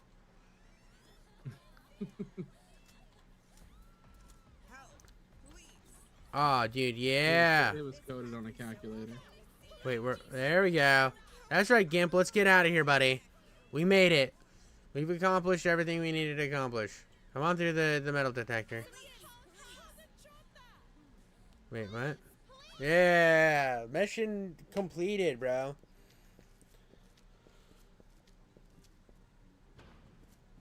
There we go. I hate when the mask on the back of his head is a Gary Coleman mask. Oh, he just... Is it really? Yeah. You fucking moron. Do you have any idea how much it's going to cost to cover up all these dead paparazzi? The mayor seemed unhappy. Oh. Well, I guess it does matter. No money, and now I didn't even know where It does matter if I go through murdering everybody, because I do get, like... But it turned out the mayor's hot secretary was a spy for the ecotologists. She said the city pound routinely sold all their animals to the evil Luscious Cosmetics lab. They'd been planning to rescue all the little vivisected kitties and monkeys, but needed an inside man to pull it off. I knew just the guy. I got a new job. I'm working for the eco-terrorists again. Let's go. Still don't hate this game. I easily landed a cush job in the research division at the evil Luscious Cosmetics lab. That whole semester at DeVry really paid off. While one of the others... Sorry, I got distracted by the pretty lady. Oh yeah, she was a very pretty lady. I opened a side door and let my new ecotologist friends come in and play. They began liberating the oppressed lab animals to create a diversion while I searched for the champ. Find Champ. We gotta find our dog.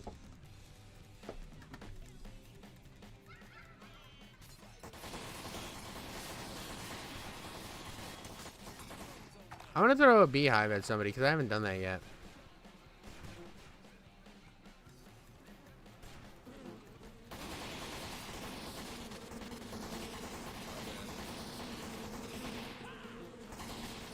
There we go. I used the beehives finally. I don't feel like it did that much. I feel like the gun is better.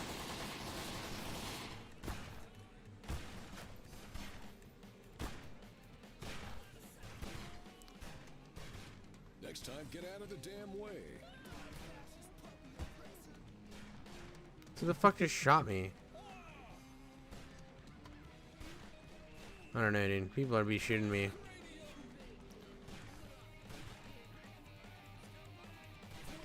Hey, sometimes it just be like that, you know? And, you know, I'm just worried I'm gonna run into somebody and then have to kill everybody again. So... Oh, I have to open cages. Okay. So don't just murder cops. Oh. You don't break the cages, you just hit a button on the cage and it opens. Cool.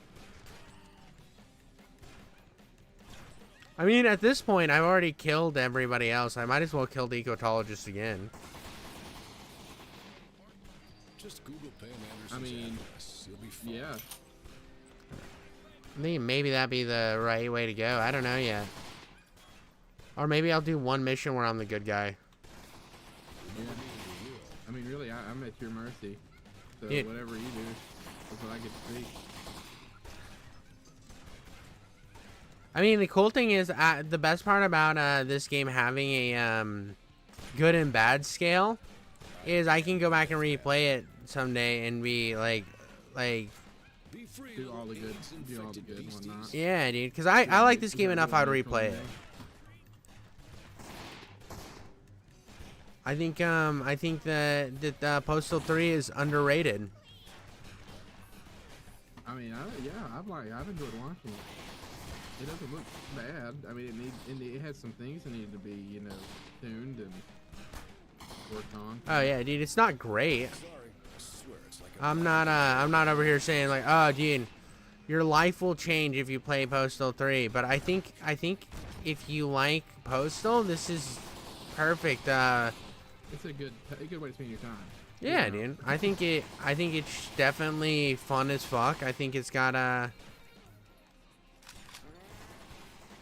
That's a dead monkey. I don't know. I'm enjoying it. I'm enjoying it a lot. I think the gunplay's not bad. It's definitely simplistic. It's like if Grand Theft Auto wasn't hard.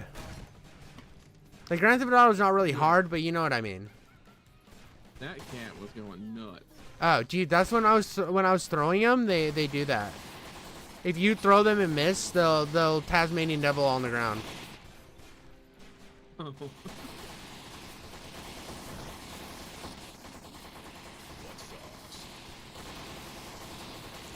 Yeah, dude. So I tend to have like a lower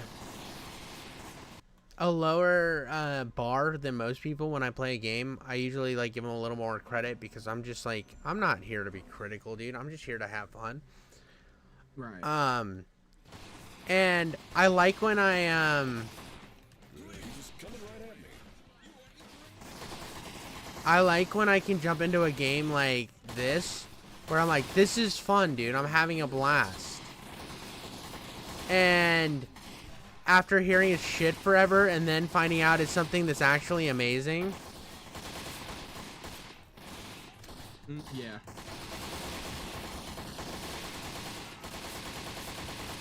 I love that. I love that, dude. Another game that I had so much fun with that I think a lot of people shit on unfairly was Gungrave Gore. I know what you're thinking, but I don't even like video games.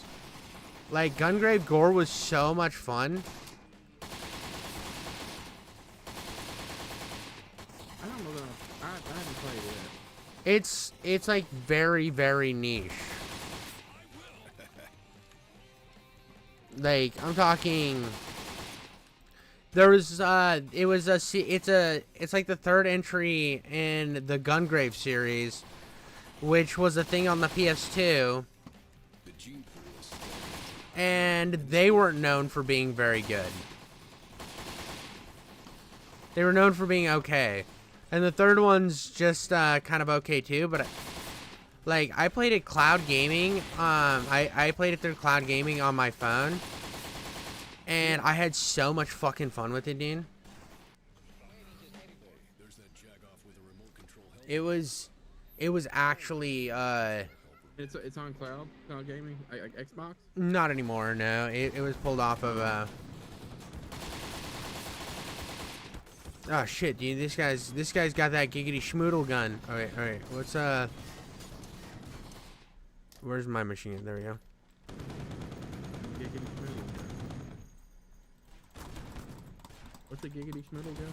Dude, giggity schmoodle is my favorite thing. My favorite phrase. It means whatever I want it to mean. Channel catchphrase. It's something that I don't think I'll ever make work, but I pretend to make it work. It's like me and silly gooses. Yeah, dude. You gotta have that thing that you keep. And I like giggity schmoodle. I fucking love saying that, dude. I call my daughter the gobbledygook machine, bro. The gobbledygook machine. Yep. She's got that goobly and then that gawk. The gobbledygook.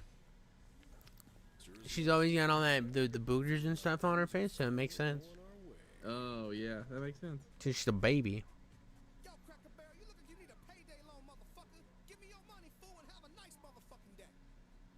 Oh, you rescued champ.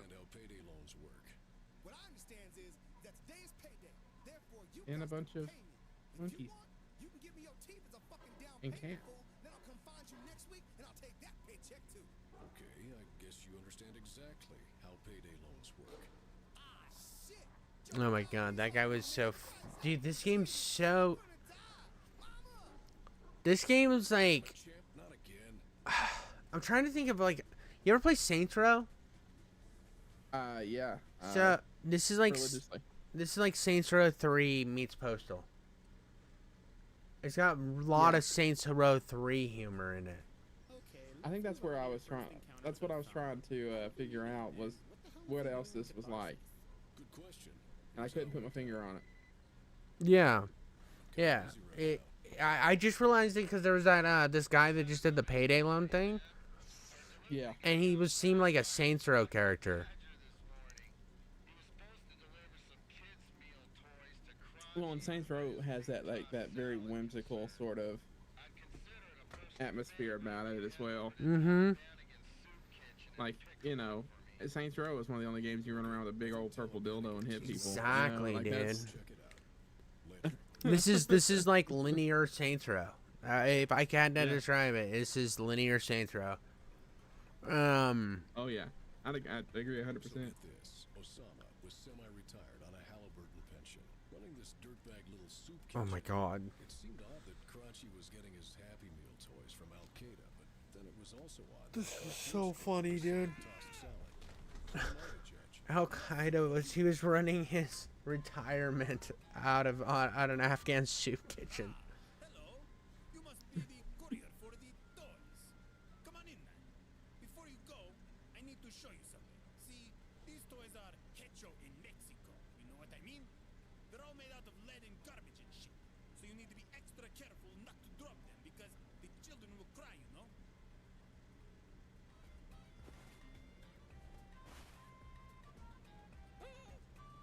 Oh my god, dude. I wouldn't want that to happen. Right, okay. So take these to my bro Karachi and do not stop for anything or no virgins for you. I get virgins? Oh wait, no. Sorry. As an infidel, you go straight into the eternal darkness.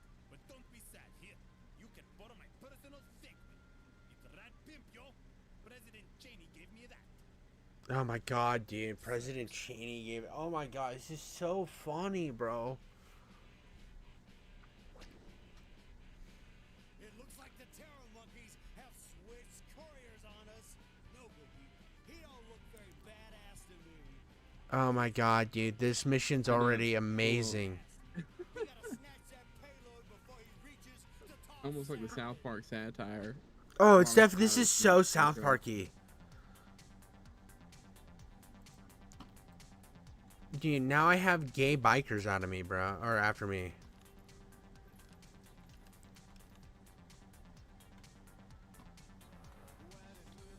I don't know where I'm supposed to take these. Hold on. Postal has vehicles now. Very funny, assholes. Wow, But I was sure I had this. I don't feel so good. there I am. Alright. I died. I can see Elvis. So, once you get on the Segway, the gay bikers start showing up. My eyes. So, I gotta be careful with the gay bikers, bro. They're actually pretty savage. And you can only use a certain amount of guns on the Segway. Where are the gay bikers at?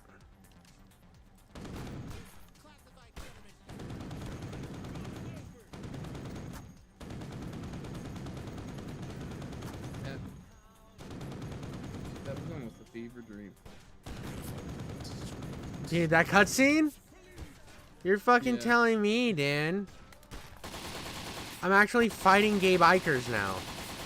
On Segways. Like, this is actually a fucking wild game. I'm a bad guy right now because I'm murdering them, but they're like, you're a bad guy for murdering all the gay Segway riders. And I'm like, bro, I'm just trying to enjoy my post. Yeah, they shot at me first.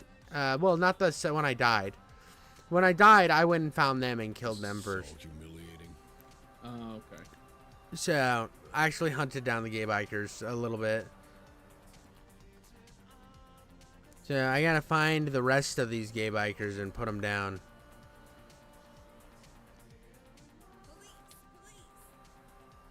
Dude, this is so amazing, dude. Amazing. This feels even gayer than it looks. Jesus, feels gayer than it looks. Who's shooting at me?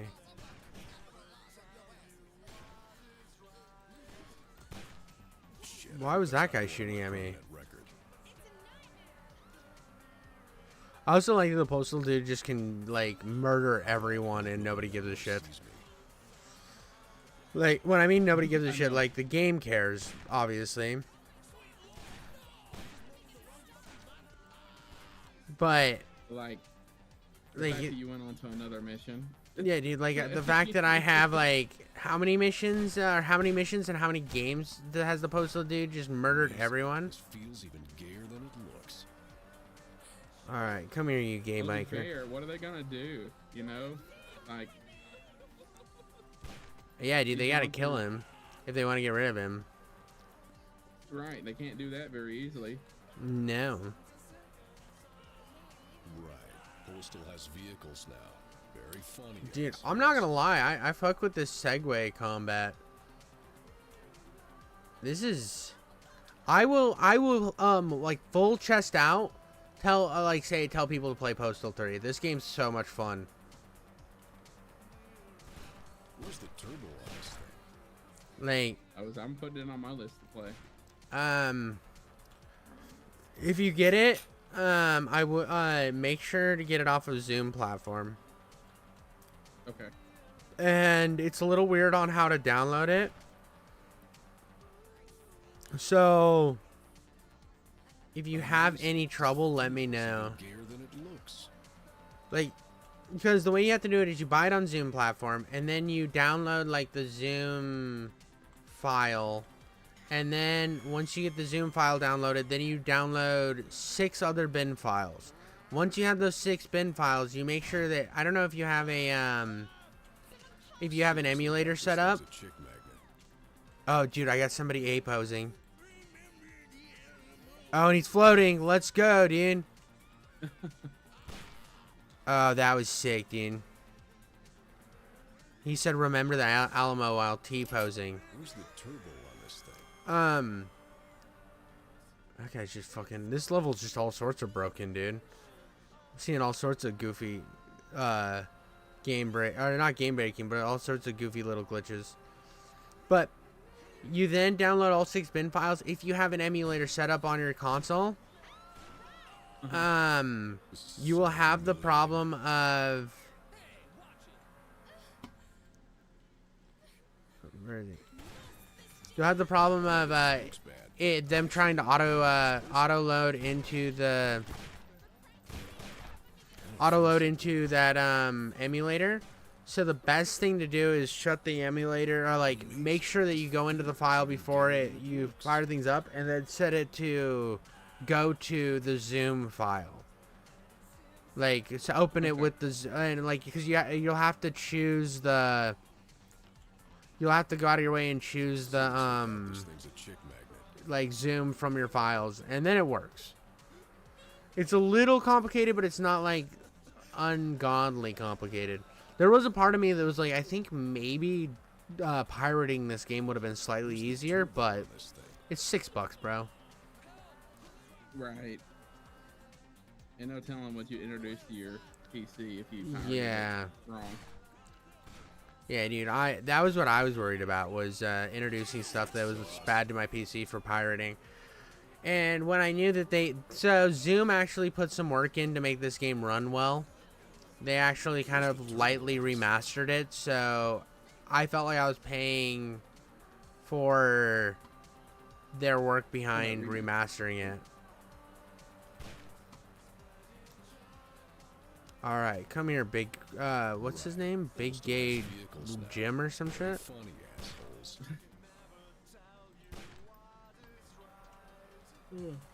Alright, so I have Randy Jones. He's not Big Gay anything.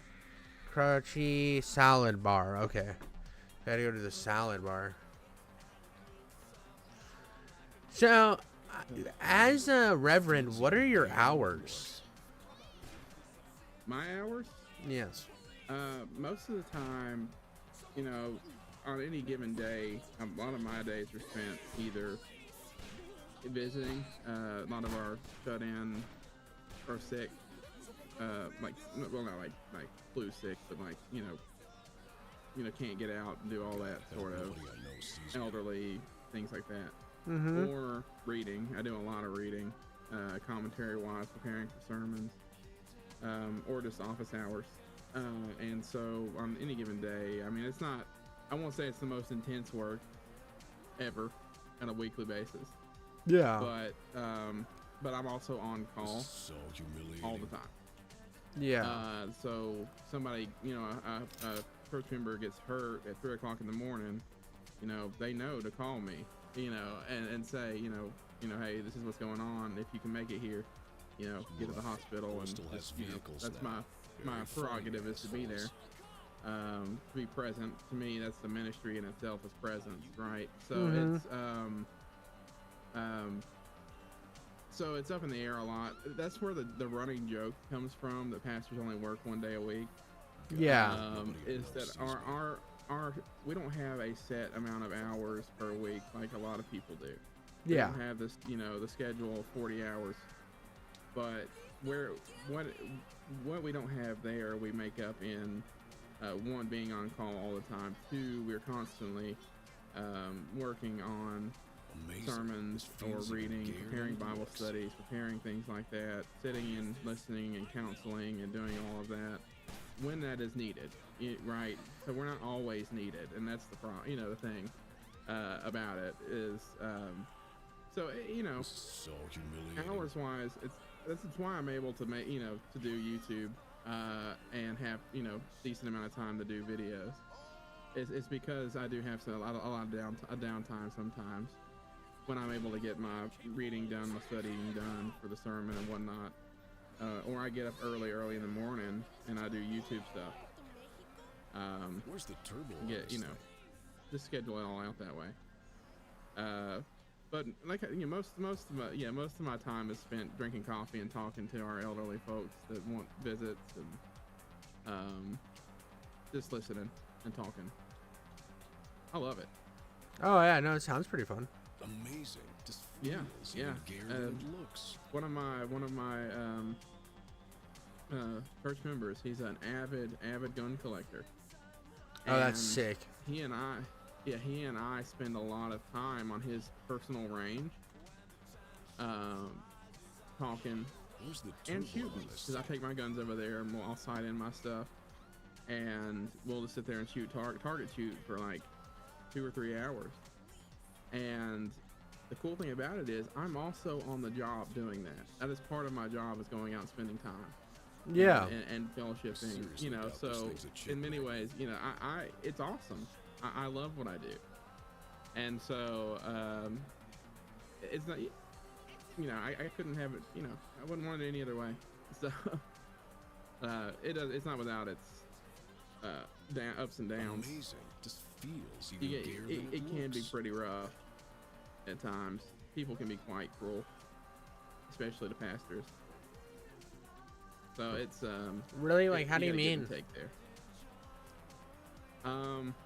I catch flack for things that I had no control over. I seriously doubt this thing's a And it didn't happen. It hasn't happened here yet, and I don't think it will. The church that I'm at has been very loving, caring, you know, understanding of the fact that I am not a seasoned pastor. I started 3 years ago, and in 6 months into that 3 years, my house gets blown away in a quad state tornado.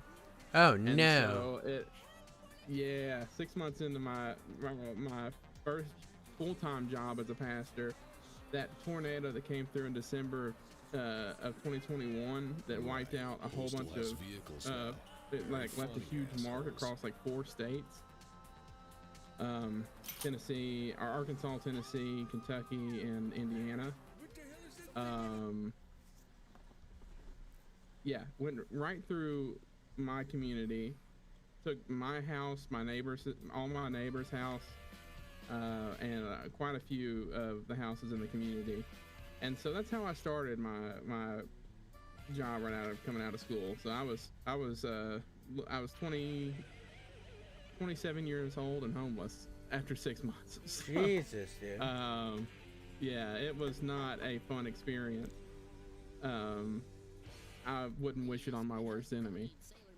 So, but as I was saying, people can be quite cruel to pastors because they feel like because the pastor, you know, is supposed to be, they're supposed to be able to, they're supposed to be like the best representatives of, you know, what they preach.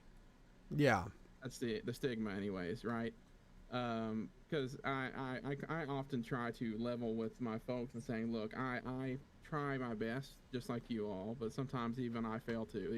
Don't put me on a pedestal because I don't want to be there, you know. And so but people take that and they run with it and they say that they think that they can say just about anything to a pastor and get away with it because we're supposed to be kind and understanding and caring regardless of what is being said. But that doesn't mean that it doesn't hurt, right? And so when I was learning, you know, in seminary, I filled in a sort of pastoral role, and I wasn't able to work full time as a pastor. Denominational stuff kept me from doing that. Mm-hmm. And so I was sort of a substitute preacher, if you will. And they did expect me to do full-time pastor stuff, even though I wasn't supposed to be.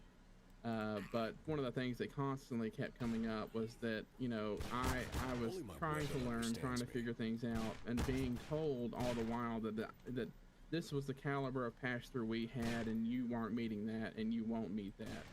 And I was supposed to be okay with them saying that. And so that's what I'm talking about when I say that people can be really cruel, because you know that assumption that we have that pastors, you know, will just grin and bear. Well, we do, but doesn't mean it doesn't hurt, you know. So it comes with moments like that. People can say and do things that just are pretty rough. But like I said, where I'm at now, I have not seen that. In fact, when all that happened with the tornado, it was the exact opposite. They recognized me, you know, for who I was as a human being, and that I was broken apart and breaking down and, you know, shattered completely because I was without a home. I lost everything. All I had left was my wife and my dogs, and my dogs somehow survived the tornado. I wasn't at home, and my wife wasn't at home. We were at a wedding. And, that's good. So my dogs survived it, but I mean, we lost a decent portion, if not all of our stuff, which is fine. Stuff is stuff. I can replace that, but it sucked in the meantime. Yeah, dude. Did you get insurance cover a lot of it, or? No, we had just dropped our Geico renter's insurance. Oh no! Because they had canceled it, or they had said they weren't going to cover us anymore. So we dropped it, and we're in the process of getting a new one. And that was the day after they dropped us, and we dropped them. I guess it was forced on us, but they dropped us. The day after is when the tornado went through. And so I said, well, this is just something. And that's one of those moments where, a very human part of me was like, God, what's going on here? You send me to do this, and I worked really hard to get here. I've tried really hard to learn and to do what you have asked me to do. Why now? Why is this happening to me? So, just as an insight into the fact that pastors also ask that question, and a lot,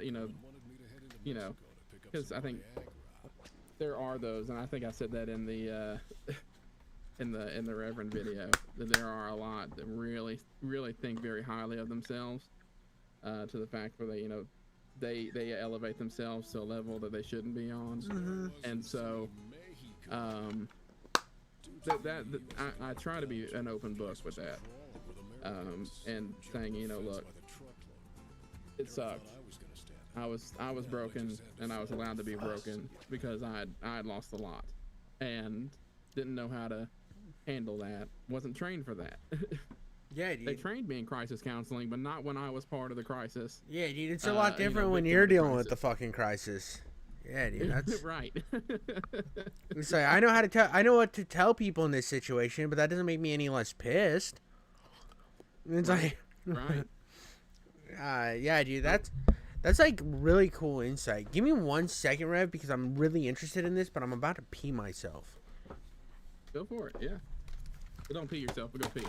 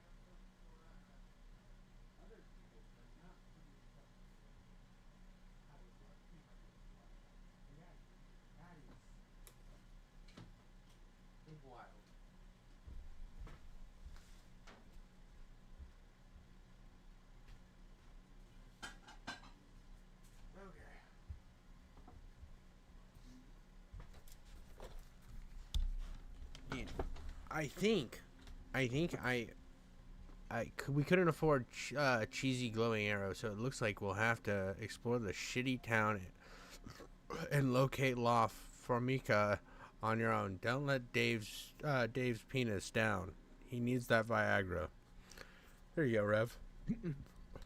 I'm in Mexico now. All right. So I think this is the mission that everybody says is like the worst mission in the game. Dude, wait, what the fuck? I've had a fart gun this whole game? What do I got in here? I haven't looked at my weapons.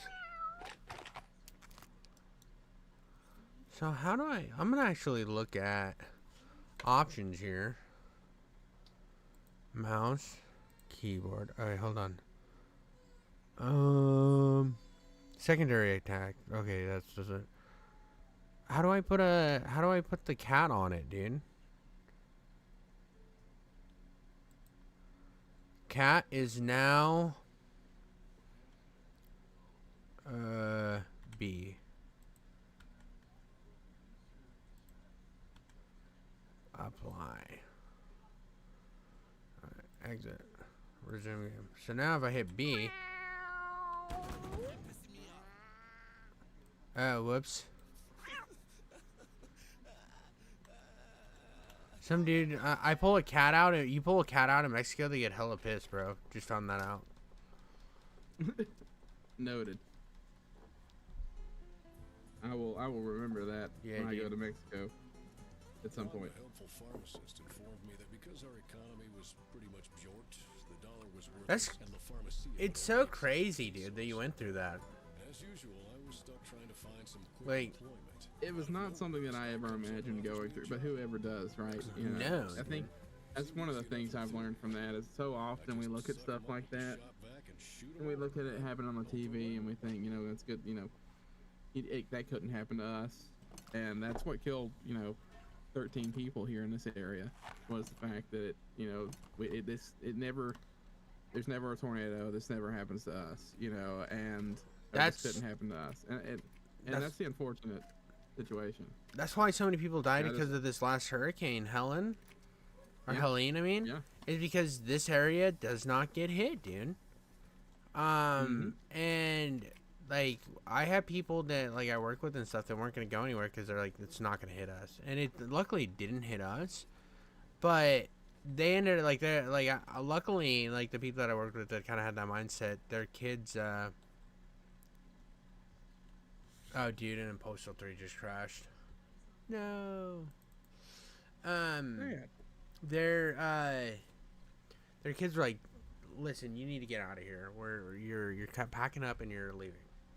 Like, that's happening. There's no way around this. But, like, the people up in the Carolinas and like all through Appalachia, they got hit with that that hurricane, bro. They're not prepared for it. You're not gonna ever tell me that they were sitting there thinking, you know, I might get hit by a hurricane. And that's like even in that area of Florida, like, and I actually argued with Mike about this a few times on stream, where he's like, well, you live in Florida, so you should expect it. I'm like, not all of Florida gets hit by hurricanes. No. It's usually a certain specific area, because that's how the hurricanes curve. 9 times out of 10. Yeah. You're really looking for below Jacksonville, like below Jacksonville and down. Yeah. And then you're looking at like not Apalachicola, but like Pensacola gets hit a lot in Louisiana. But from like that whole like the majority of the Panhandle doesn't get hit that often. They'll get like storm surges and shit, but they won't get like yeah,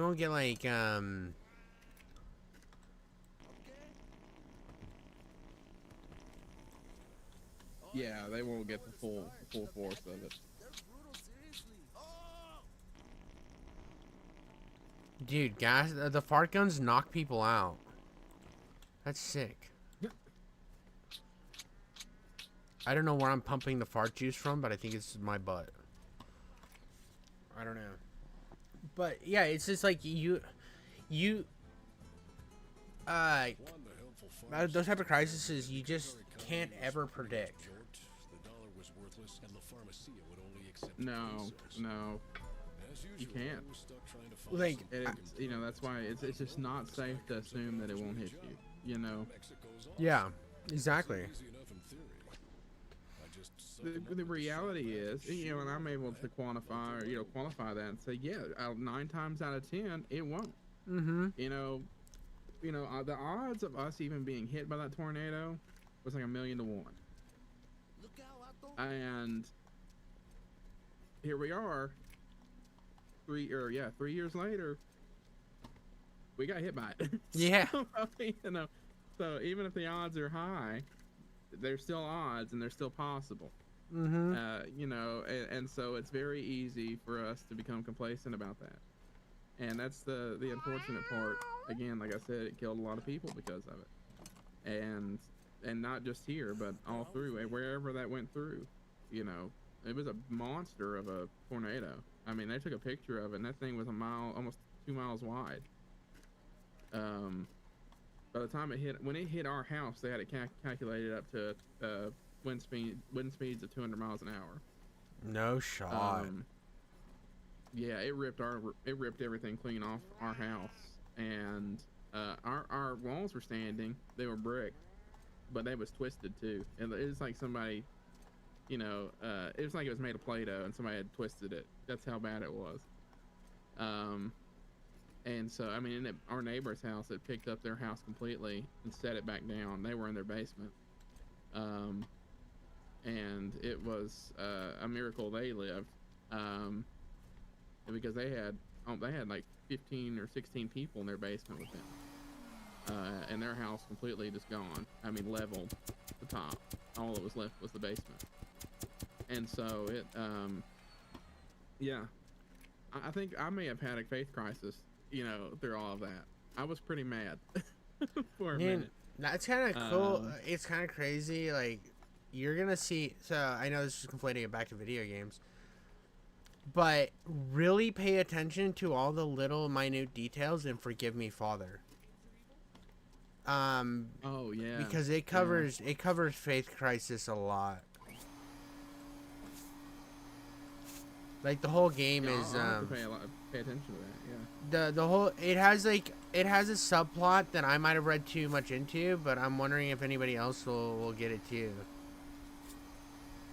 And Heck, it might hit home with me. I might actually cry. I don't know if you'll cry. It's not quite that kind of game. But it does have a subplot that that is very dealing with losing faith. And it's not done in a way that it's like I mean, the dude's dealing with fucking Cthulhu entities. So once you see that outerworldly entities exist, the whole premise of them existing is like a like they're the supreme beings that started everything, right? So then if in that regard, like you find out that maybe you were wrong, you know what I mean? Which is the kind of, and I'm sure that was Lovecraft's intention because he did not like religion whatsoever. He was. Certainly. But I would also argue though that the existence of those, entities would imply that there are powerful entities. So would you be wrong? Sure, maybe, but at the same time, maybe not. Yeah. Yeah, there's just because those exist doesn't mean yours does. It doesn't. Yeah. I can see that. I'm just saying, like, I was going off of the intentions of like Lovecraft himself, because the dude, he bro definitely was not a big fan of a lot of things, and he was willing to tell you. He wouldn't have been a fan of me, that's for sure. He wasn't a fan of anybody, dude. Dude was like, poor people, gross. We should kill him. And he's like, oh, whoa. He was like, he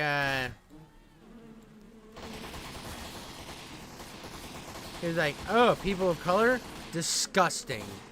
Disgusting, yeah. He was like, he was like, which, like, if you do, like, a little research, oh, dude, I literally think I killed myself by accidentally dropping bees on myself. They're chasing me. Uh-oh. And I'm killing the border patrol right now. While getting murdered by bees. Sounds like peak Postal gameplay. Yeah, dude.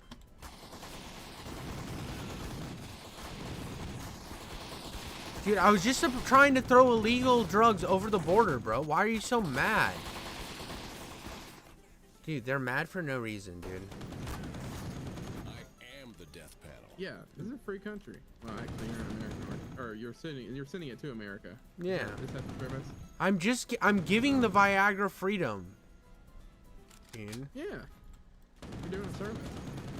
Nice day.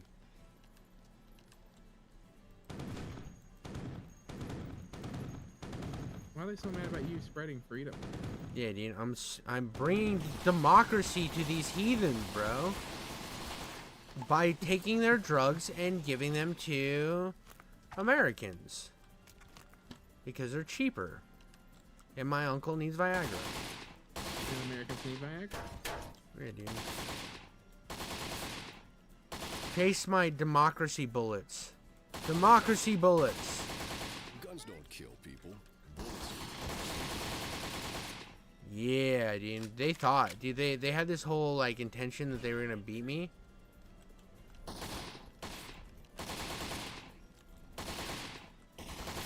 Little did they know. Up, I killed enough cops that I beat the mission. That guy doesn't know much anymore. You just got his head off. Dude, I've been popping so many skulls in this game.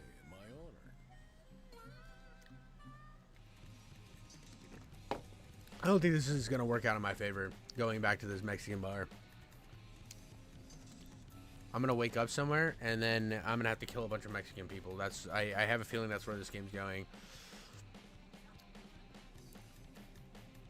I swear. Somebody could clip all this and put us on a list. No one warned me not to swallow the Dude, I already knew this is where this was going when I fired up a fucking Postal game. There's no way. I am holding myself back so hard from saying, like, more abhorrent shit just because I want to keep my channel. Like, Not even sure that we can fly in the United States anymore. dude, The FBI is probably on us. the FBI actually has naked pictures of me posted throughout the entirety of their buildings, so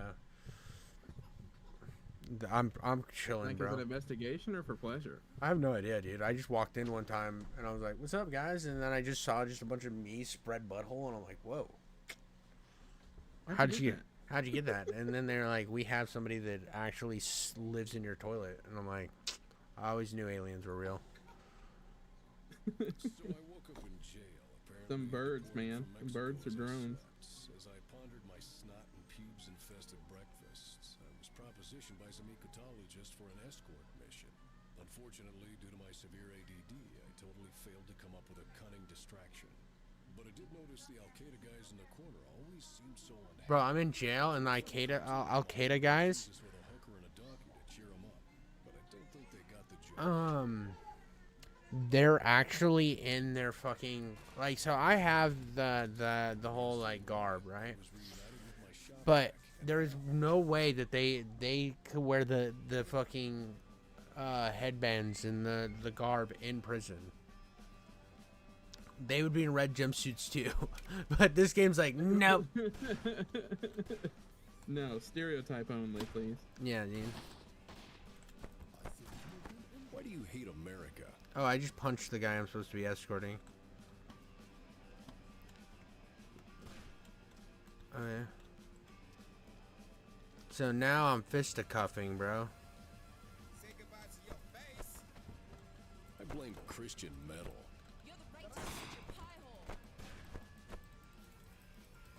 Is he ever gonna die, dude? I just want to kill this guy with my fist so I can take his gun. So, beating somebody to death is like the hardest. Jesus Christ. Dude, these people will not die. You cannot beat people to death. You go, girl.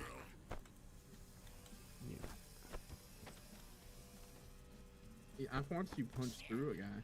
Yeah, dude. The melee combat in this game is really bad. Yeah, the collision is really awesome. Yeah, dude, it is not good. I haven't actually messed with it that much. Also, I don't think you can kill anybody.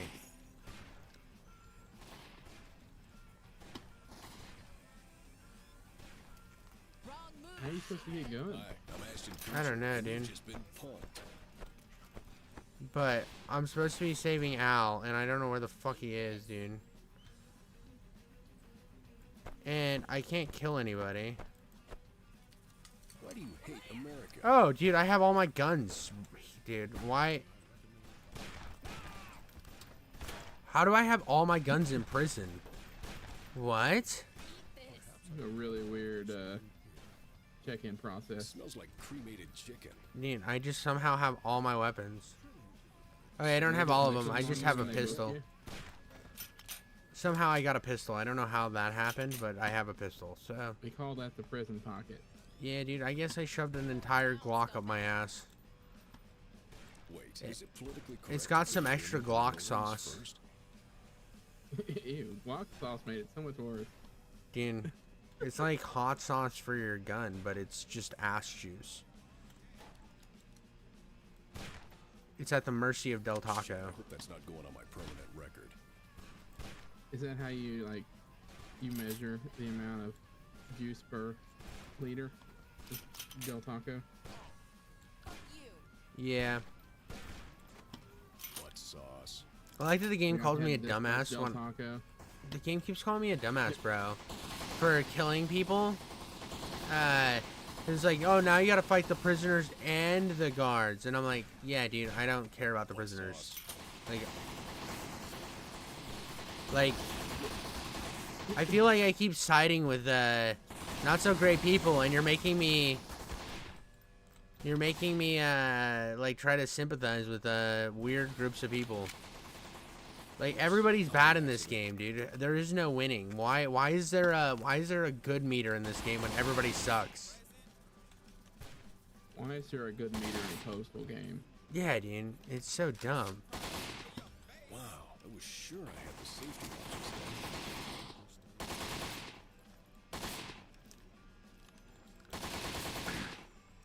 It just seems really like isn't a matter of replayability. I mean, the game is replayable simply for the entertainment value alone. yeah, dude. Because like now I'm playing this. This is like it's not like for replayability. I could just go through and I would do the same thing. It's like, do you want to play Postal the fun way, or do you want to play the way that like a normal game would be? Ew, gross. Dude, if you play through any of the Postal games and not kill everybody, you're the problem.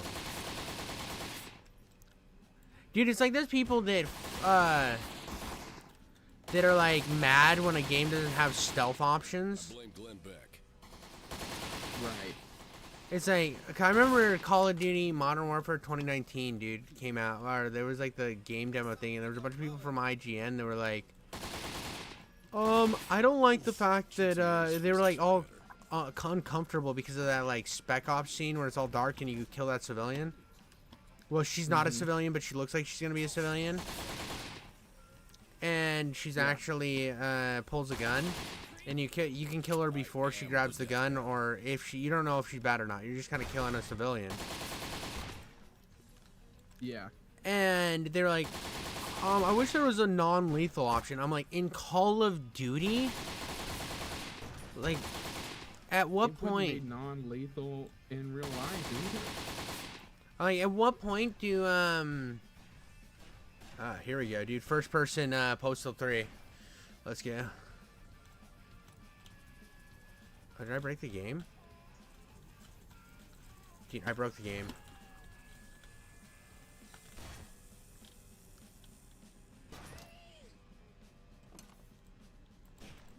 Dude, I broke the game.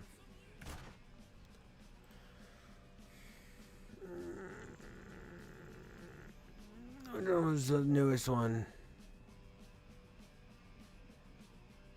No.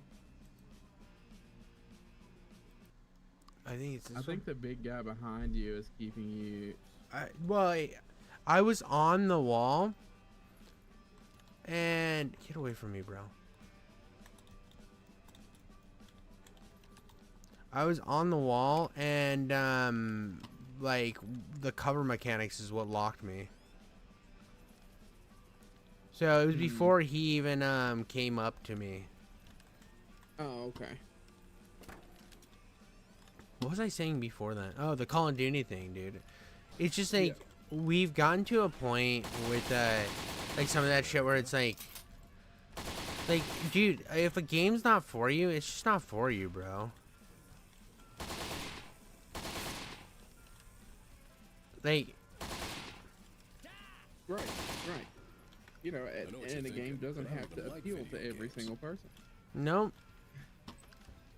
I can happily say, like, my only problem is when, like, the media and stuff then complains that, that's gonna leave a mark. It's like, oh, well, these gamers are this way because they didn't buy this game, so they're actually, like, bigoted or some shit. You know what I mean? And it's like, dude, nobody bought the game because it sucks. Like, you put a bunch of shit that doesn't appeal to anybody in it, and then you wonder why nobody bought your game.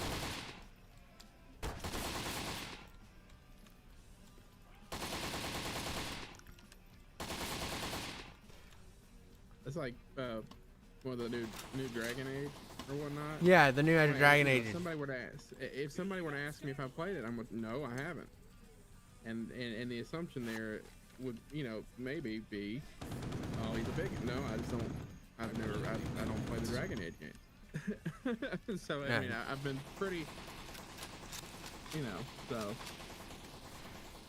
Yeah, dude, I don't like turn-based combat, and all the other Dragon Age games are turn-based combat, except for Dragon Age Inquisition, and I don't want to play just the third game in a series, and not play the other ones because it would be awkward. Right. People would eat me up if I played Baldur's Gate 3, and I played it for 3 hours or so, and that was it, because I don't like turn-based. Yeah, dude. You know, so, you know, for any other reason, for no other reason, I just don't like that mechanic. That's it. Yeah, dude, I find it's just menu surfing to me. And I've heard people make the argument that it's like, well, it's more like chess and stuff. I'm like, that's fine. You can enjoy it. I just find it boring. Right. Yeah, that's not something I get enjoyment out of, and that's fine. That's Mhm. you know, there are games that other people don't like that I do.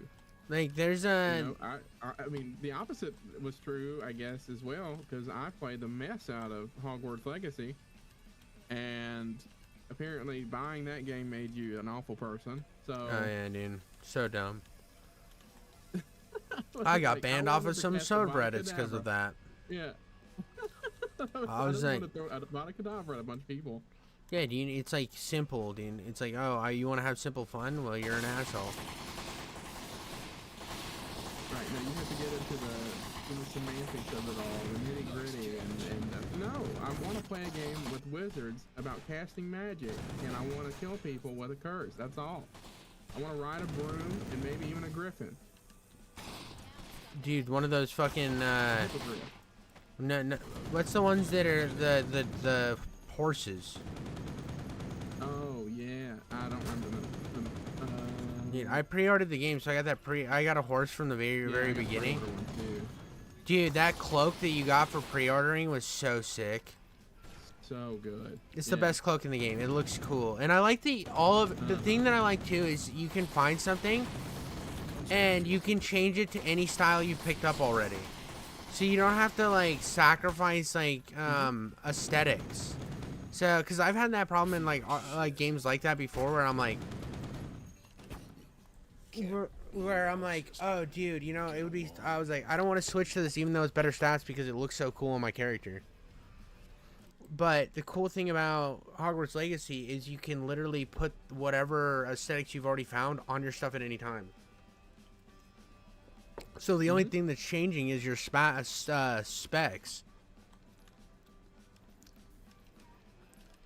Which, so cool. Dude, that game is just so like... Yeah. It's just good, dude. I mean, is it like the best game ever? No, it's simple. No. But I enjoyed the story. That's all that it needed to be. That's all it needed to be. It was simple, fun, and... I got what I wanted out of it. Mm-hmm. Right. You know, and in all reality, I played it for the simple reason of, when I like Harry Potter, I don't care what J.K. Rowling said. Exactly, you know, dude. That does not apply to the fact that I want to play this game. Well, that's like the Avowed shit going on with like all the people who are like mad because of that person saying like, I mean, they're saying some cringe shit online, right? They are. But the game looks fun to me. So until I see like dialogue where it's like, oh dude, they lit me on fire. Until I see dialogue or like the game's like forcing me something, it's like the Starfield drama. Just because it has fucking pronouns in it does not mean that how do I get the fire off of me? Yeah. Like here's the deal. Like the reality to me in both of those situations, I know with the Avowed stuff, it's certain people are making a big fuss about things, or you know, being they are causing a confrontation, right? Yeah, it why was. Should that? Why should they and their actions keep me from playing a game that a whole lot of other people put their time and effort into? Yeah, dude. So one creative designer's a douchebag, and that means that all the creative designers are bad. Right. Yeah. In the same way with J.K. Rowling, why would I punish the developers for her words? If you don't agree with them, that's fine. If you don't agree with her words, cool. I don't care. I'm going to buy this game because the developers worked very hard on it. They did a fantastic job. You know, exactly. There was literally a trans character in the game. Right. A very important character in the game. Yeah, the bartender. Right. Like it's like they progress story, you know. Yeah, dude. It's like they willfully ignored everything because they were so mad, and the developers tried to distance themselves and everything, but there was nothing they could do, and then the game gets attacked. And it ended up working out really well for them because the game did really well good. For them, yeah. But I would say it actually drove numbers up. Because it was just such a ridiculous vitriol coming from nowhere. It was an inane argument. It didn't make any sense. Okay, because the author of the book that this game is based on said something you didn't agree with?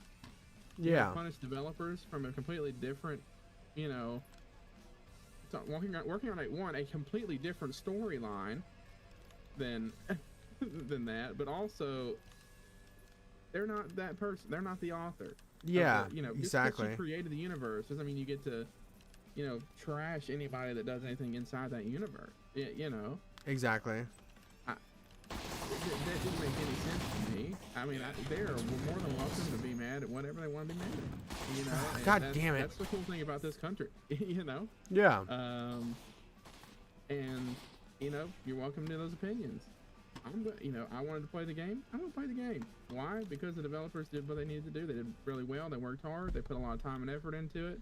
And I don't think that should be ruined because, or you know, thrown away because somebody else had an opinion. Exactly. That you didn't like. Dude, I think one of the also things that pushed it to such high sales is the people who did these streamers played the Wizard game. Like, actually had a list of people. They were fucking making lists of people who played this game. Oh, the Wizard game. Yeah. Like the Wizard game, having that list. Yeah, dude, that is like one of the most cringe-worthy things I've ever seen in my life. And what did it really accomplish? Nothing. Thinking back on it now, it accomplished nothing. It accomplished a bunch of people that were like sympathetic with their cause to like be scared. That's all that happened. Scared they were gonna like lose their fan base and shit. I'll tell you what it accomplished. It accomplished getting a game making far beyond its projected sales. That is what it. Oh yeah, for sure.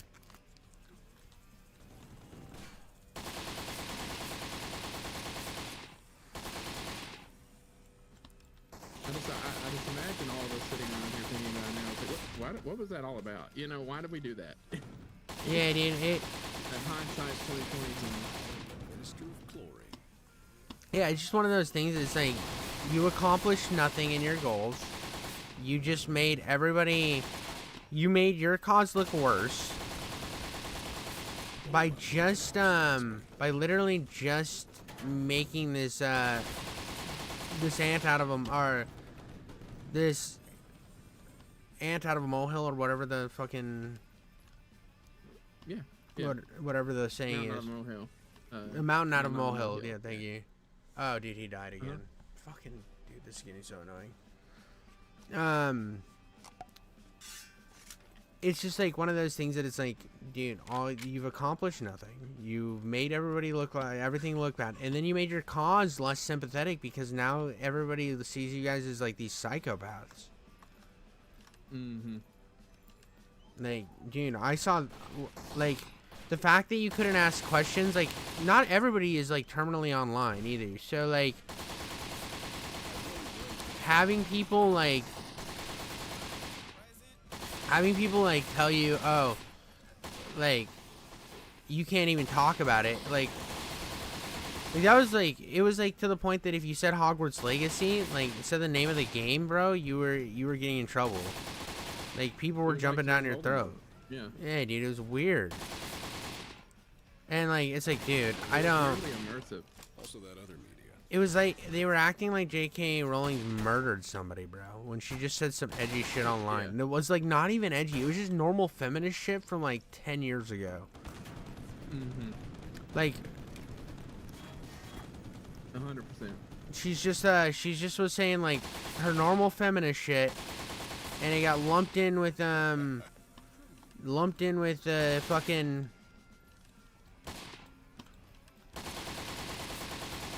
Lumped in with fucking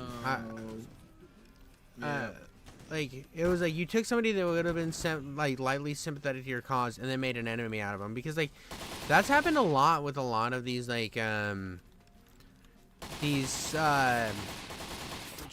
social issues. Is they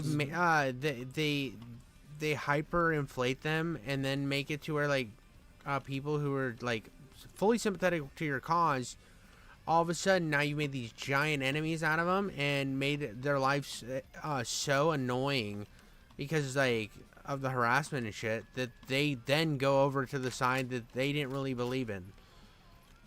Because they're like, at least these guys won't fucking attack me. Because I said like a half step wrong. Powerful, very influential enemies. Yeah. You know, J.K. Rowling, very powerful woman, first of all, but also very influential. I mean, she wrote the books that shaped most of our childhoods today. You know, yeah, like dude. And she's still incredibly left wing. Like it's like weird because like, it's like, oh well, they turned her into this like she's like some far right extremist, bro. I'm like, dude, she's still like super left wing. She just no, she's got views that would make my aunt clutch her pearls, man. You know that's the reality.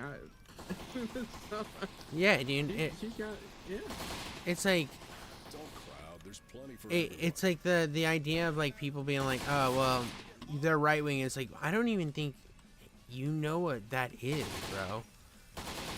Like, I'm sure that they wake up and they're like, when the election comes, I'm sure they're not fucking voting for Trump or whatever, dude. You're just thinking that it's like you're either with us or against us on all issues, and that's not how any party works.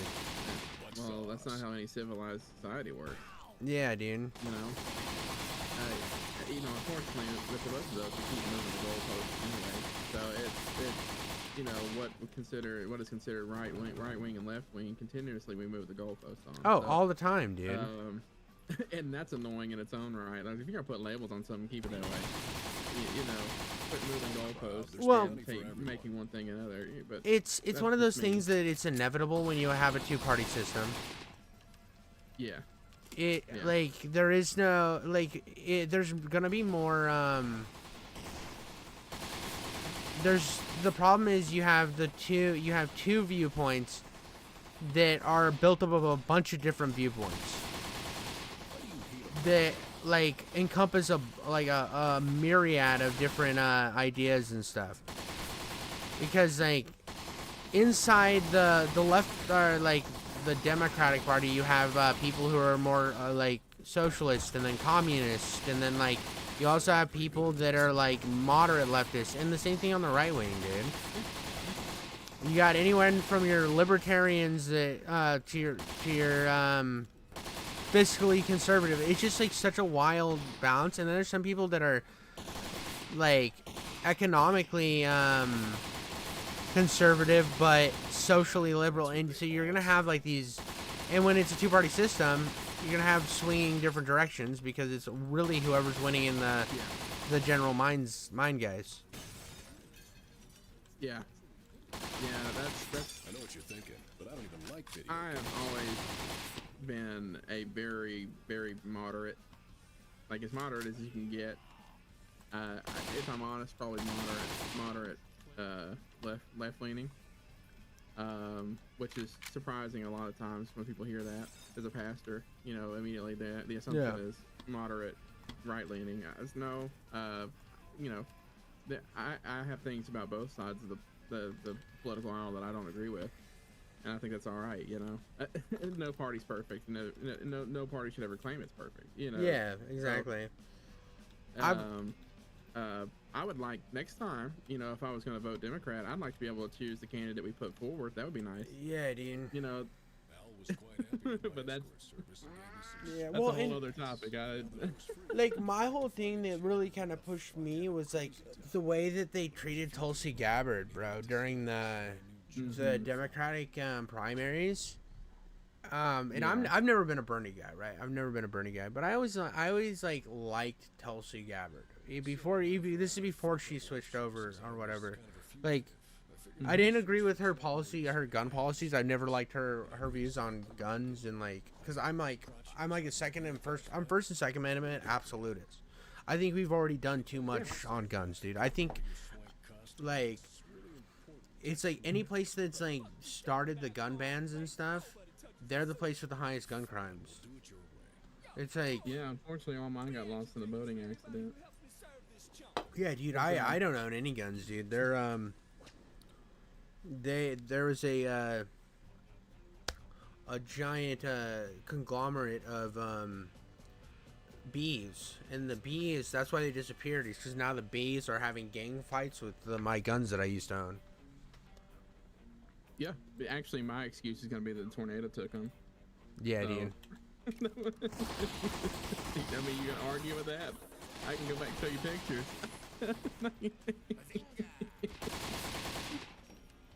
Hi there. Yeah, dude, but like that's like, and the problem with like being like a first and second and like just being so absolutist on the Second Amendment is it's like I'm always gonna be more default right wing, I guess. Because of the fact that I right wing talking, you know, that is a viewpoint. Yeah, and it like for me it kind of like it sometimes can like pigeon. It feels like I don't ever want to feel pigeonholed into it because there is stuff that I adamantly disagree with. Like there's some stuff that like, well, you heard him like even my iDubbbz thing. Like there's stuff that I just don't care about. Like you can't pay me to care about. Like the abortion thing, I don't care. I just don't care. I don't care either way. It's like, yeah. And it's not even because it's like, oh, I'm a dude, so I don't think I should have a viewpoint. No, that's stupid. Anybody can have a viewpoint on anything, bro. It's like, honestly. Right. I'm not necessarily sure that the genitals that I have attached to me prevent me from thinking. Yeah, dude. It's not one of those things. For me, it's literally just like, it's not an issue I care about. It never will be. It's just.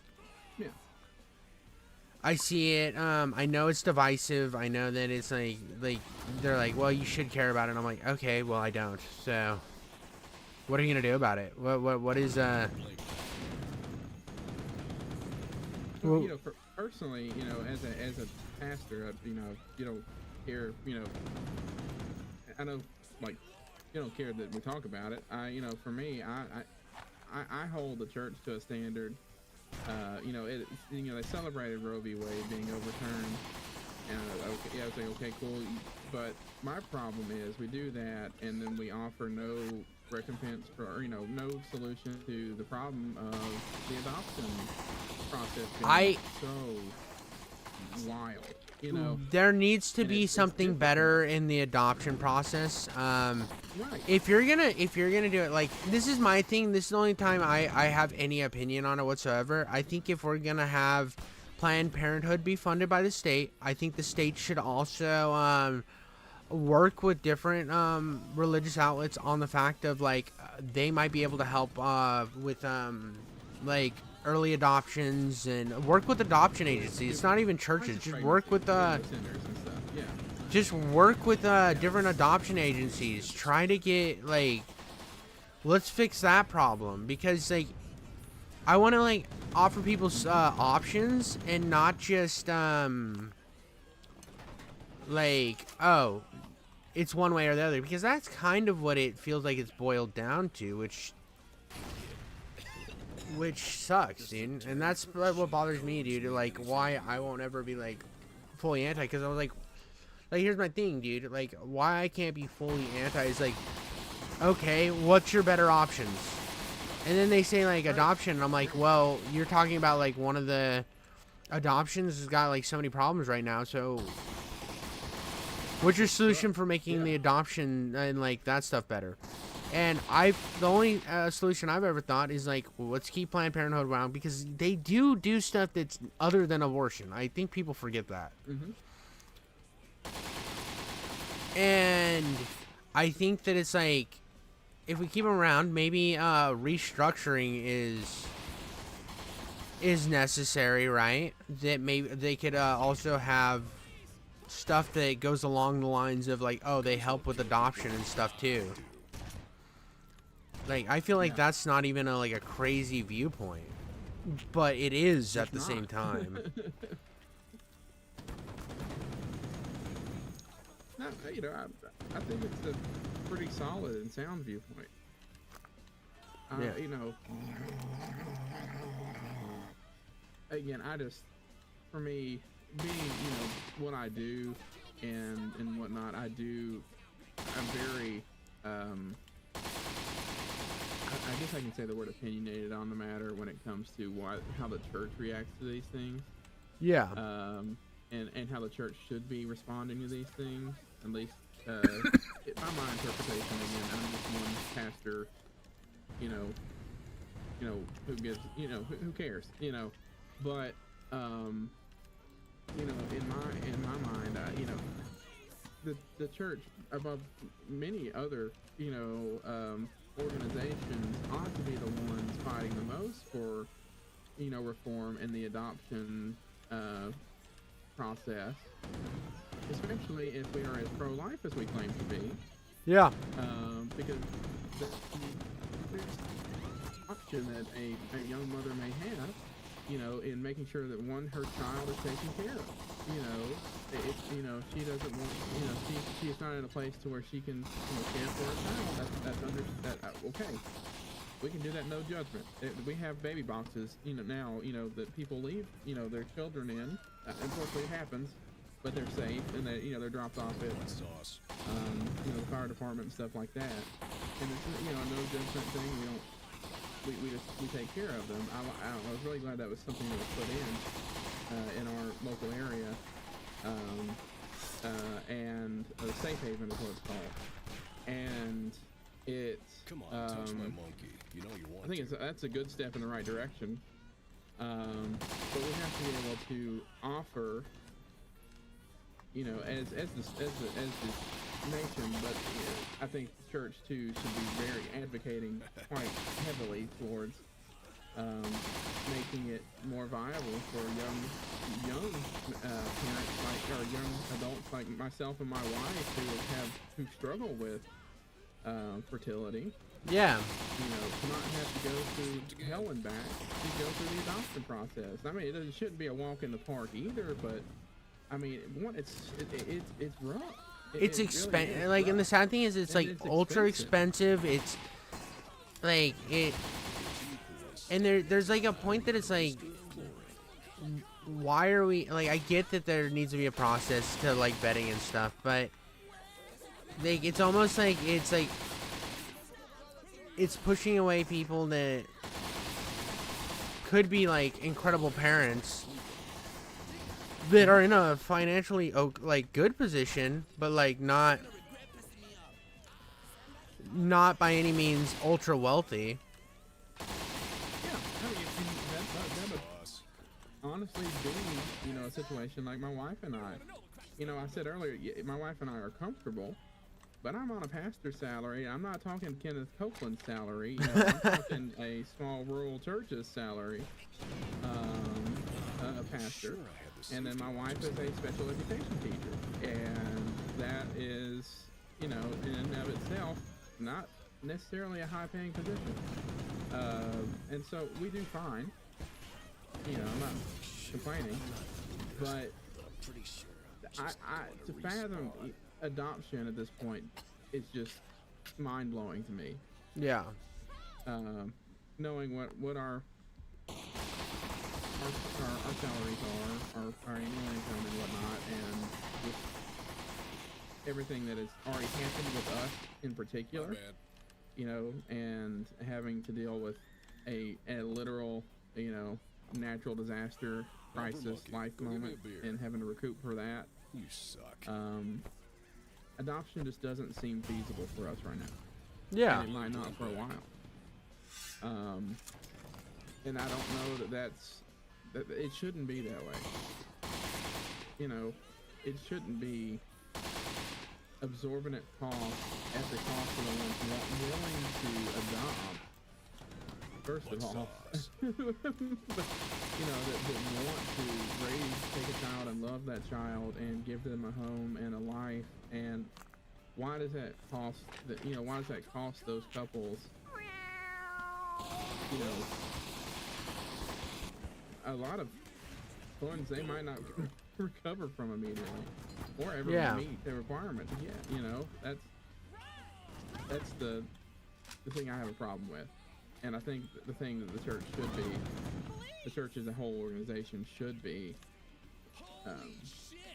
advocating and trying to seek better ways of doing things before, instead of celebrating Roe v. Wade being overturned and making abortion more difficult to,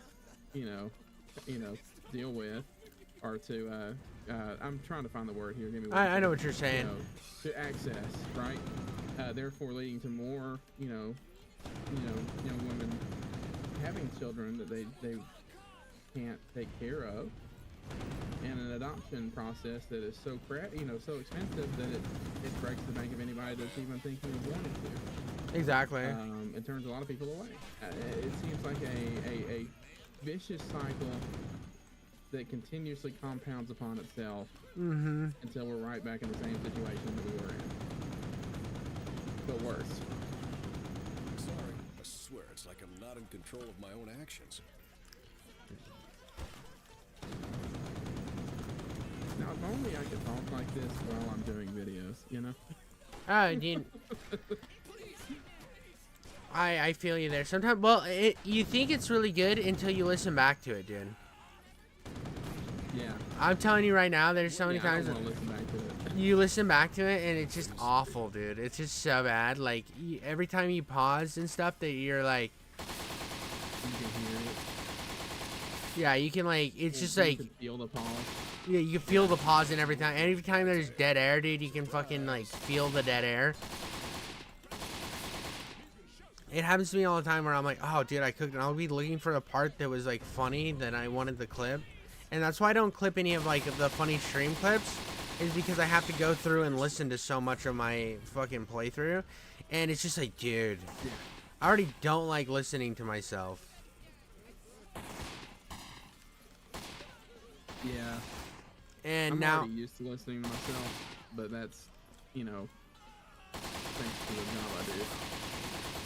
Well, there's a difference between listening to yourself in, like, a polished sense, like, re-listening to one of my videos or something, and then listening to an unhinged, like, me being unhinged for, like, 2 hours.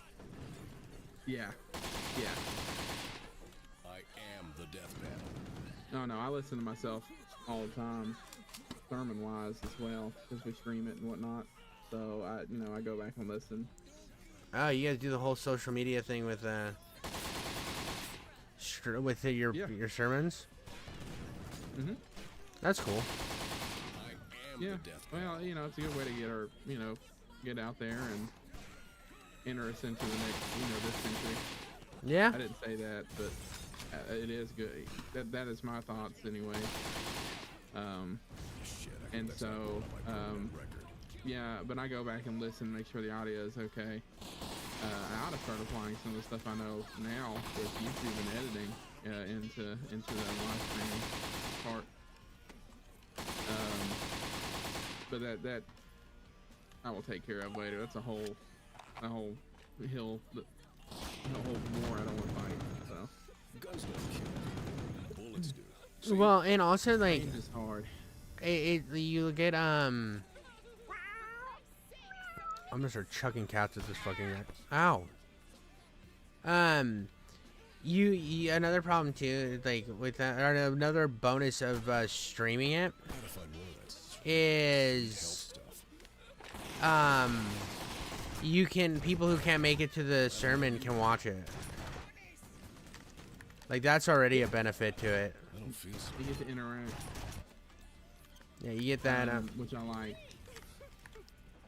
People that my mom tunes in and watches it from 2 hours away, and they go to their church, and then my parents will sit and watch my sermon later on in the day. So I like that too. But it's been really good for that. We've had quite a bit of engagement that way, in people commenting and watching and being a part of the service that way. I smoked chronic every day.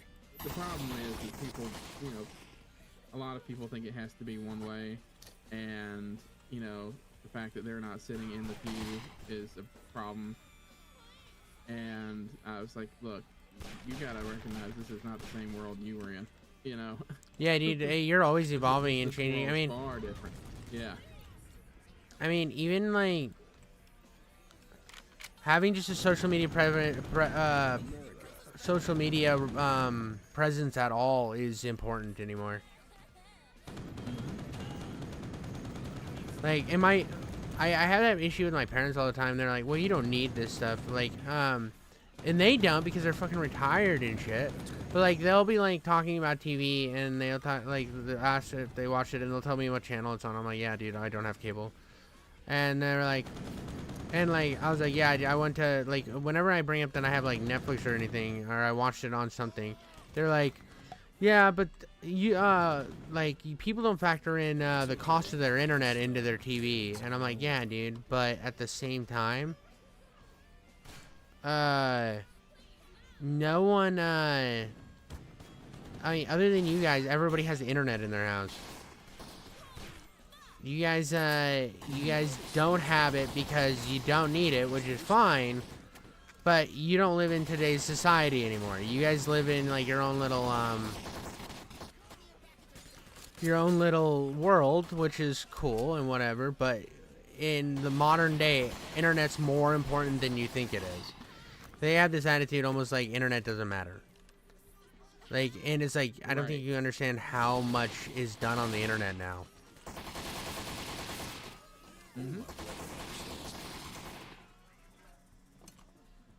Alright, where is my catnip? I need... Yeah, let's huff that shit. Yeah.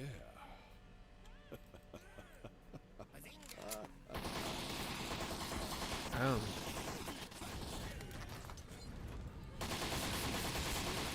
Dude, are you kidding me, dude? This is so annoying. This guy has so much health. I've been fighting him for so long that it's getting kind of annoying. You know those boss fights that just seem to keep going and going and going? That's literally what this boss fight is. It's just like the most... And I'm gonna die again. I'm gonna die. Okay. I need somewhere safe. Come on, heal, buddy.